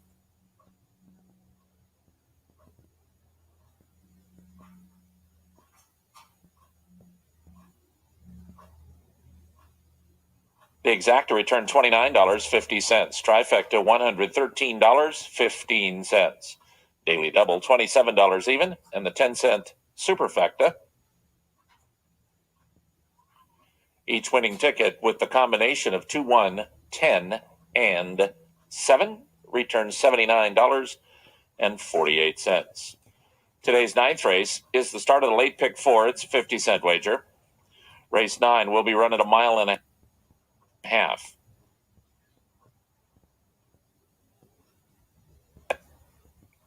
There are 2 scratches from this race, which is the second running of the $150,000 guaranteed Temperance Hill.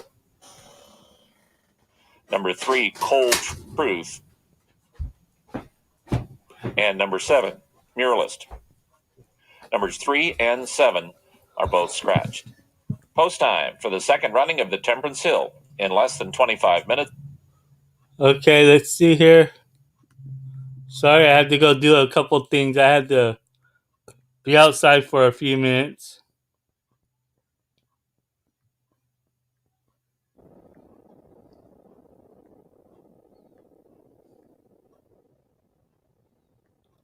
Here's the order of finish at Oaklawn.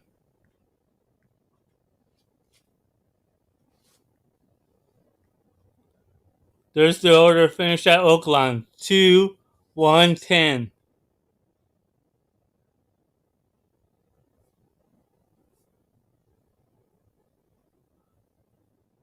That's at Oaklawn.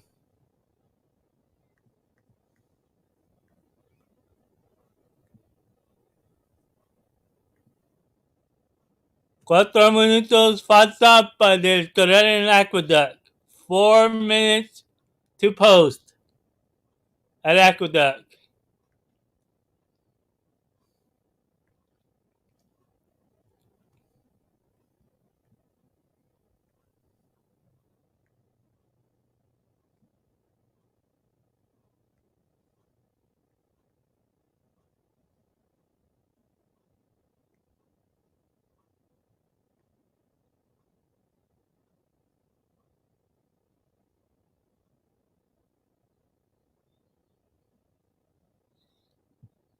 At Aqueduct, I like the number 7, Prairie Fire. Number 7.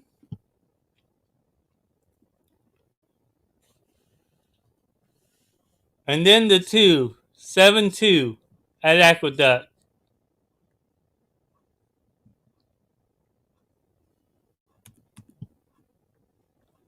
Again at Aqueduct, race number 9, 7-2.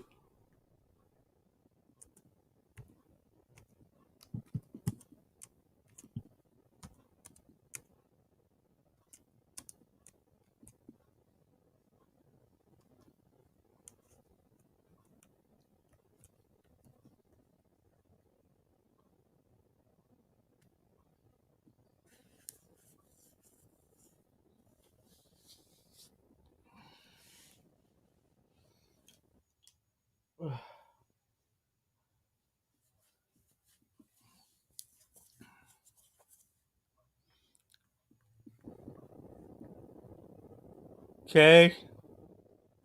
Yep, speed is.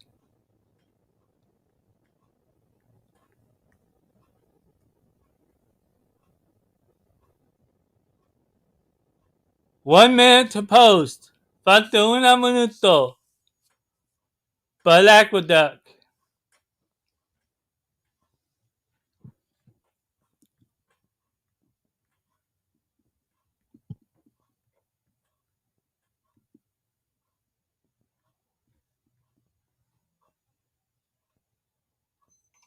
The horses have reached the starting gate.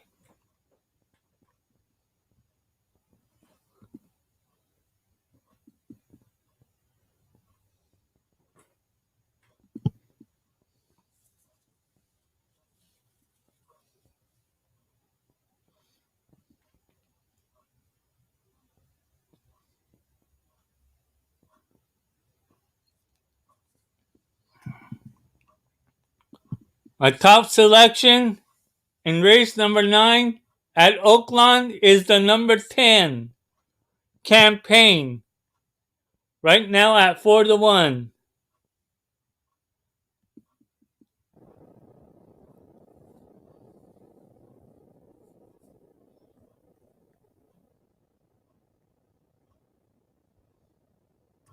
Subscribe to the channel suscríbete a la canal. No puedo enseñar todos los carreras, pues puedo decirte, lo podemos abrir y puedo enseñar cómo se salieron.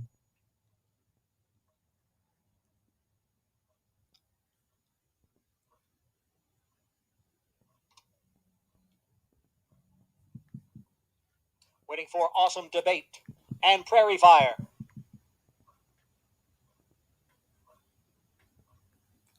I only could show how they came in right after the race is over. They're in the gate.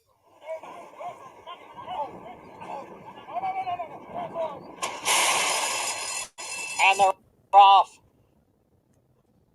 Number 6, Awesome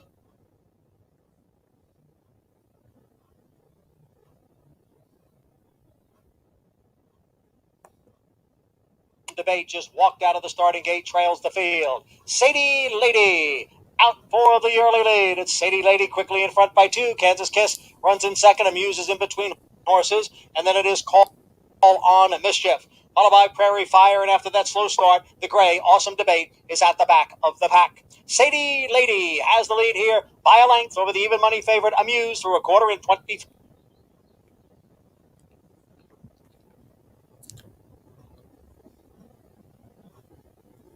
For the 8th pole, Sadie Lady, Call on Mischief, Kansas Kiss. They come down for the 16th pole. It's still Sadie Lady, Call on Mischief on the outside, and Kansas Kiss, and it is Sadie Lady with Call on Mischief, and it's a head bob at the end. Oh man, between Sadie Lady it could be either the 4 or the 2. 81st running of the corrections. I think the 4 got it by the tip by the bob. Oh man. Wait. Oh, the 2. 2, 4, 1. 2, 4, 1. My 7 didn't run nothing, but my 2 ran a pretty good race for my second choice.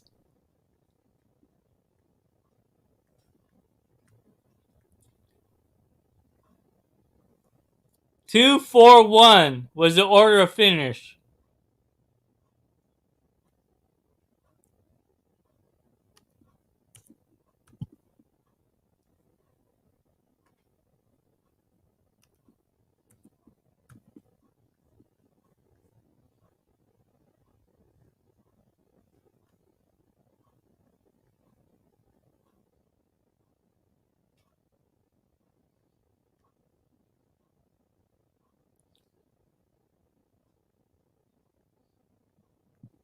Eight.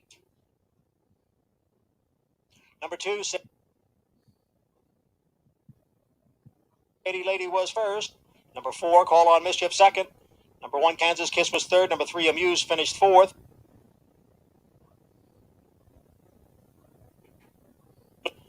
Unofficially 2, 4, 1 from the gate. There you go. It's the order of finish. Wow. Those are going to be big payoffs.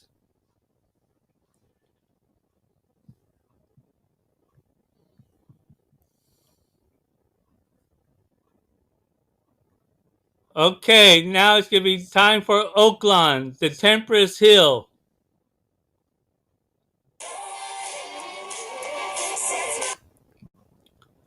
17 minutes to post to race 9. Falta 17 minutos para la carrera en Oaklawn.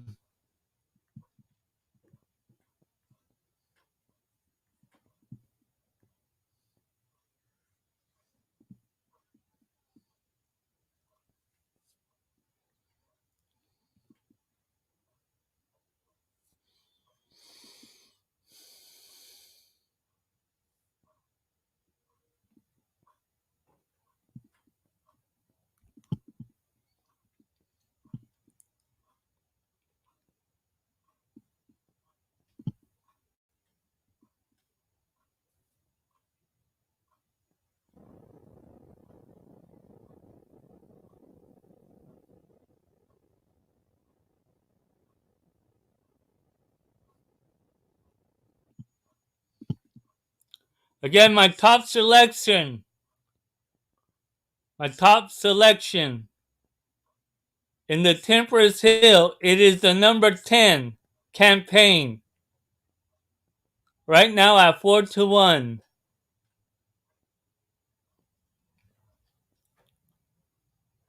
My second choice and long shot,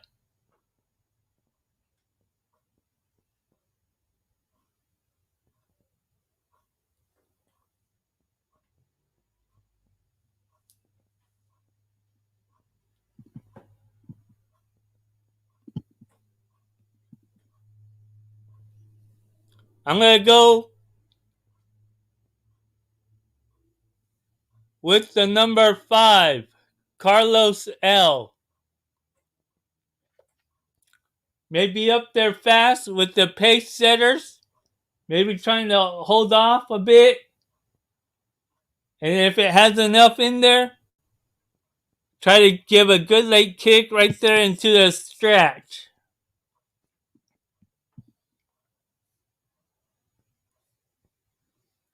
That's what I think is going to happen.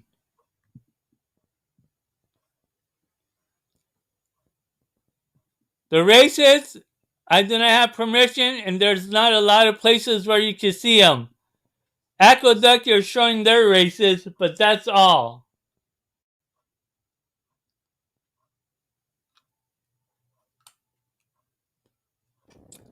There are a lot of places that aren't able to show the races. I do not have permission, but we can hear them, and I can show you how they are when they finish. The order of finish when it's done.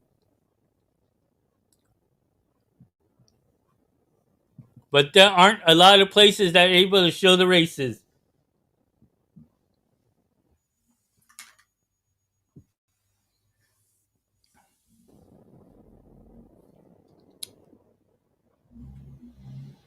Aqueduct are showing their races on their channel, America's Day of at the Races.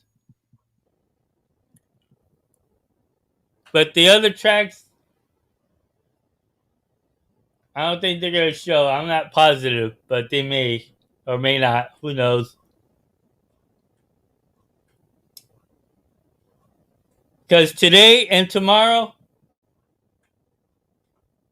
the CDR group, racing group, have harness races, horses running in the harness race at Woodbine Mohawk.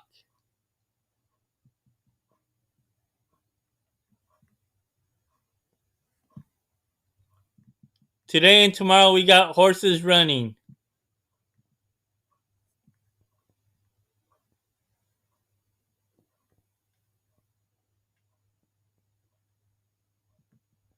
Tomorrow the horse is running at Northfield.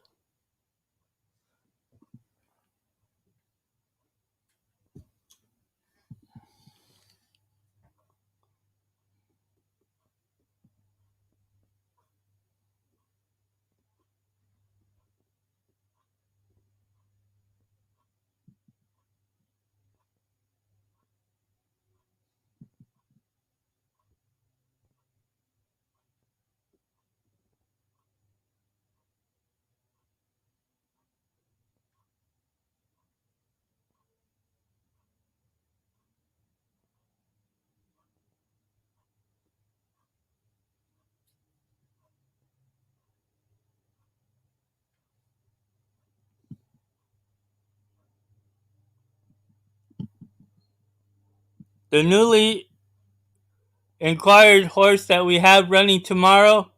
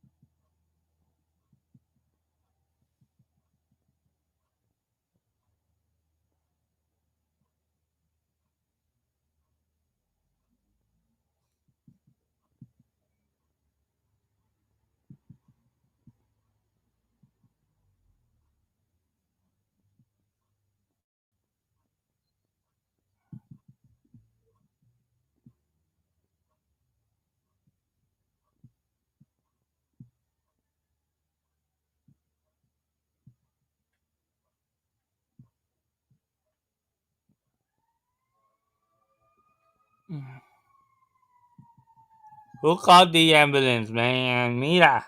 Uy.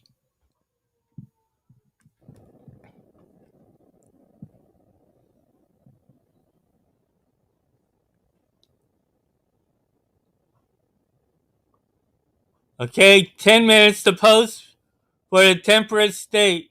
Temperate hill. 10 minutes to post.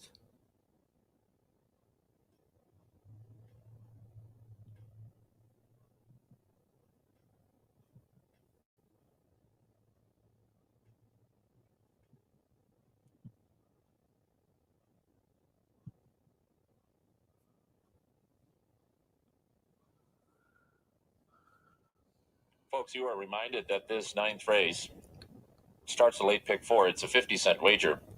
This race will be run at a mile and a half, and the finish line will be the 16th pole. The green and yellow pole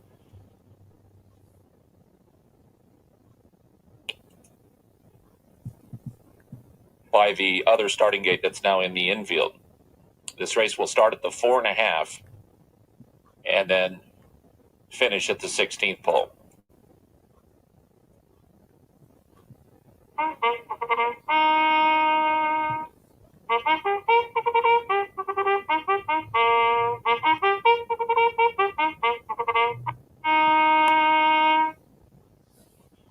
The horses are coming onto the track for the ninth race.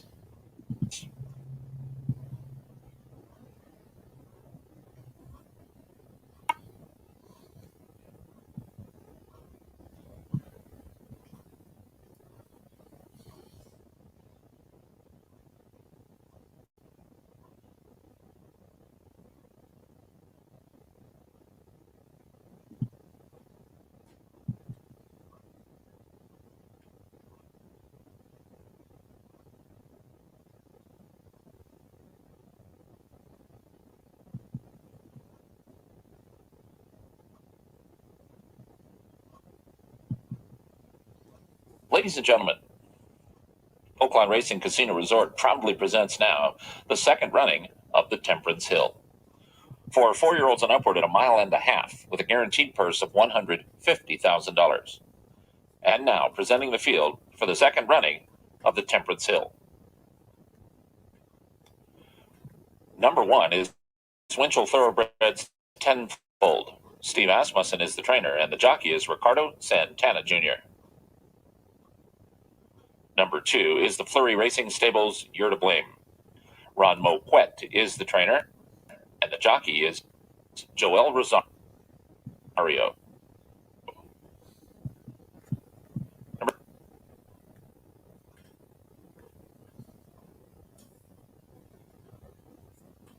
3 is scratched. Number 4 is the Short Leaf Stable Incorporated's Plainsman. Brad Cox is the trainer, and the jockey is Javier Castellano. Number 5 is Carlos L.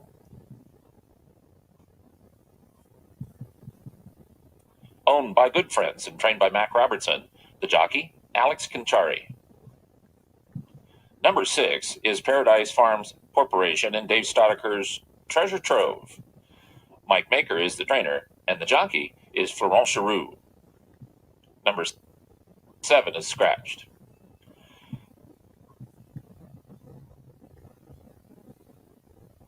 Number 8 is Split the Wickets, owned by Runnin' Down a Dream Stable and trained by Tom Van Berg. The jockey, Joe Talamo.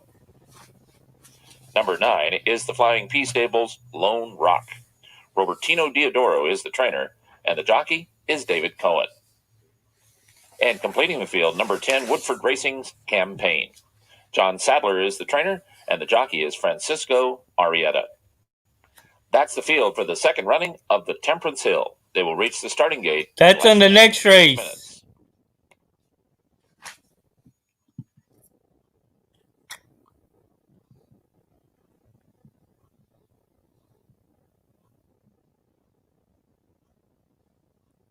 I'll be right back, everyone.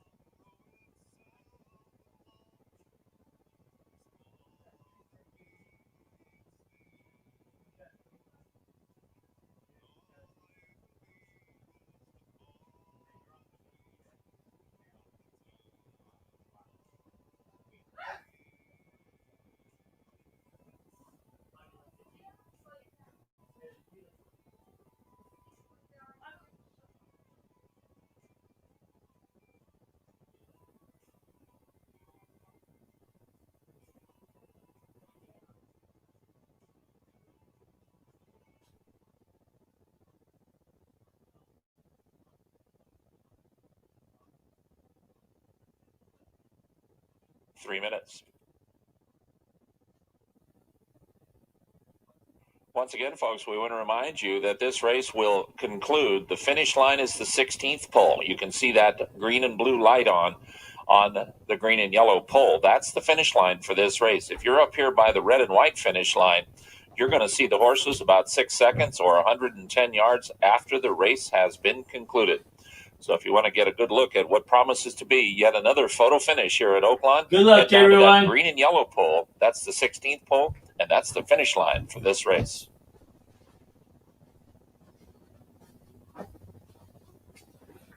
Ow.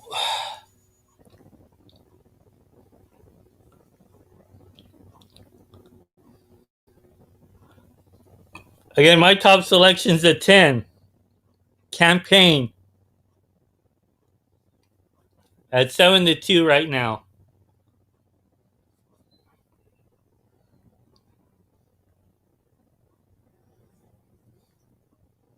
The horses are approaching the starting gate. 1 minute. Falta 1 minuto, ya van a estar llegando las puertas. Yo no puedo enseñar, no tengo permiso a enseñar las carreras.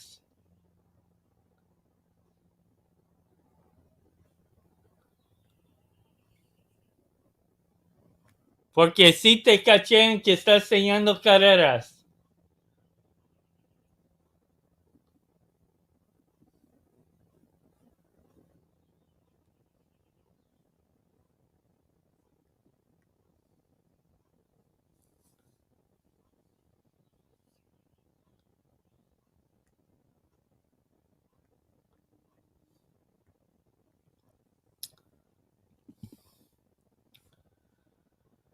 Something was just drawing me to it when I was doing the podcast. I said, had some good fractions and may be able to come on late if it doesn't go too wide.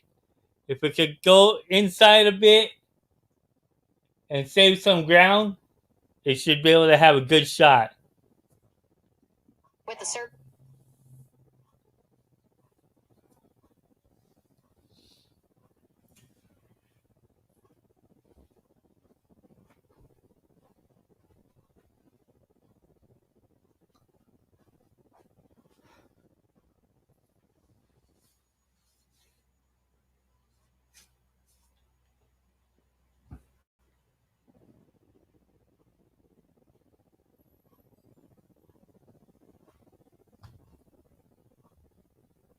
The horses have reached the starting gate.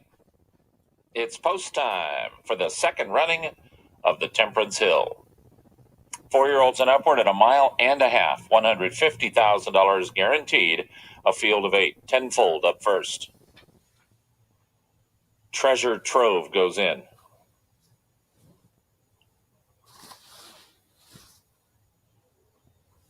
You're to Blame and Split the Wickets.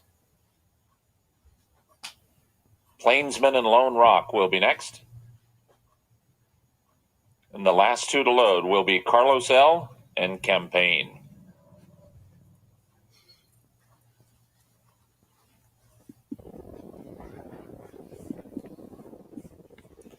They're at the post. They're off. Carlos L. and Plainsman break 1-2. Lone Rock away in third. You're to Blame is fourth. Campaign is in the center. He's away in fifth. Then Treasure Trove and Tenfold, and the early trailer is Split the Wickets. Carlos L. is the clear-cut leader around the far turn the first time, and Alex Conchari has Carlos L. in command. He leads by 4.5 lengths from Plainsman in second. Lone Rock is in the pink. He's third, and about 6 lengths off the lead and 2 in front of both Treasure Trove and You're to Blame. Then it's another gap of about 5 or 6 lengths back to Split the Wickets. Tenfold is double digits behind. He's about 16 off the front-running Carlos L. And Campaign, with 1 lap to go, has 25 lengths to make up as Carlos L. takes them by for the first time. Carlos L. now only leads 3/4 of a length as both Lone Rock and Plainsman move up. And here's a move from Lone Rock to go up and try to challenge for the lead. Plainsman is going to be just inside of him. Then it's 2 lengths to Treasure Trove. You're to Blame is guided off the rail by Rosario. He's 5th with 5 lengths to make up. Split the Wickets has 7 to come, then Tenfold, and then 10 lengths last to Campaign. He is still 20 lengths behind as they turn up the backstretch in the second Temperance Hill, and Carlos L. is still there. Now Plainsman has taken up the running as Lone Rock dropped back. So Carlos L. leads 3/4 of a length from Plainsman, who travels in second. Those two are now 2.5 clear of Lone Rock and Treasure Trove. Split the Wickets is 7 from the front. You're to Blame is next, Tenfold, and it would be a miracle if Campaign wins it. He's still 25 lengths behind, and there's less Something must have happened to left Campaign. Carlos L. is still there. Carlos L. around the far turn from Plainsman and a resurgent Lone Rock. Here's Lone Rock 3 deep. Plainsman is about to put his head in front. Treasure Trove is 4th. He could still do it. Tenfold is beginning to unwind. Campaign too far back, top of the stretch. Lone Rock and Carlos L. Those two are now a length in front of Plainsman. Tenfold and Treasure Trove at the rail. Lone Rock comes to the 16th pole, and he's got the lead from Carlos The one got boxed in a bit. Battling back from the inside. Tenfold is 3rd. Carlos L. Lone Rock to the wire. Carlos L. What a win. Carlos L. and Lone Rock. Carlos did it. Tenfold was 3rd. Close for 4th.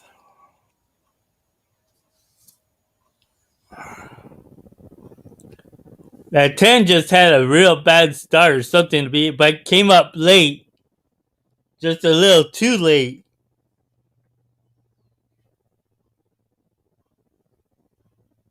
And he was swerving that horse in and out. And then decided to go out right at the first finish line.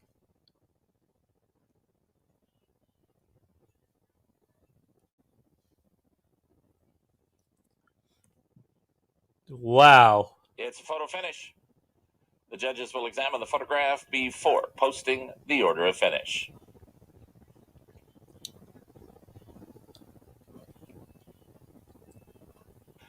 The final running time for today's second running of the Temperance Hill establishes a new track record for 1.5 miles here at Oaklawn. Carlos L., if he won that photo, is now the track record holder at 2 minutes 29 and 4/5 seconds. Se metió 5. Primero, entonces el 9.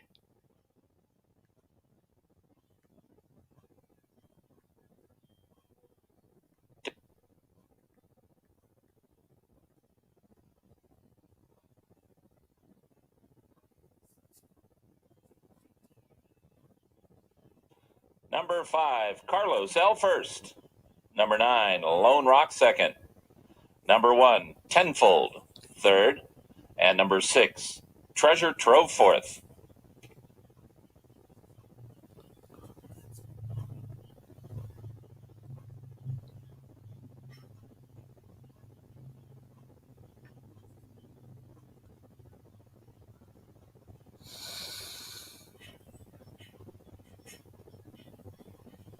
I'll try to. If I'm not showing the race and then I show the paddock or after the race, maybe I'll be able to. And I won't get into any issues.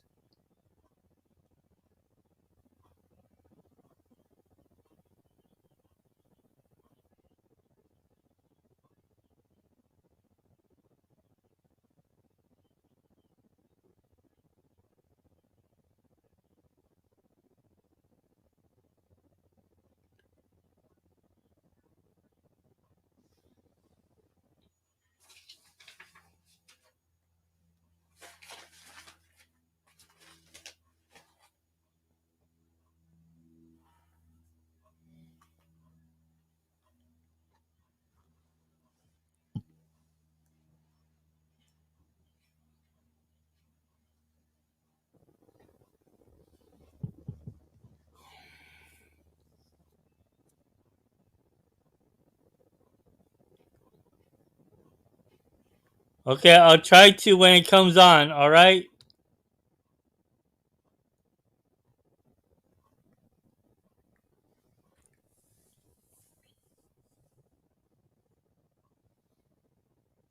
And now returning to the winner's circle, the winner of the second running of the Temperance Hill, Carlos L. and jockey Alex Canchari.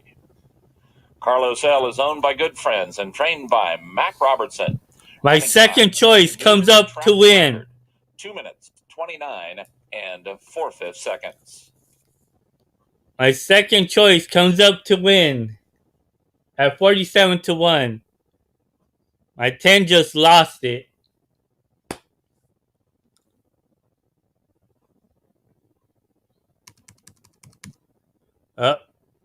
That's the way the race goes. Just move on to the next one.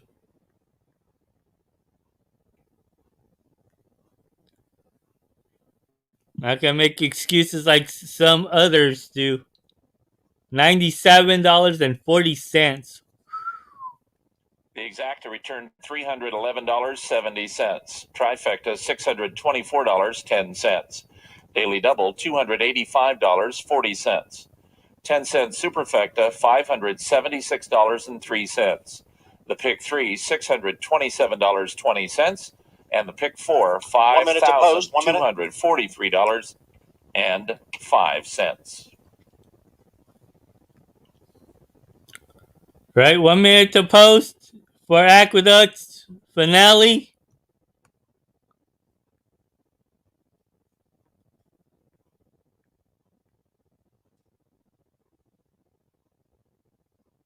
For Aqueduct's finale.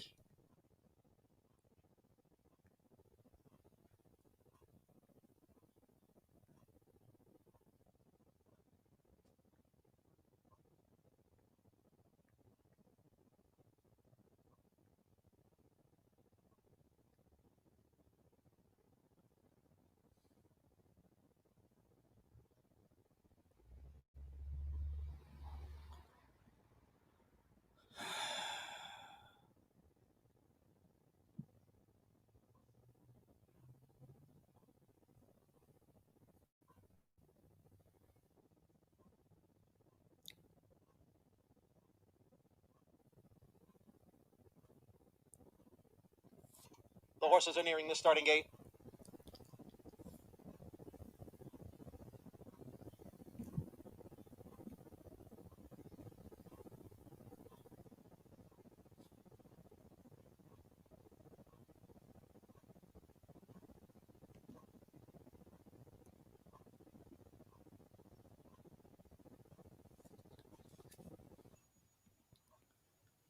I'm going to go with the number 9.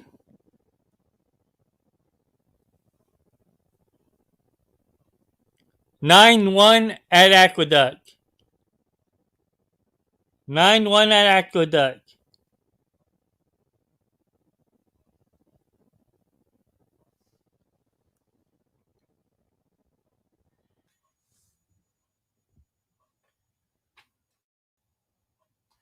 Well, that 5 was my second choice. I figured it may come in late. But, oh well.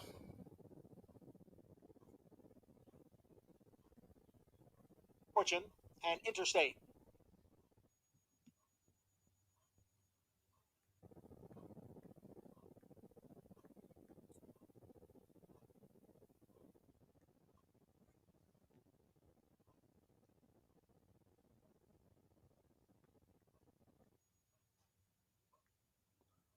And they're off. In the zone is away well. Now moving up on the inside is Forest Spirit. Forest Spirit has the lead. In the zone is next in second. Up for Adventure on the outside in third. Go Cash Go is next in fourth. And Dane Gell runs in fifth. Second Fortune is in sixth. Unlikely's on the outside in seventh. And Litterbox in eighth. At the rail is Skipping and a Jumping. And the trailer is Interstate in 10th. The quarter went in 23-1. Forest Spirit leads now by a length and a half. In the zone, Up for Adventure and Go Cash Go, those three are all together. Checking there and taking up was Dane Gell. Dane Gell had to check up down towards the rail. Second Fortune has moved up. Don't go Unlikely too has made a wide. move on the outside. Oh, he's going to have to go wide. Stretch, and it is Forest Spirit up for adventure. They are 1-2 Come on. into the lane. Come on. Go is next in third. Then Unlikely. Litterbox has made a move out in the middle of the track as the field hits the 8th pole. It is still Forest. There you go. Release it. There you go. Pop it. There you go. Pop it. And Litterbox has the momentum, and Litterbox on to victory here. Forest Spirit. There we go. Over Second Fortune. That's what we needed.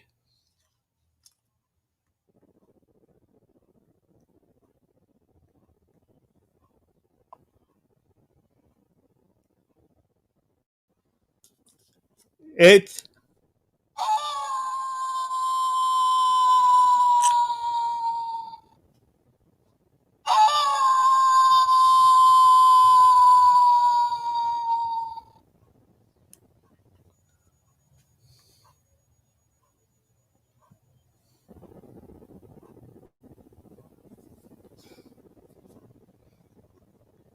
and that was just speed capping real fast. No looking at numbers or anything.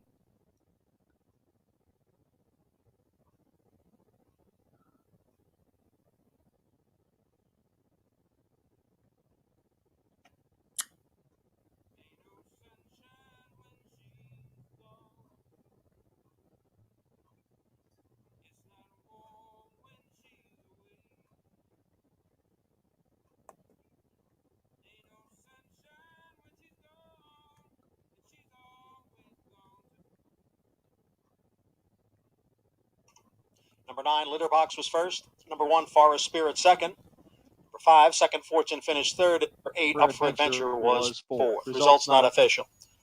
9-1-5-8. The time 1 minute 13 and 3/5 seconds. Oh, Corinne, you didn't have the 5? Wow.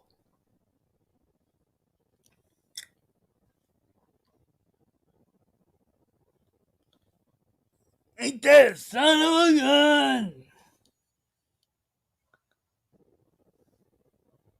Ain't that a son of a gun?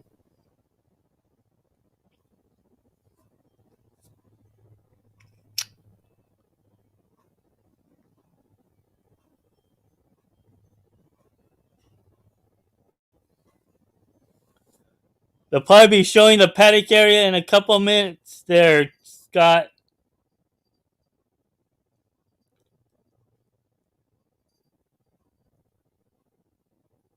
After they show the replay of the last race.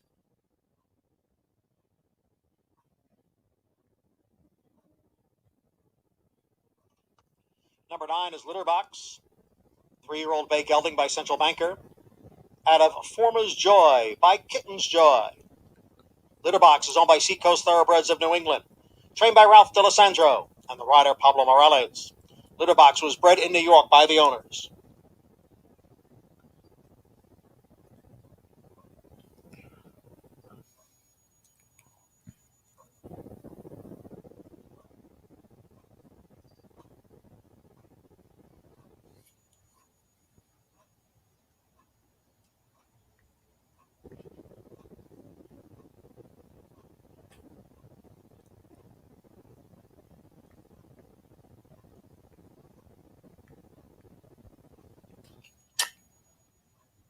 They're showing them on the paddock on TV, but not on screen yet.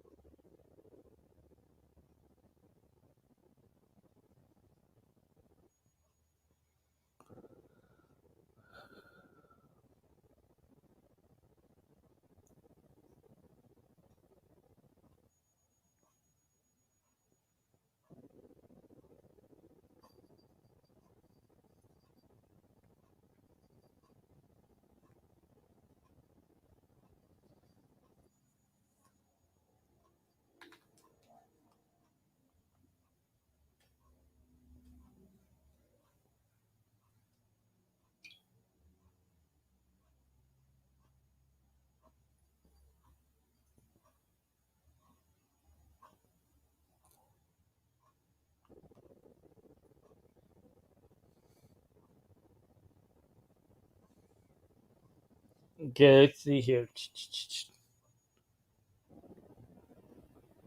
I hate when they keep showing the replay of the race over and over until.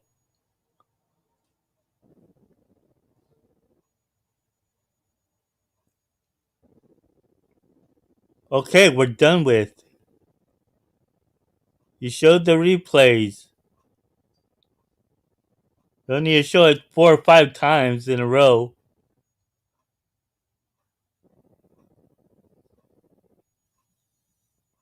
Unless it was an inquiry, but it wasn't no inquiry.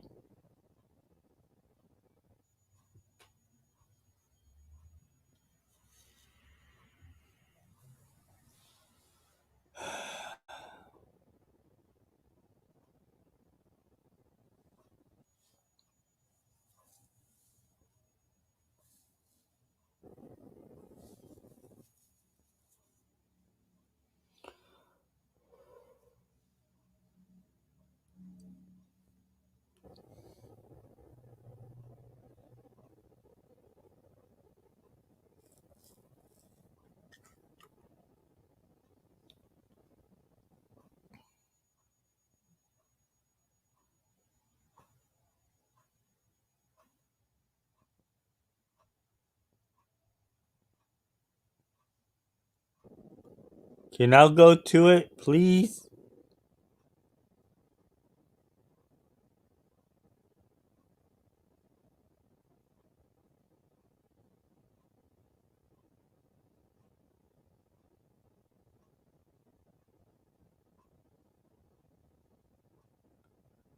I know, but showing it 3 times, 2 times, it's like, okay.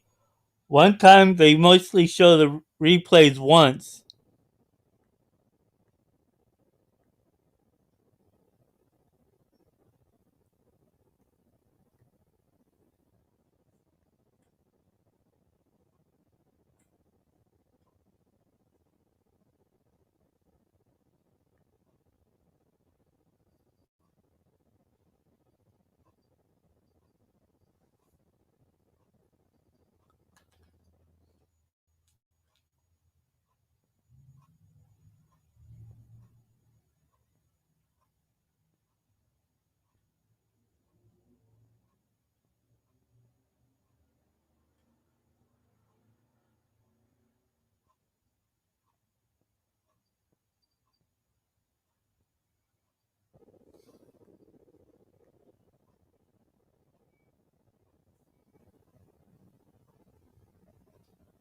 Hot Springs Stakes.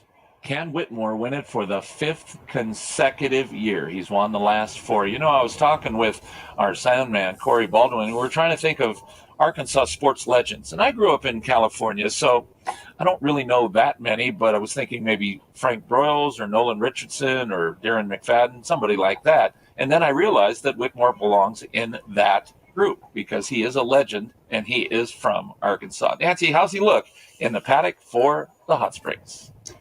Well, Whitmore certainly looks ready to go. His fan base is just outside in the paddock, ready to cheer him on as he does look for his 5th. The Breeders' Cup Sprint winner and Eclipse champion sprinter is ready for that 5th straight win. Now, Ron says there's not as much speed in this race as there was last year, and he did miss 2 works due to the weather here. So they did let him work a little bit faster his last few morning drills. Whitmore is happy and ready to run. 9 of his 15 career wins have been earned right here at Oaklawn Park, and he is your 6-5 current favorite. Just to his outside, though, is CZ Rocket. Now, he failed to hit the board at his 4 prior starts, but that was prior to joining the Peter Miller barn off the $40,000 claim. He's won a pair of grade 2s, and he was second to Whitmore in the Breeders' Cup Sprint. He, too, likes to stalk the pace.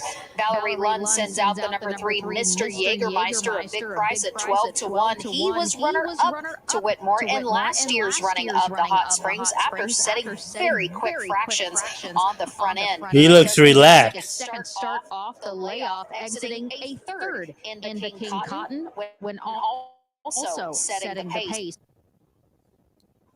He has won multiple races, second start off the break. Rocco Bowen in the irons. On that rail post at 11-1, Steve Asmussen having a very good day. He sends out Boldor, who has won both starts since coming off the layoff since late May, winning the Samstown at Delta. Mr. Jägermeister looks relaxed. We have the call for Nice and calm. 75th running of the Hot Springs. Good luck. Hopefully they don't make him fall asleep.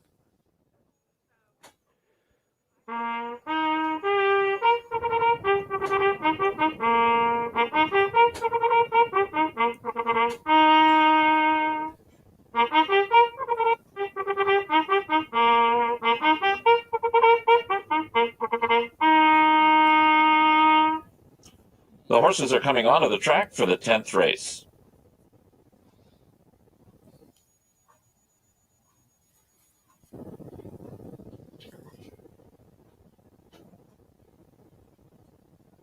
Oh, they do when they're like all too relaxed.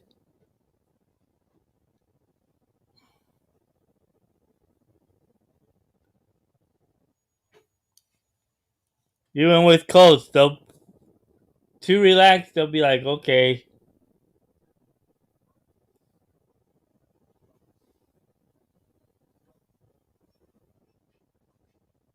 Yeah. We know who you guys like.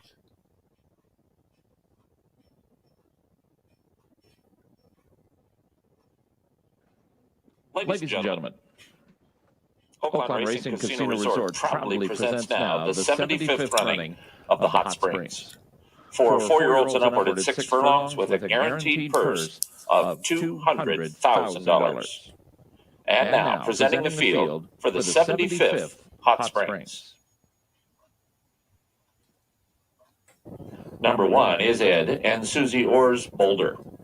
Steve Asmussen is the trainer and the jockey is David Cabrera. Number 2 is the Lanes End Racing and Ronis Racing's Flagstaff. John Sadler is the trainer and the jockey is Joel Rosario. Number 3 is Kristen Boyce, Leslie Cummings, and Valerie Lund's Mr. Jägermeister. Valerie Lund is the trainer and the jockey is Rocco Bowen. All right, step it up a bit. Number 4 Show me. is Woodford Racing's Engage. Steve Asmussen is the trainer. Head bow down well. Alamo. Looking good. Number 5 is Robert V. LaPenta and Harlow Stables Fire Crow. Ron Moquette is the trainer, and the jockey is Ramon Vasquez. Number 6 is Whitmore, owned by Southern Springs Stables. Robert LaPenta, head of Palms Partners. Whitmore is trained by Ron Moquette, and the jockey is Ricardo Santana Jr. And completing the field, number 7, Matacat Stables, Gary Barber and Tom Kegels, CZ Rocket. Peter Miller is the trainer, and the jockey is Florent Charoux. That's the field for the 75th running of the Hot Springs. They will reach the starting gate in less than 6 minutes.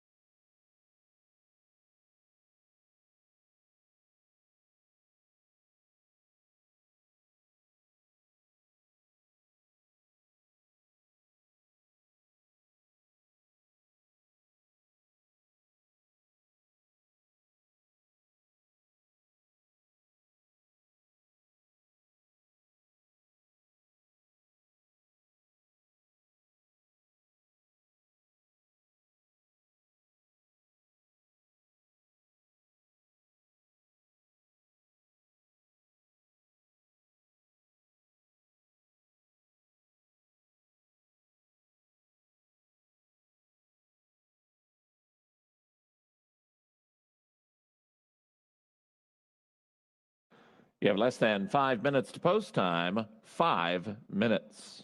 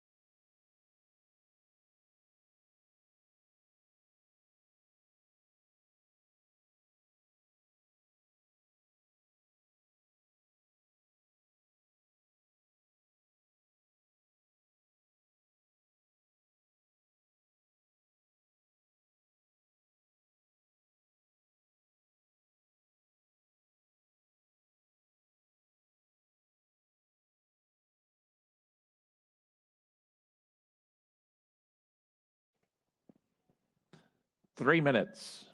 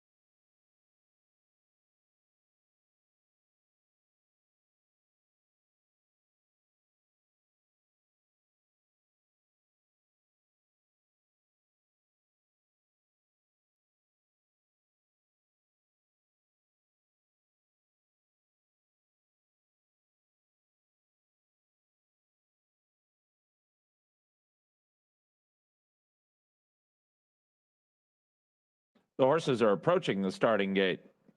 1 minute.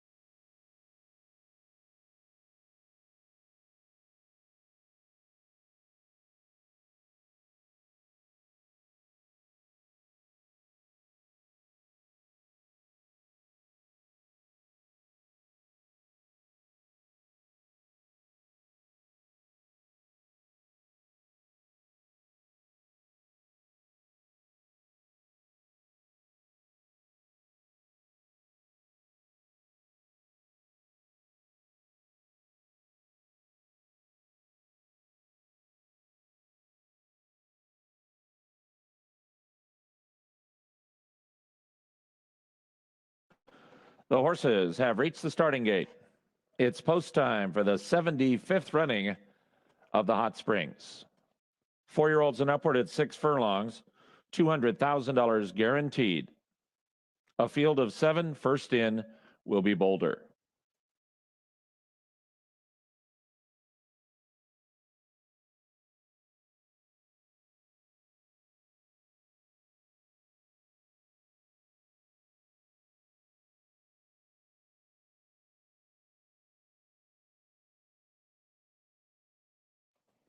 Engage goes in.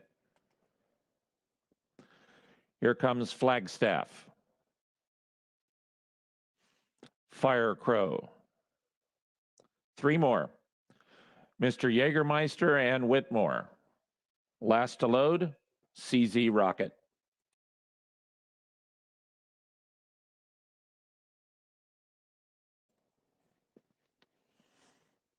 They're at the post. Up, CZ Rocket hasn't loaded yet. He was hiding behind the pony. Whitmore just went in. Now CZ Rocket comes forward.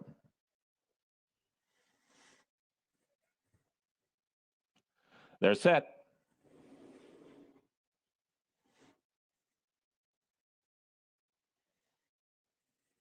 They're off. Good start. Fire Crow wins the break and goes to the front from Mr. Jägermeister and Flagstaff, who is close to the pace. Here's Flagstaff in second. Engage comes away running in fourth. Then Boulder and Whitmore, and the early trailer is CZ Rocket. It is Fire Crow to set the pace for his stablemate Whitmore, and he leads by a length and a quarter from Mr. Jägermeister, a 3-wide Engage, and Flagstaff at the rail.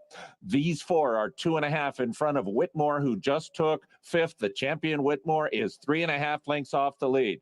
Then comes Boulder. CZ Rocket is still the trailer, and Fire Crow is still the leader. Fire Crow to the quarter pole in the hot springs. He's a half length in front of Mr. Jägermeister in second. Flagstaff stays at the rail in third. Whitmore is on the move now. Here he comes 3 wide, and Whitmore is rolling up in the center of the racetrack.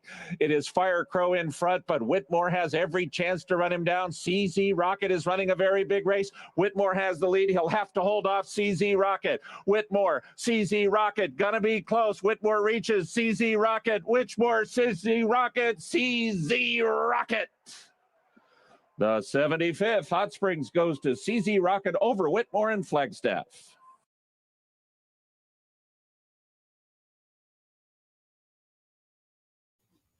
There was the race. Hey, Mr. Jägermeister ran a good race. He just tired out.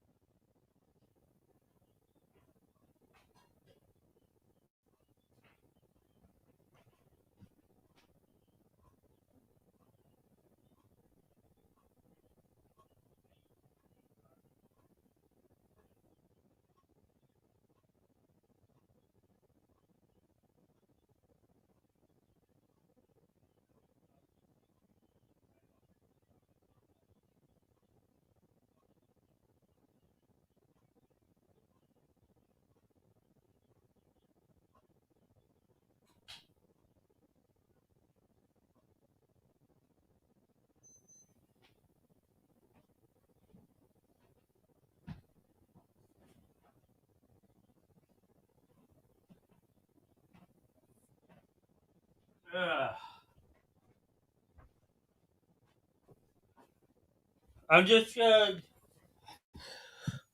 follow up on the Rebel Stakes, and then I'm gonna head off.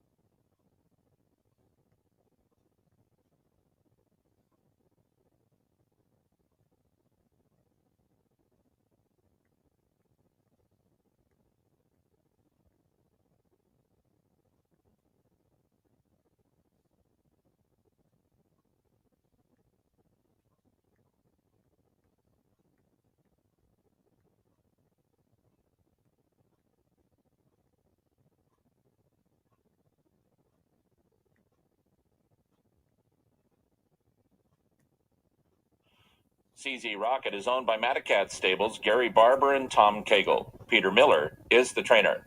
Running time, 1 minute, 9 seconds flat. Congratulations go to jockey Florent Giroux for his third victory on today's card.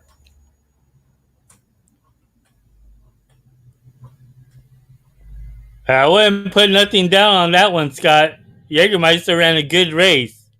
Tried to be the pace setter there. Just got tired out.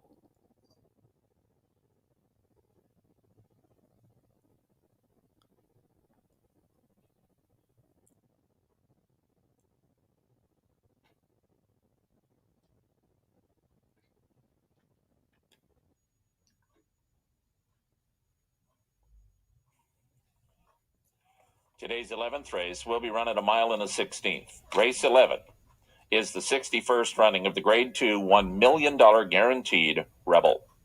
In race 11, there are no program changes. Post time in less than 31 minutes at 5:27. And I do like a price in the Rebel.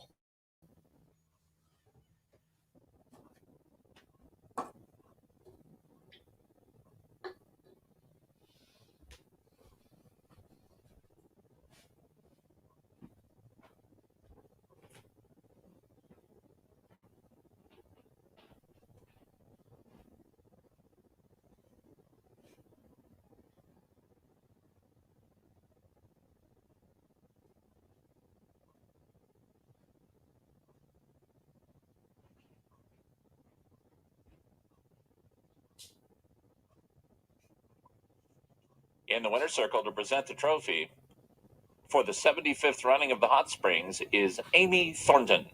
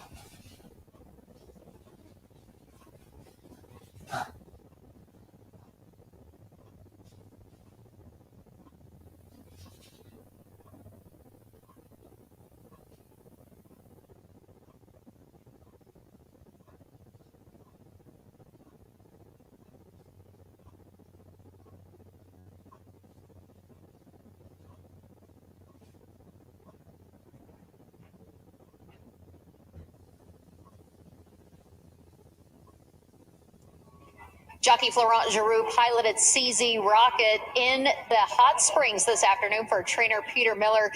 Now, from last to first, Flo, widest in the lane. Now, you'd ridden him to victory prior, but you sat a lot further off the pace today. Was that the plan? No, actually, just whatever the horse was comfortable with. He broke good today, and it seems like they were going extremely fast, up front. So just took my time. Actually, he's a horse who likes to take his time. It doesn't matter what position he's in. You just need to get him into a nice rhythm. And I think he likes the outside a little bit better, So I just follow, Whitmore like a shadow. I thought he was the horse to beat, and just got him the last few jumps. Well, he made a slingshot run in the stretch and a very nice duel with a very nice champion in Whitmore. So a big, big effort from CZ Rocket, kind of turned the tables off of that Breeders' Cup sprint. So hopefully we'll get to see him in the Count Fleet next. Yeah, I hope so. Seems like, he likes the track, and I don't see why he will not come back here, for the conflict. It's very, actually, exciting purse. It's big money, and the horse seems to like the track, so probably looking for a rematch, with Whitmore again will be nice. Well, best of luck to you next in the Rebel, and congratulations on a good day. Thank you. CZ Rocket turning the tables on Oaklawn's favorite, Whitmore.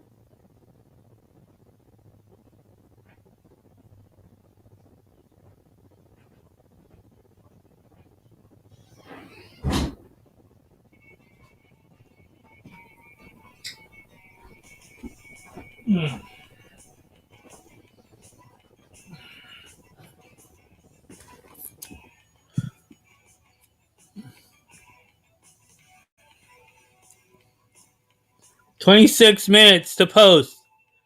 Hay 26 minutos, falta 26 minutos para el carrera número 11 en el Oaklawn.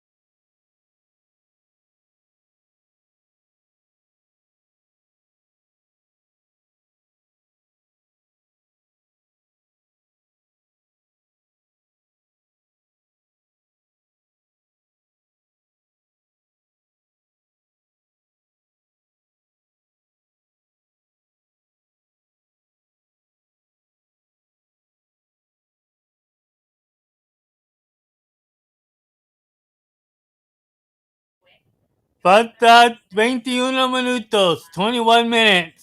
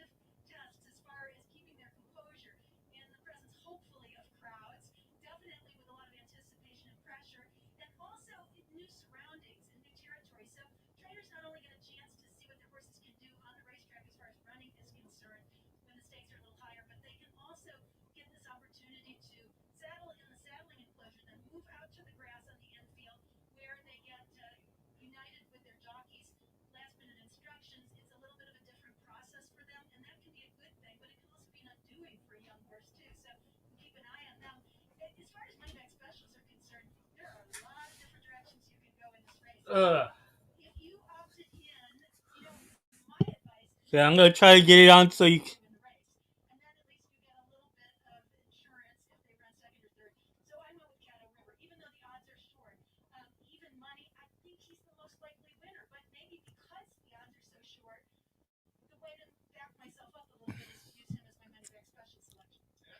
For myself, I don't really think so.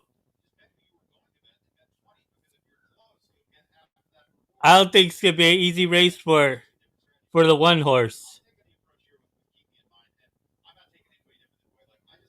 Everyone's just gonna be putting money on it. Is because of Florent Giroux. and Brad Cox.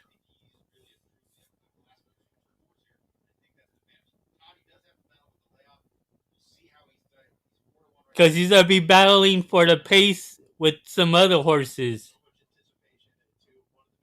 There's going to be a lot of horses, even my top selections, will be battling for the pace. So there's going to be tons of horses here trying to battle for the pace.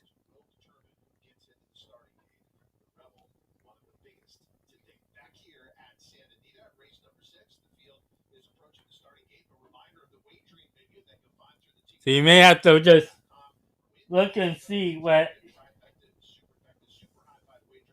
Just give it a go, you know.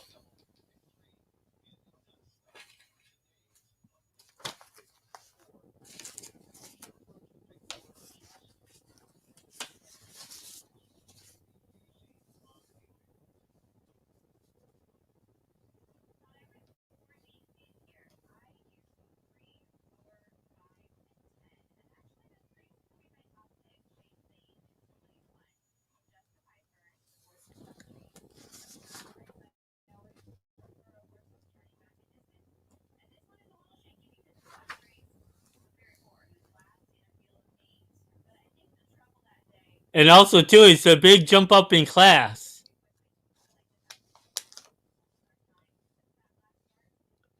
It's a big jump up in class from the Smarty Jones Stakes to this Grade 2 Rebel Stakes. So,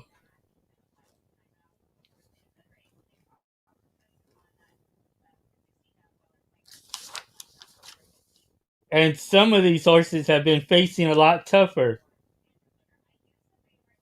horses than Caldo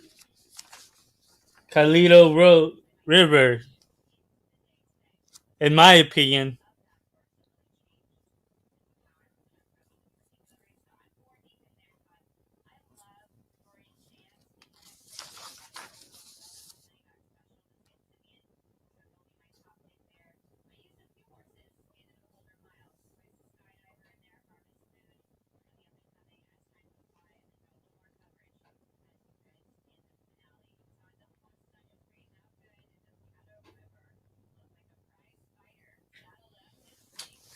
Oh man, look, that one looks good.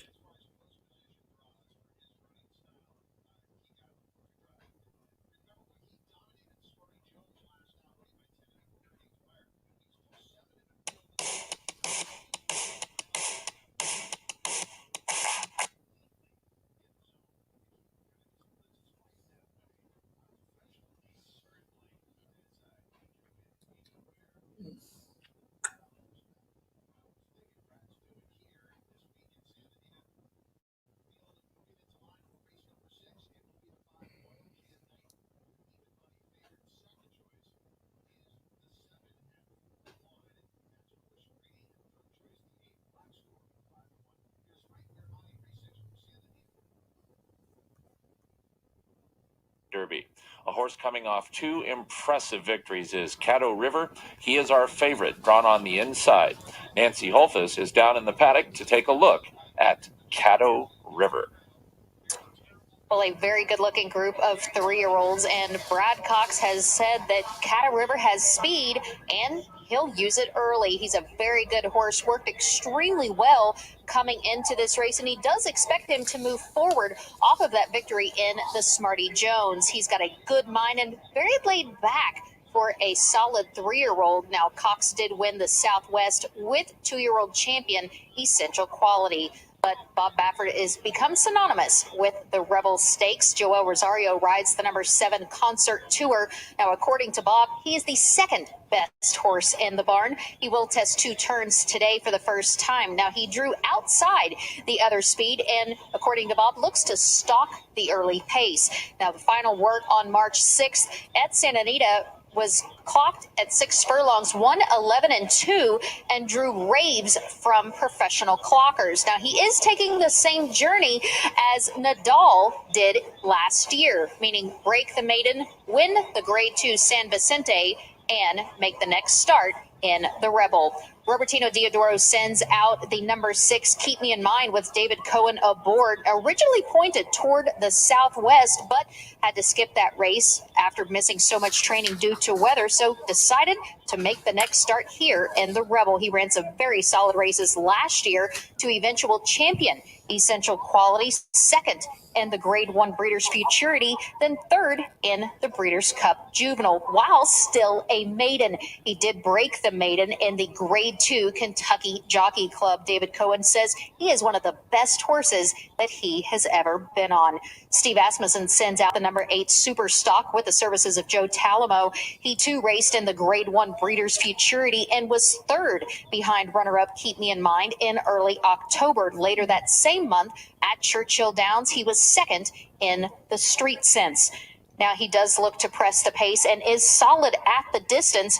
Asmussen always sends out contender Big Lake with the services of Ricardo Santana Jr. And Steve Asmussen has had a very good day, as has Brad Cox. But even money favorite currently on Smarty Jones winner, Caddo River. Almost time for Riders Up in the 61st running of the Grade 2 Rebel $1 million purse, as 85 total points divided between the top 4 finishers, and we now have Riders Up.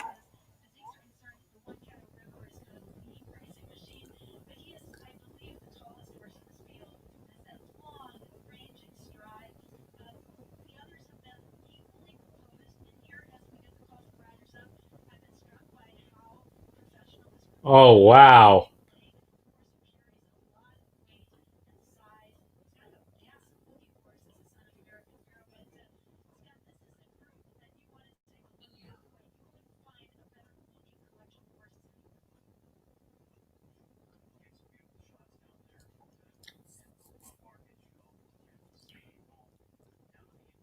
The 3 looks pretty good. That 3 horse looks pretty nice.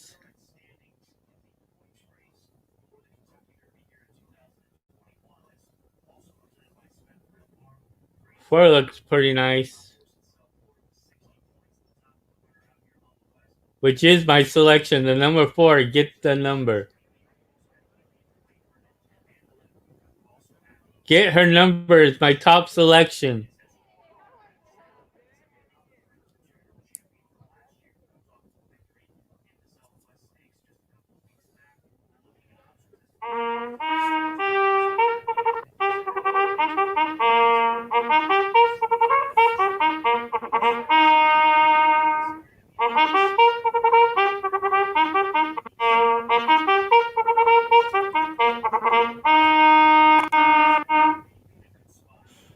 The horses are coming onto the track for the 11th race.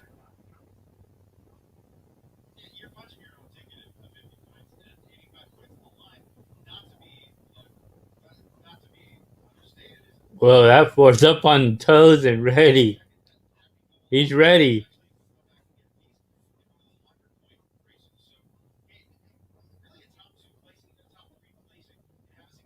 I was going, yeah, this is just another race.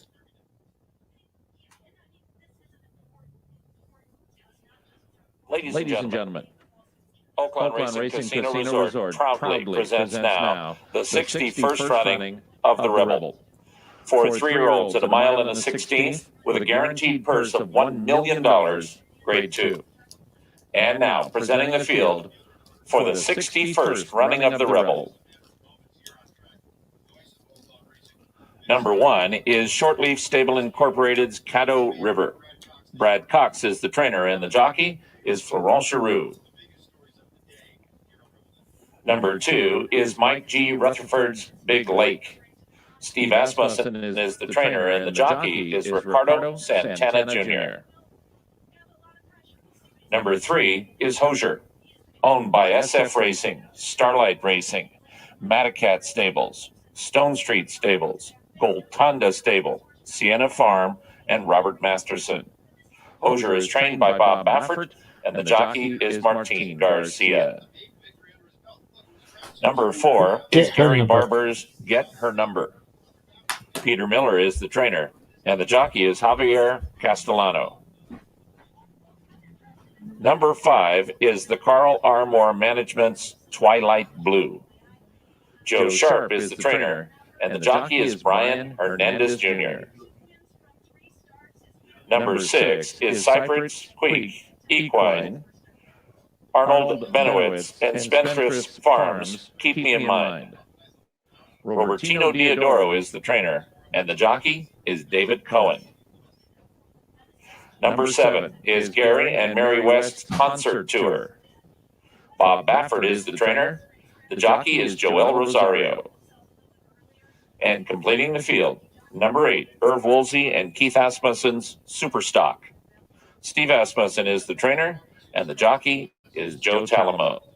That's the field for the 61st running of the Rebel. They will reach the starting gate in less than 5 minutes.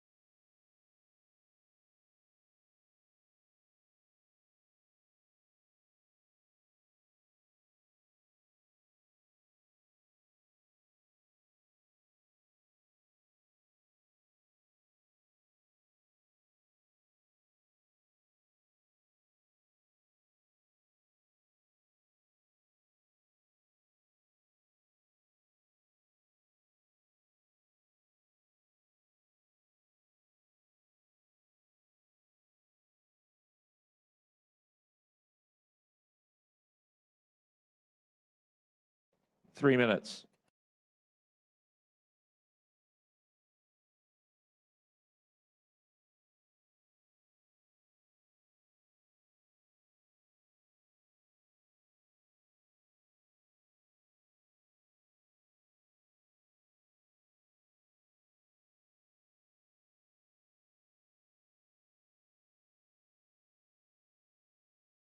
The horses are approaching the starting gate.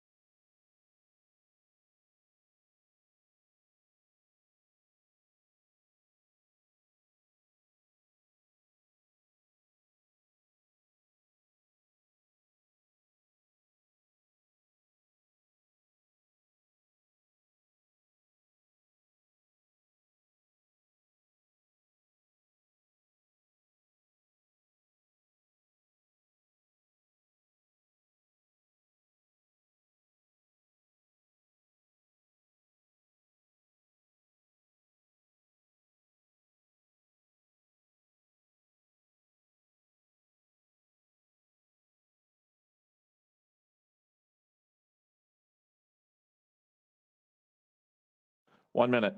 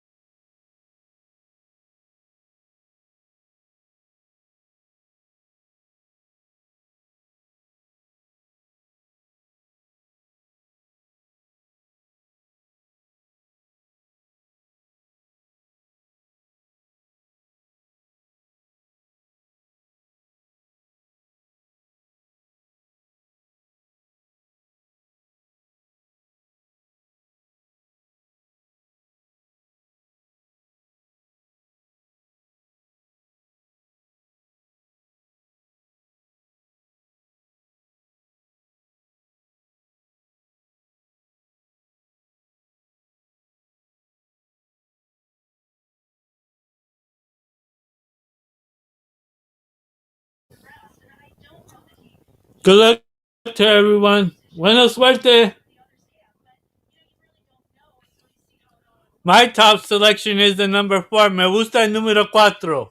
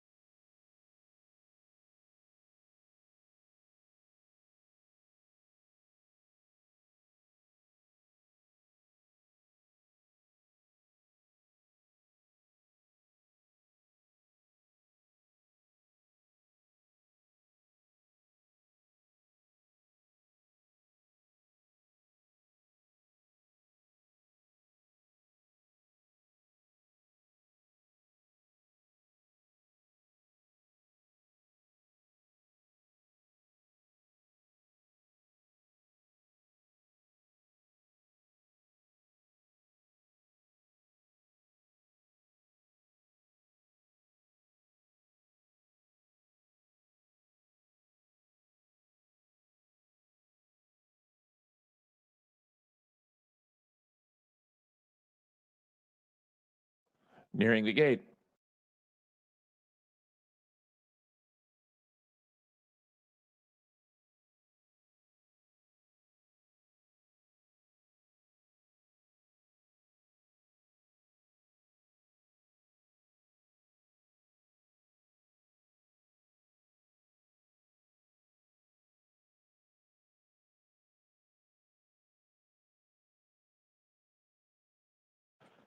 The horses have reached the starting gate.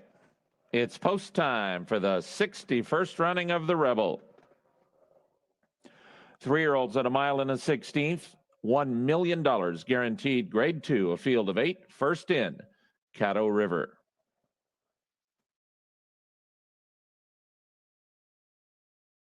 Twilight Blue comes forward. Here comes Big Lake. Keep Me in Mind.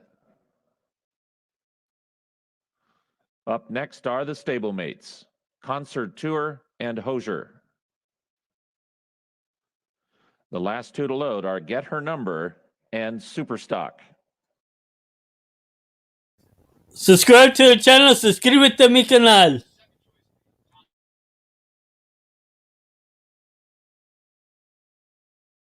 They're at the post. They're off. Concert Tour broke very fast. Caddo River is very fast, and the two of them hook up at once. A match race into the clubhouse turn, Concert Tour and Caddo River, and now Giroux has to take back, and Caddo River is going to sit second. So Concert Tour is the leader to the backstretch, but Caddo River is pumped up and wants to go right back at him. Big Lake away in third, then Twilight Blue and Get Her Number. At the rail goes Hosier, Superstock, and the trailer of the 61st. Rebel up the backstretch is Keep Me in Mind, and Concert Tour determined to get to the front, and he gallops along now in front a length and a quarter. Caddo River is asking Giroux to let him go and re-engage on the outside in second.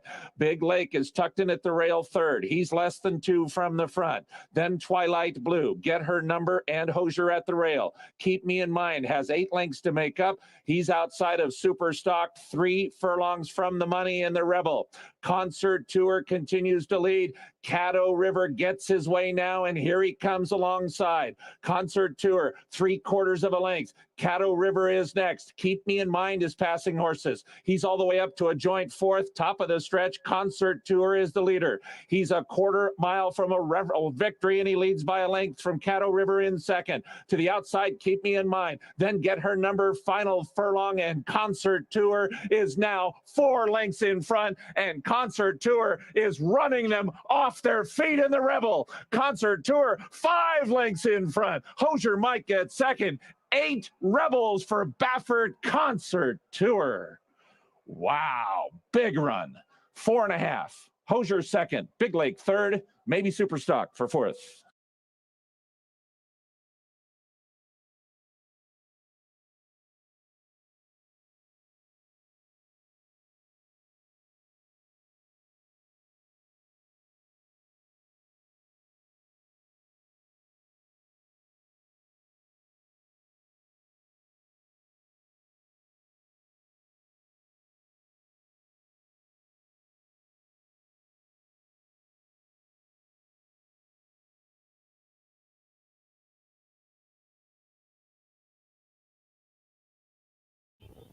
See what happens?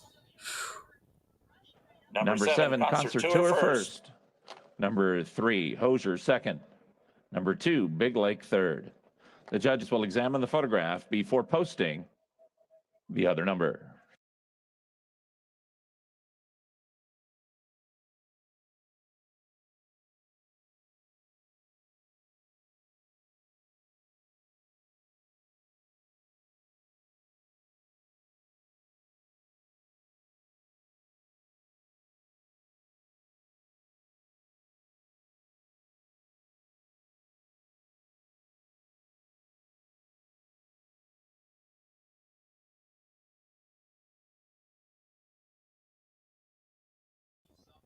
Siete, 3, 2, 8. Number 8, Superstock finished fourth.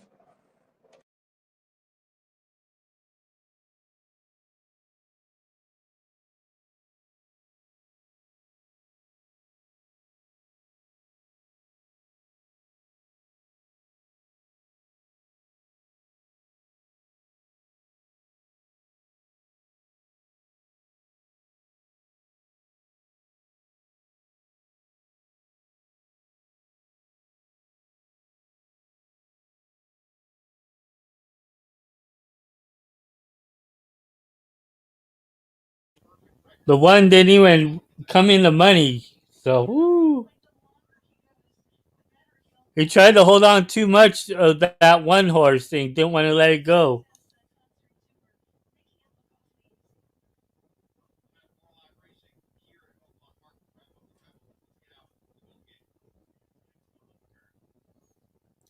Well, ya vimos esa carrera. Ya me voy a bajarme. I'm heading off now. Way to go to everyone that won in the Rebel. That picked a horse. Hope to see everyone on some other day. I'll be trying to come on some other day. Look out, subscribe to the channel and ring the bell, like the video, so you can see each time when I'm on. I was barely able to show this race, so don't expect me to be showing races like this all the time. Catch everyone later.